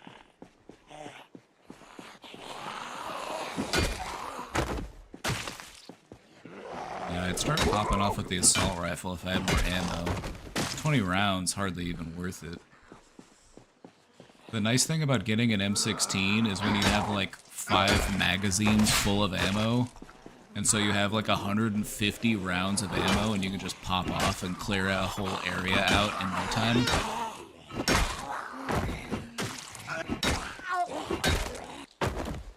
Right, I'm starting to get sick from all of this sickness. So I'm gonna hop in the car and drive down the road a little bit, give my character a time to have a snack. Have a snack, settle down a little bit, eat some chips. Let's see, what else do we have to eat in here? Got all these random bags and shit too. Like, can't believe I didn't take any 5.56. That's my bad. I should have taken some 5.56, knowing that I was gonna find an M16 soon enough. But I hadn't seen any M16s yet. But now we've got plenty.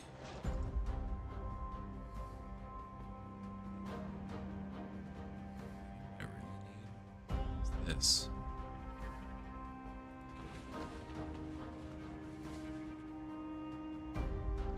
Feels weird not having to sleep.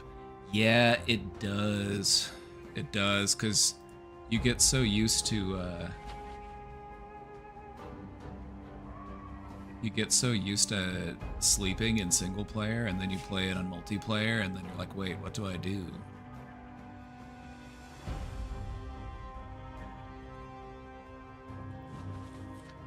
Cool thing about it, though, is that you can...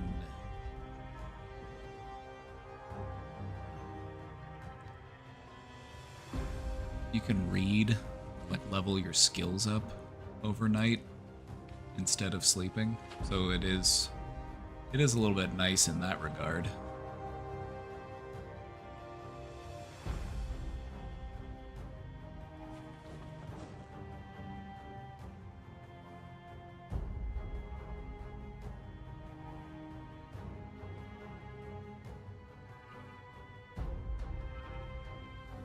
I don't have any other hammers. Wait.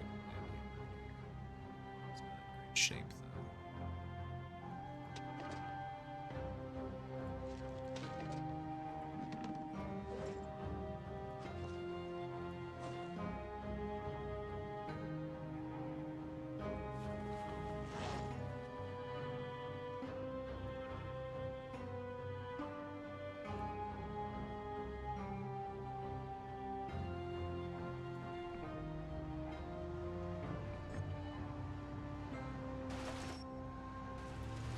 Yeah, on multiplayer, you can do all sorts of stuff overnight. Like, if you have a safe enough area, you can, like, do your mechanics.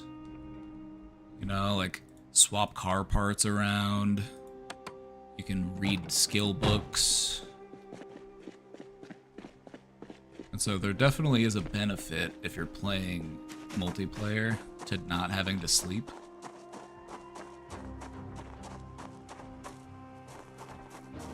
It's also a great advantage because, like, my character would eventually just get very sleepy and tired and wouldn't be able to fight.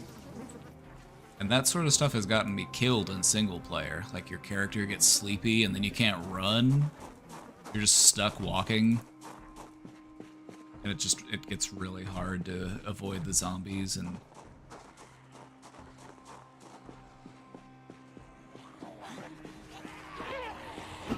Thankfully, in multiplayer, since you don't have to sleep, you can fight for a lot longer. Tried to get me.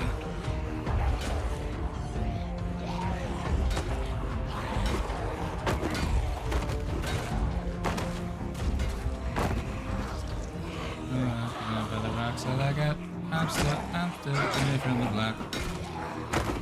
That was my good friend Jenny from the block. Have to avenge her death.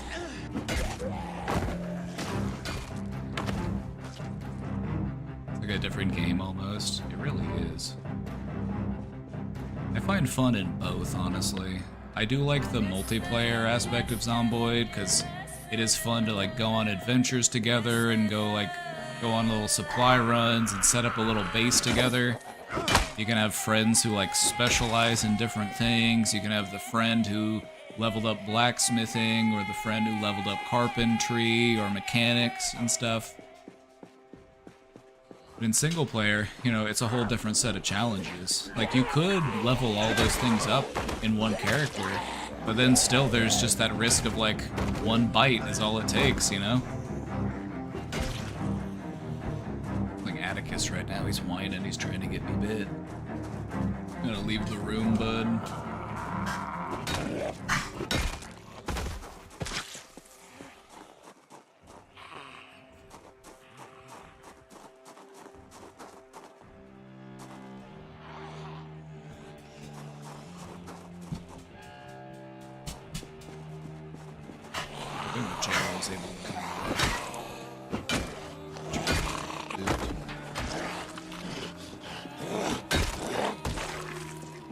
Like I said, I'm just gonna leave your stuff right here.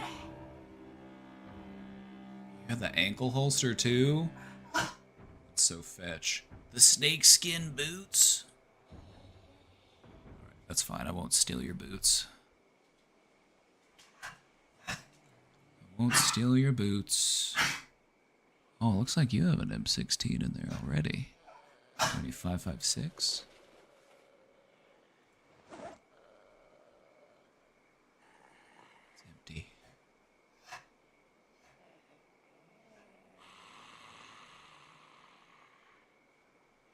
empty one.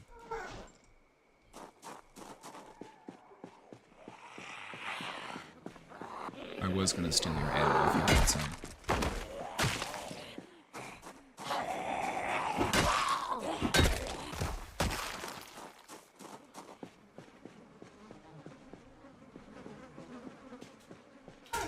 Okay, Atticus, I'm coming. I just need to get someplace safe. Actually, I'll just...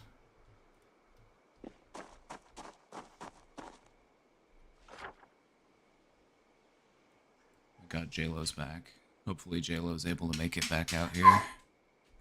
Okay, Atticus, I'm coming. I'm just gonna play it safe and log out while I get up to let you out and go to the restroom real quick.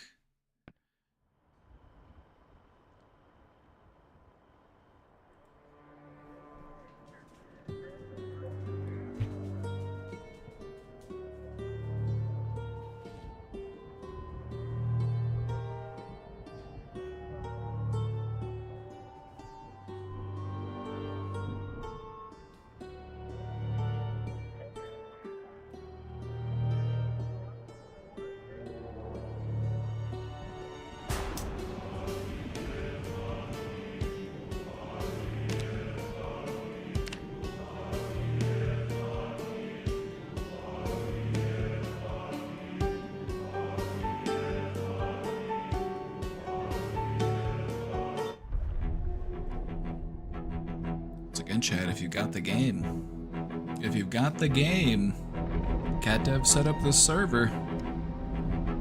Feel free to hop on. The info is in the Discord. Get this beginner tooltips out of my face.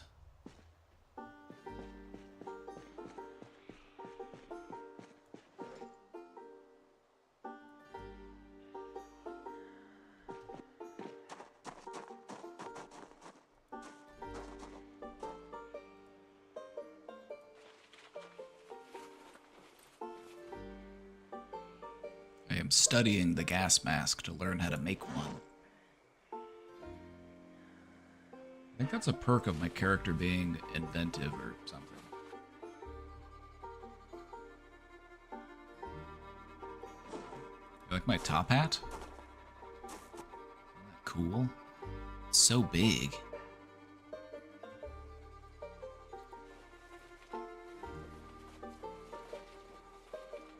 And I can wear it with the top hat?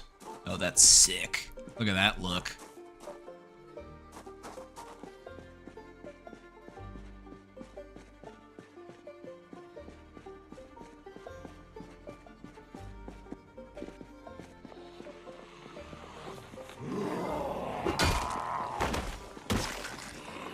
I'm sorry, former employees and patrons of Guns Unlimited, but I have come to loot this establishment.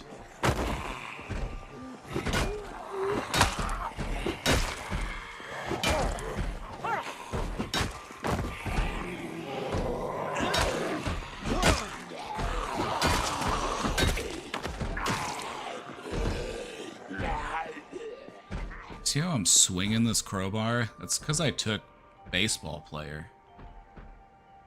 Baseball player might sound simple, but it makes a real difference when it comes to swinging those long, blunt weapons. My attack speed is crazy. Oh, shit!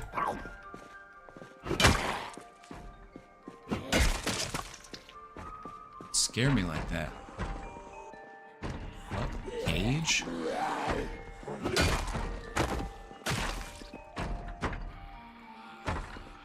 Just survival shit? Nice. Some good shit in here. So you notice I'm still feeling nauseous, but I'm not worried by the smell anymore because I got the gas mask on. Oh, nice. More Western, like canteens and stuff. Canteens are awesome to have. They're water bottles that you can equip to your belt. And then the Western canteen, you wear it around your body. So I have a canteen on my belt, and then I also have the canteen that I'm wearing on my body.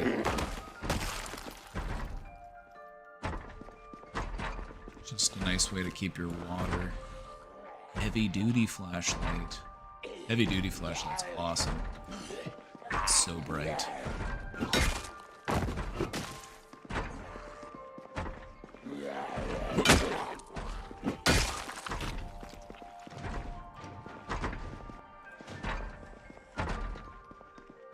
I don't know if you're ever gonna get out of there.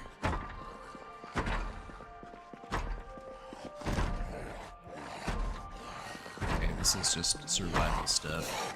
Fishing stuff, big hiking backpack. Big hiking backpack is, it's like the second best backpack in the game, I think. The best backpack is this one, the military backpack. Big hiking backpack, that's like number 2.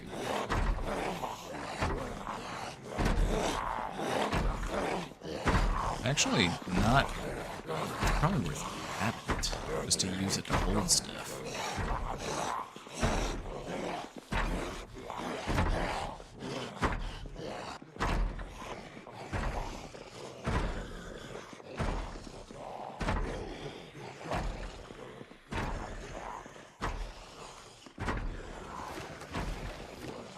Only wonder what the, oh, this is like the ammo storage. That's why it's all locked up. So we will need to get in there eventually. Glad I can't poke you through the bars. Maybe I will shoot you through the bars though. Not I'm uncomfortable. I'm uncomfortable because I'm wearing a gas mask. Like, oh no, my face hurts. My face hurts. Oh no. I bet I could shoot these dudes through the walls. Let's try.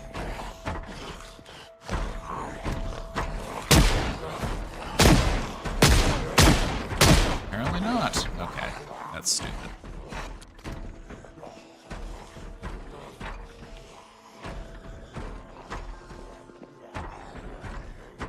Let's take some beta blockers since we're feeling so tense.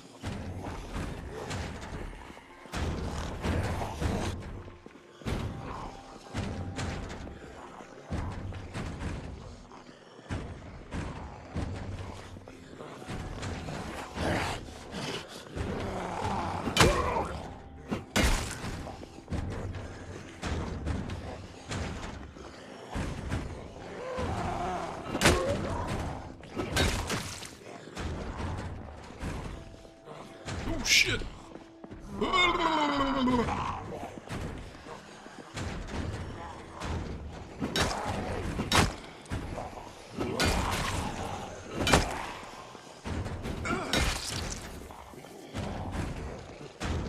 These guys are making a real ruckus in here. Oh the god! They tore the door down! Holy shit, they did it! I'm proud of you boys. I didn't think you'd be able to do it. They did it.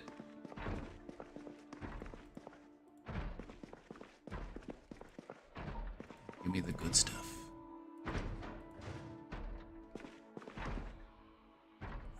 556. Little box with the stuff in it.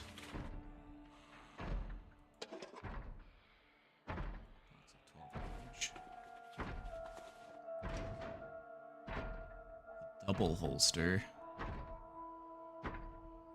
Yes. I don't really care for the double holster. It's like, who needs that many pistols? A deer trophy? That we might need. Bulky ammo container. Okay, what's inside? 2 ammo boxes. What's inside these? Boxes and boxes. 30-30. 7.62. Which I don't need. Okay. Box of 12 gauge. Can't have enough 12 gauge. Okay. Kind of lame that that's what was in the cage, but we're just getting started.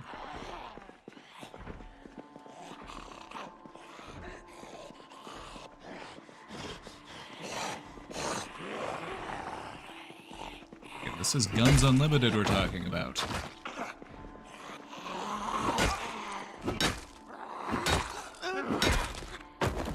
This is the gun store.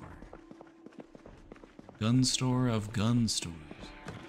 There's the light switch in this place.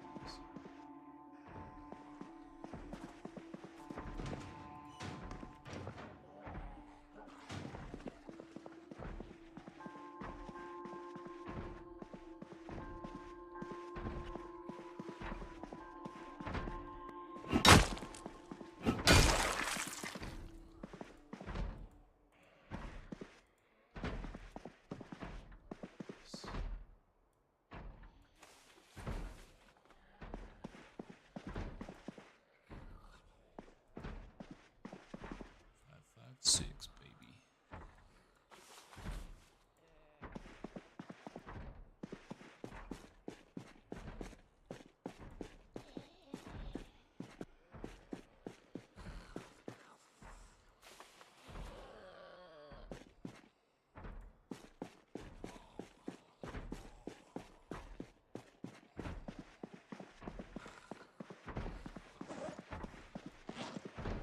Overload.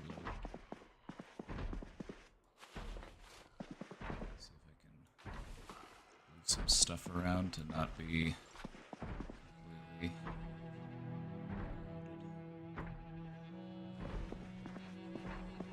slightly overloaded. That's fine.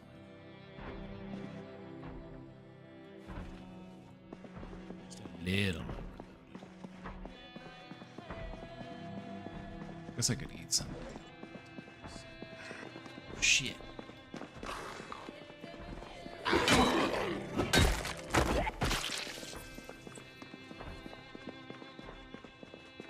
You can have JLo's snakeskin boots. I found something in Rosewood worth staying for. You got that military backpack though. It's a good backpack. If not, I might loot your shit. Okay, we're ready to pull the car up.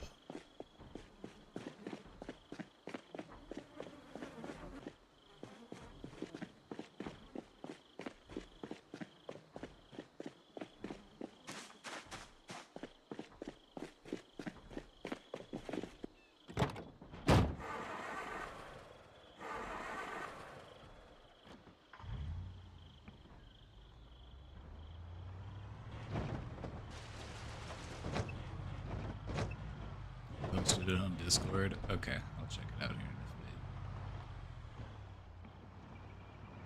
Beep, beep, beep, beep, beep.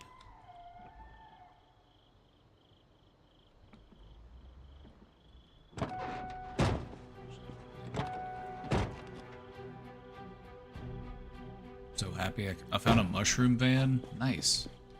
Now drive it over here and come get your backpack.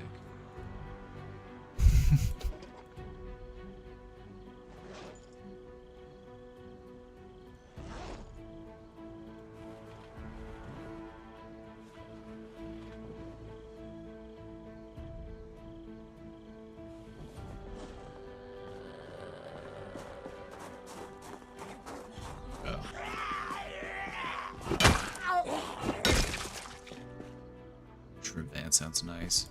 Gonna fix the engine. Oh, okay.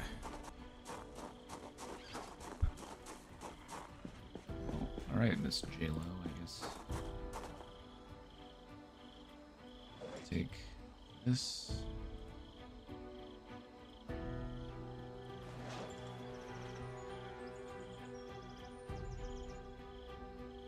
I'm gonna take your backpack.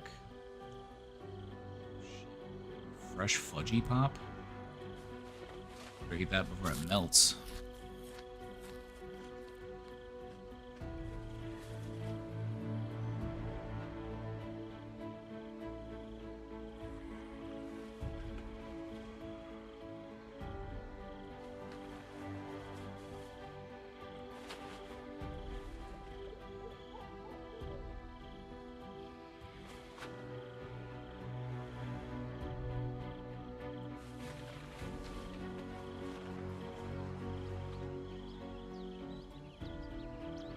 Ooh, most of this in here, actually.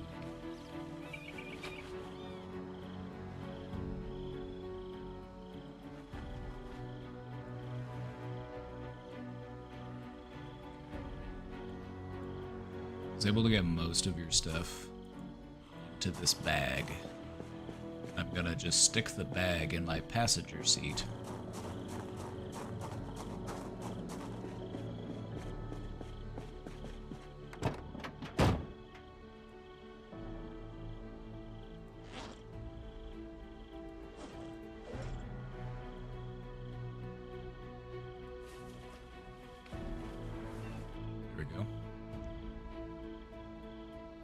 So another important thing about putting stuff in bags is, you see, the maximum capacity for the front seat is 26, but since all of it's in a bag, it doesn't matter if it's heavier than what could fit in the seat, because it's all in one bag.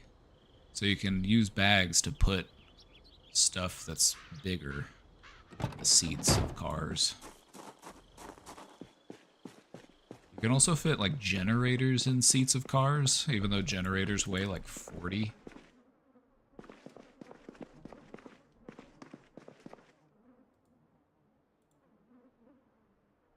Yeah, I got your stuff though.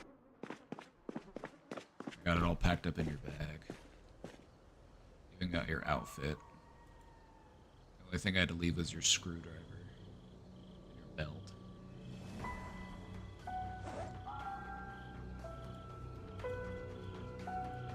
Some stuff out of my backpack.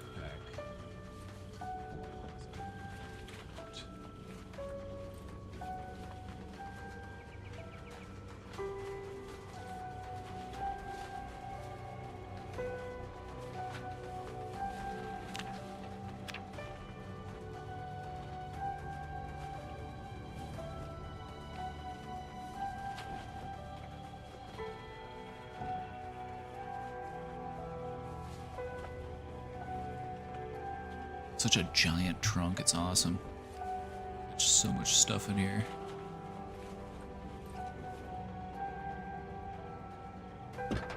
Right, I now have plenty of room in my backpack, so we can go in and do some looting.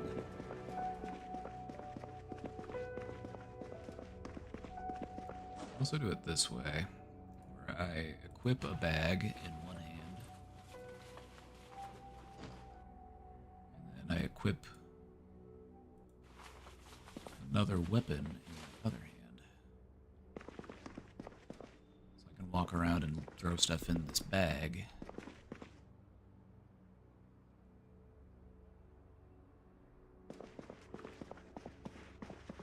I really want to find this thing. Let's switch for this one. This one right here. Okay, it's like side.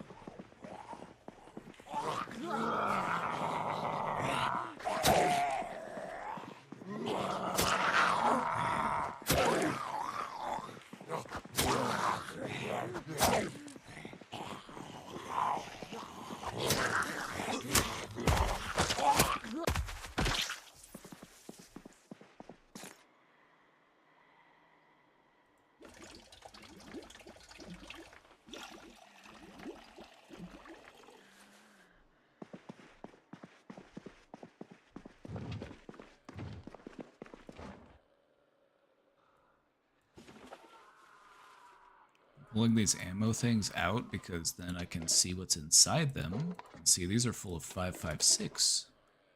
So let's condense them down a little bit. Let's put it all in one box.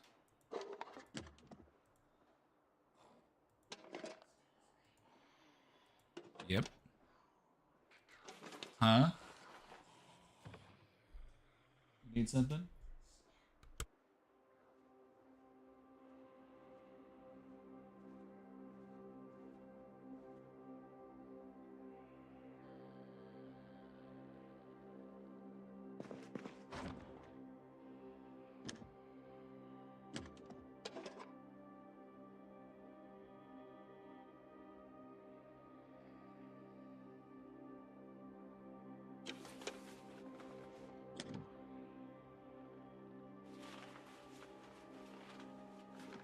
These bulky boxes, you can stuff multiple ammo boxes in them.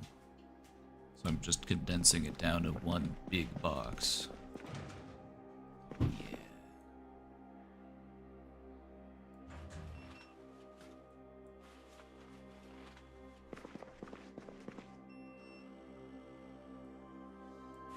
carton. That's the real prize. If you can find a carton.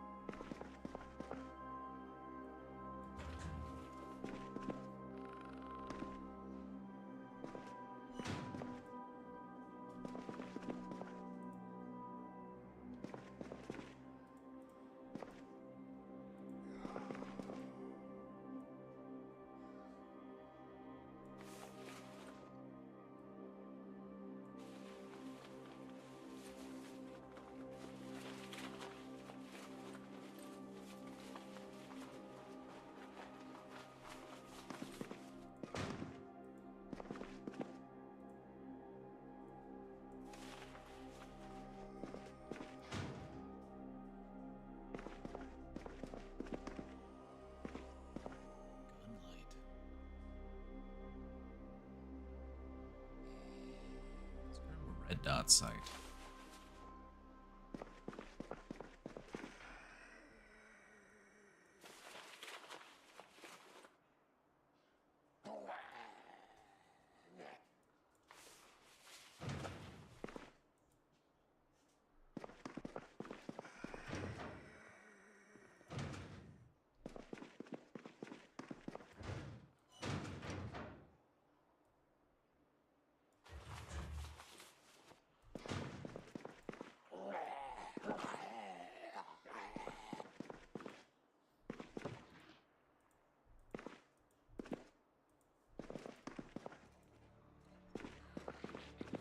Nice. Lots of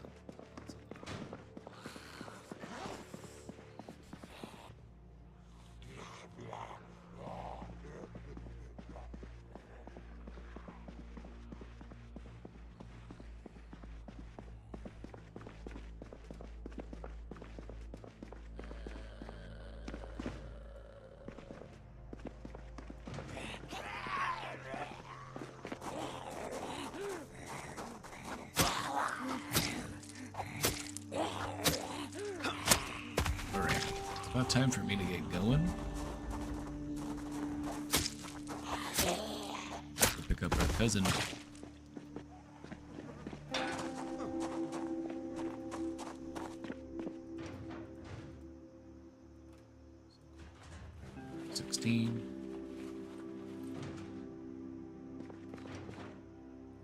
Magazines. 16s.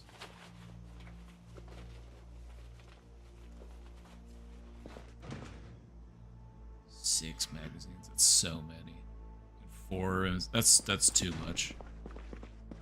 Like I said, I'm not going to take everything. I am going to take a fair amount of stuff because we put in quite a bit of work here, but I'm not going to take everything.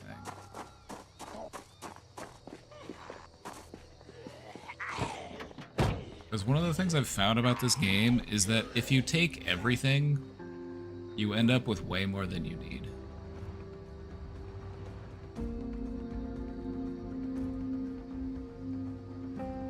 And it just becomes a whole hassle of having to, like, keep everything organized.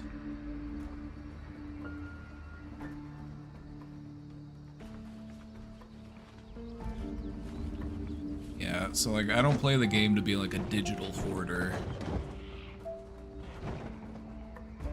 Play it to just get some loot, find some cool stuff, get the hell out.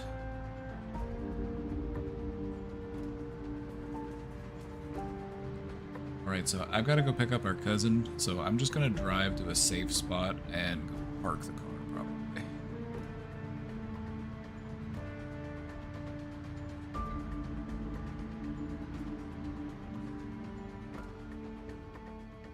But I'm going to park it right here.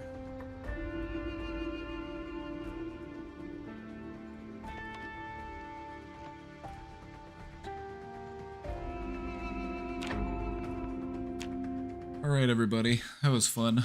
I gotta run. Gotta go pick up the cousin.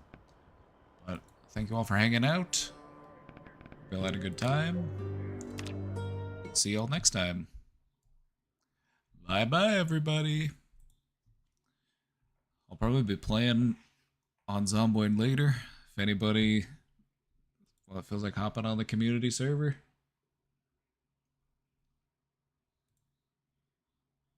Oh, that mushroom wagon is sweet. That's awesome.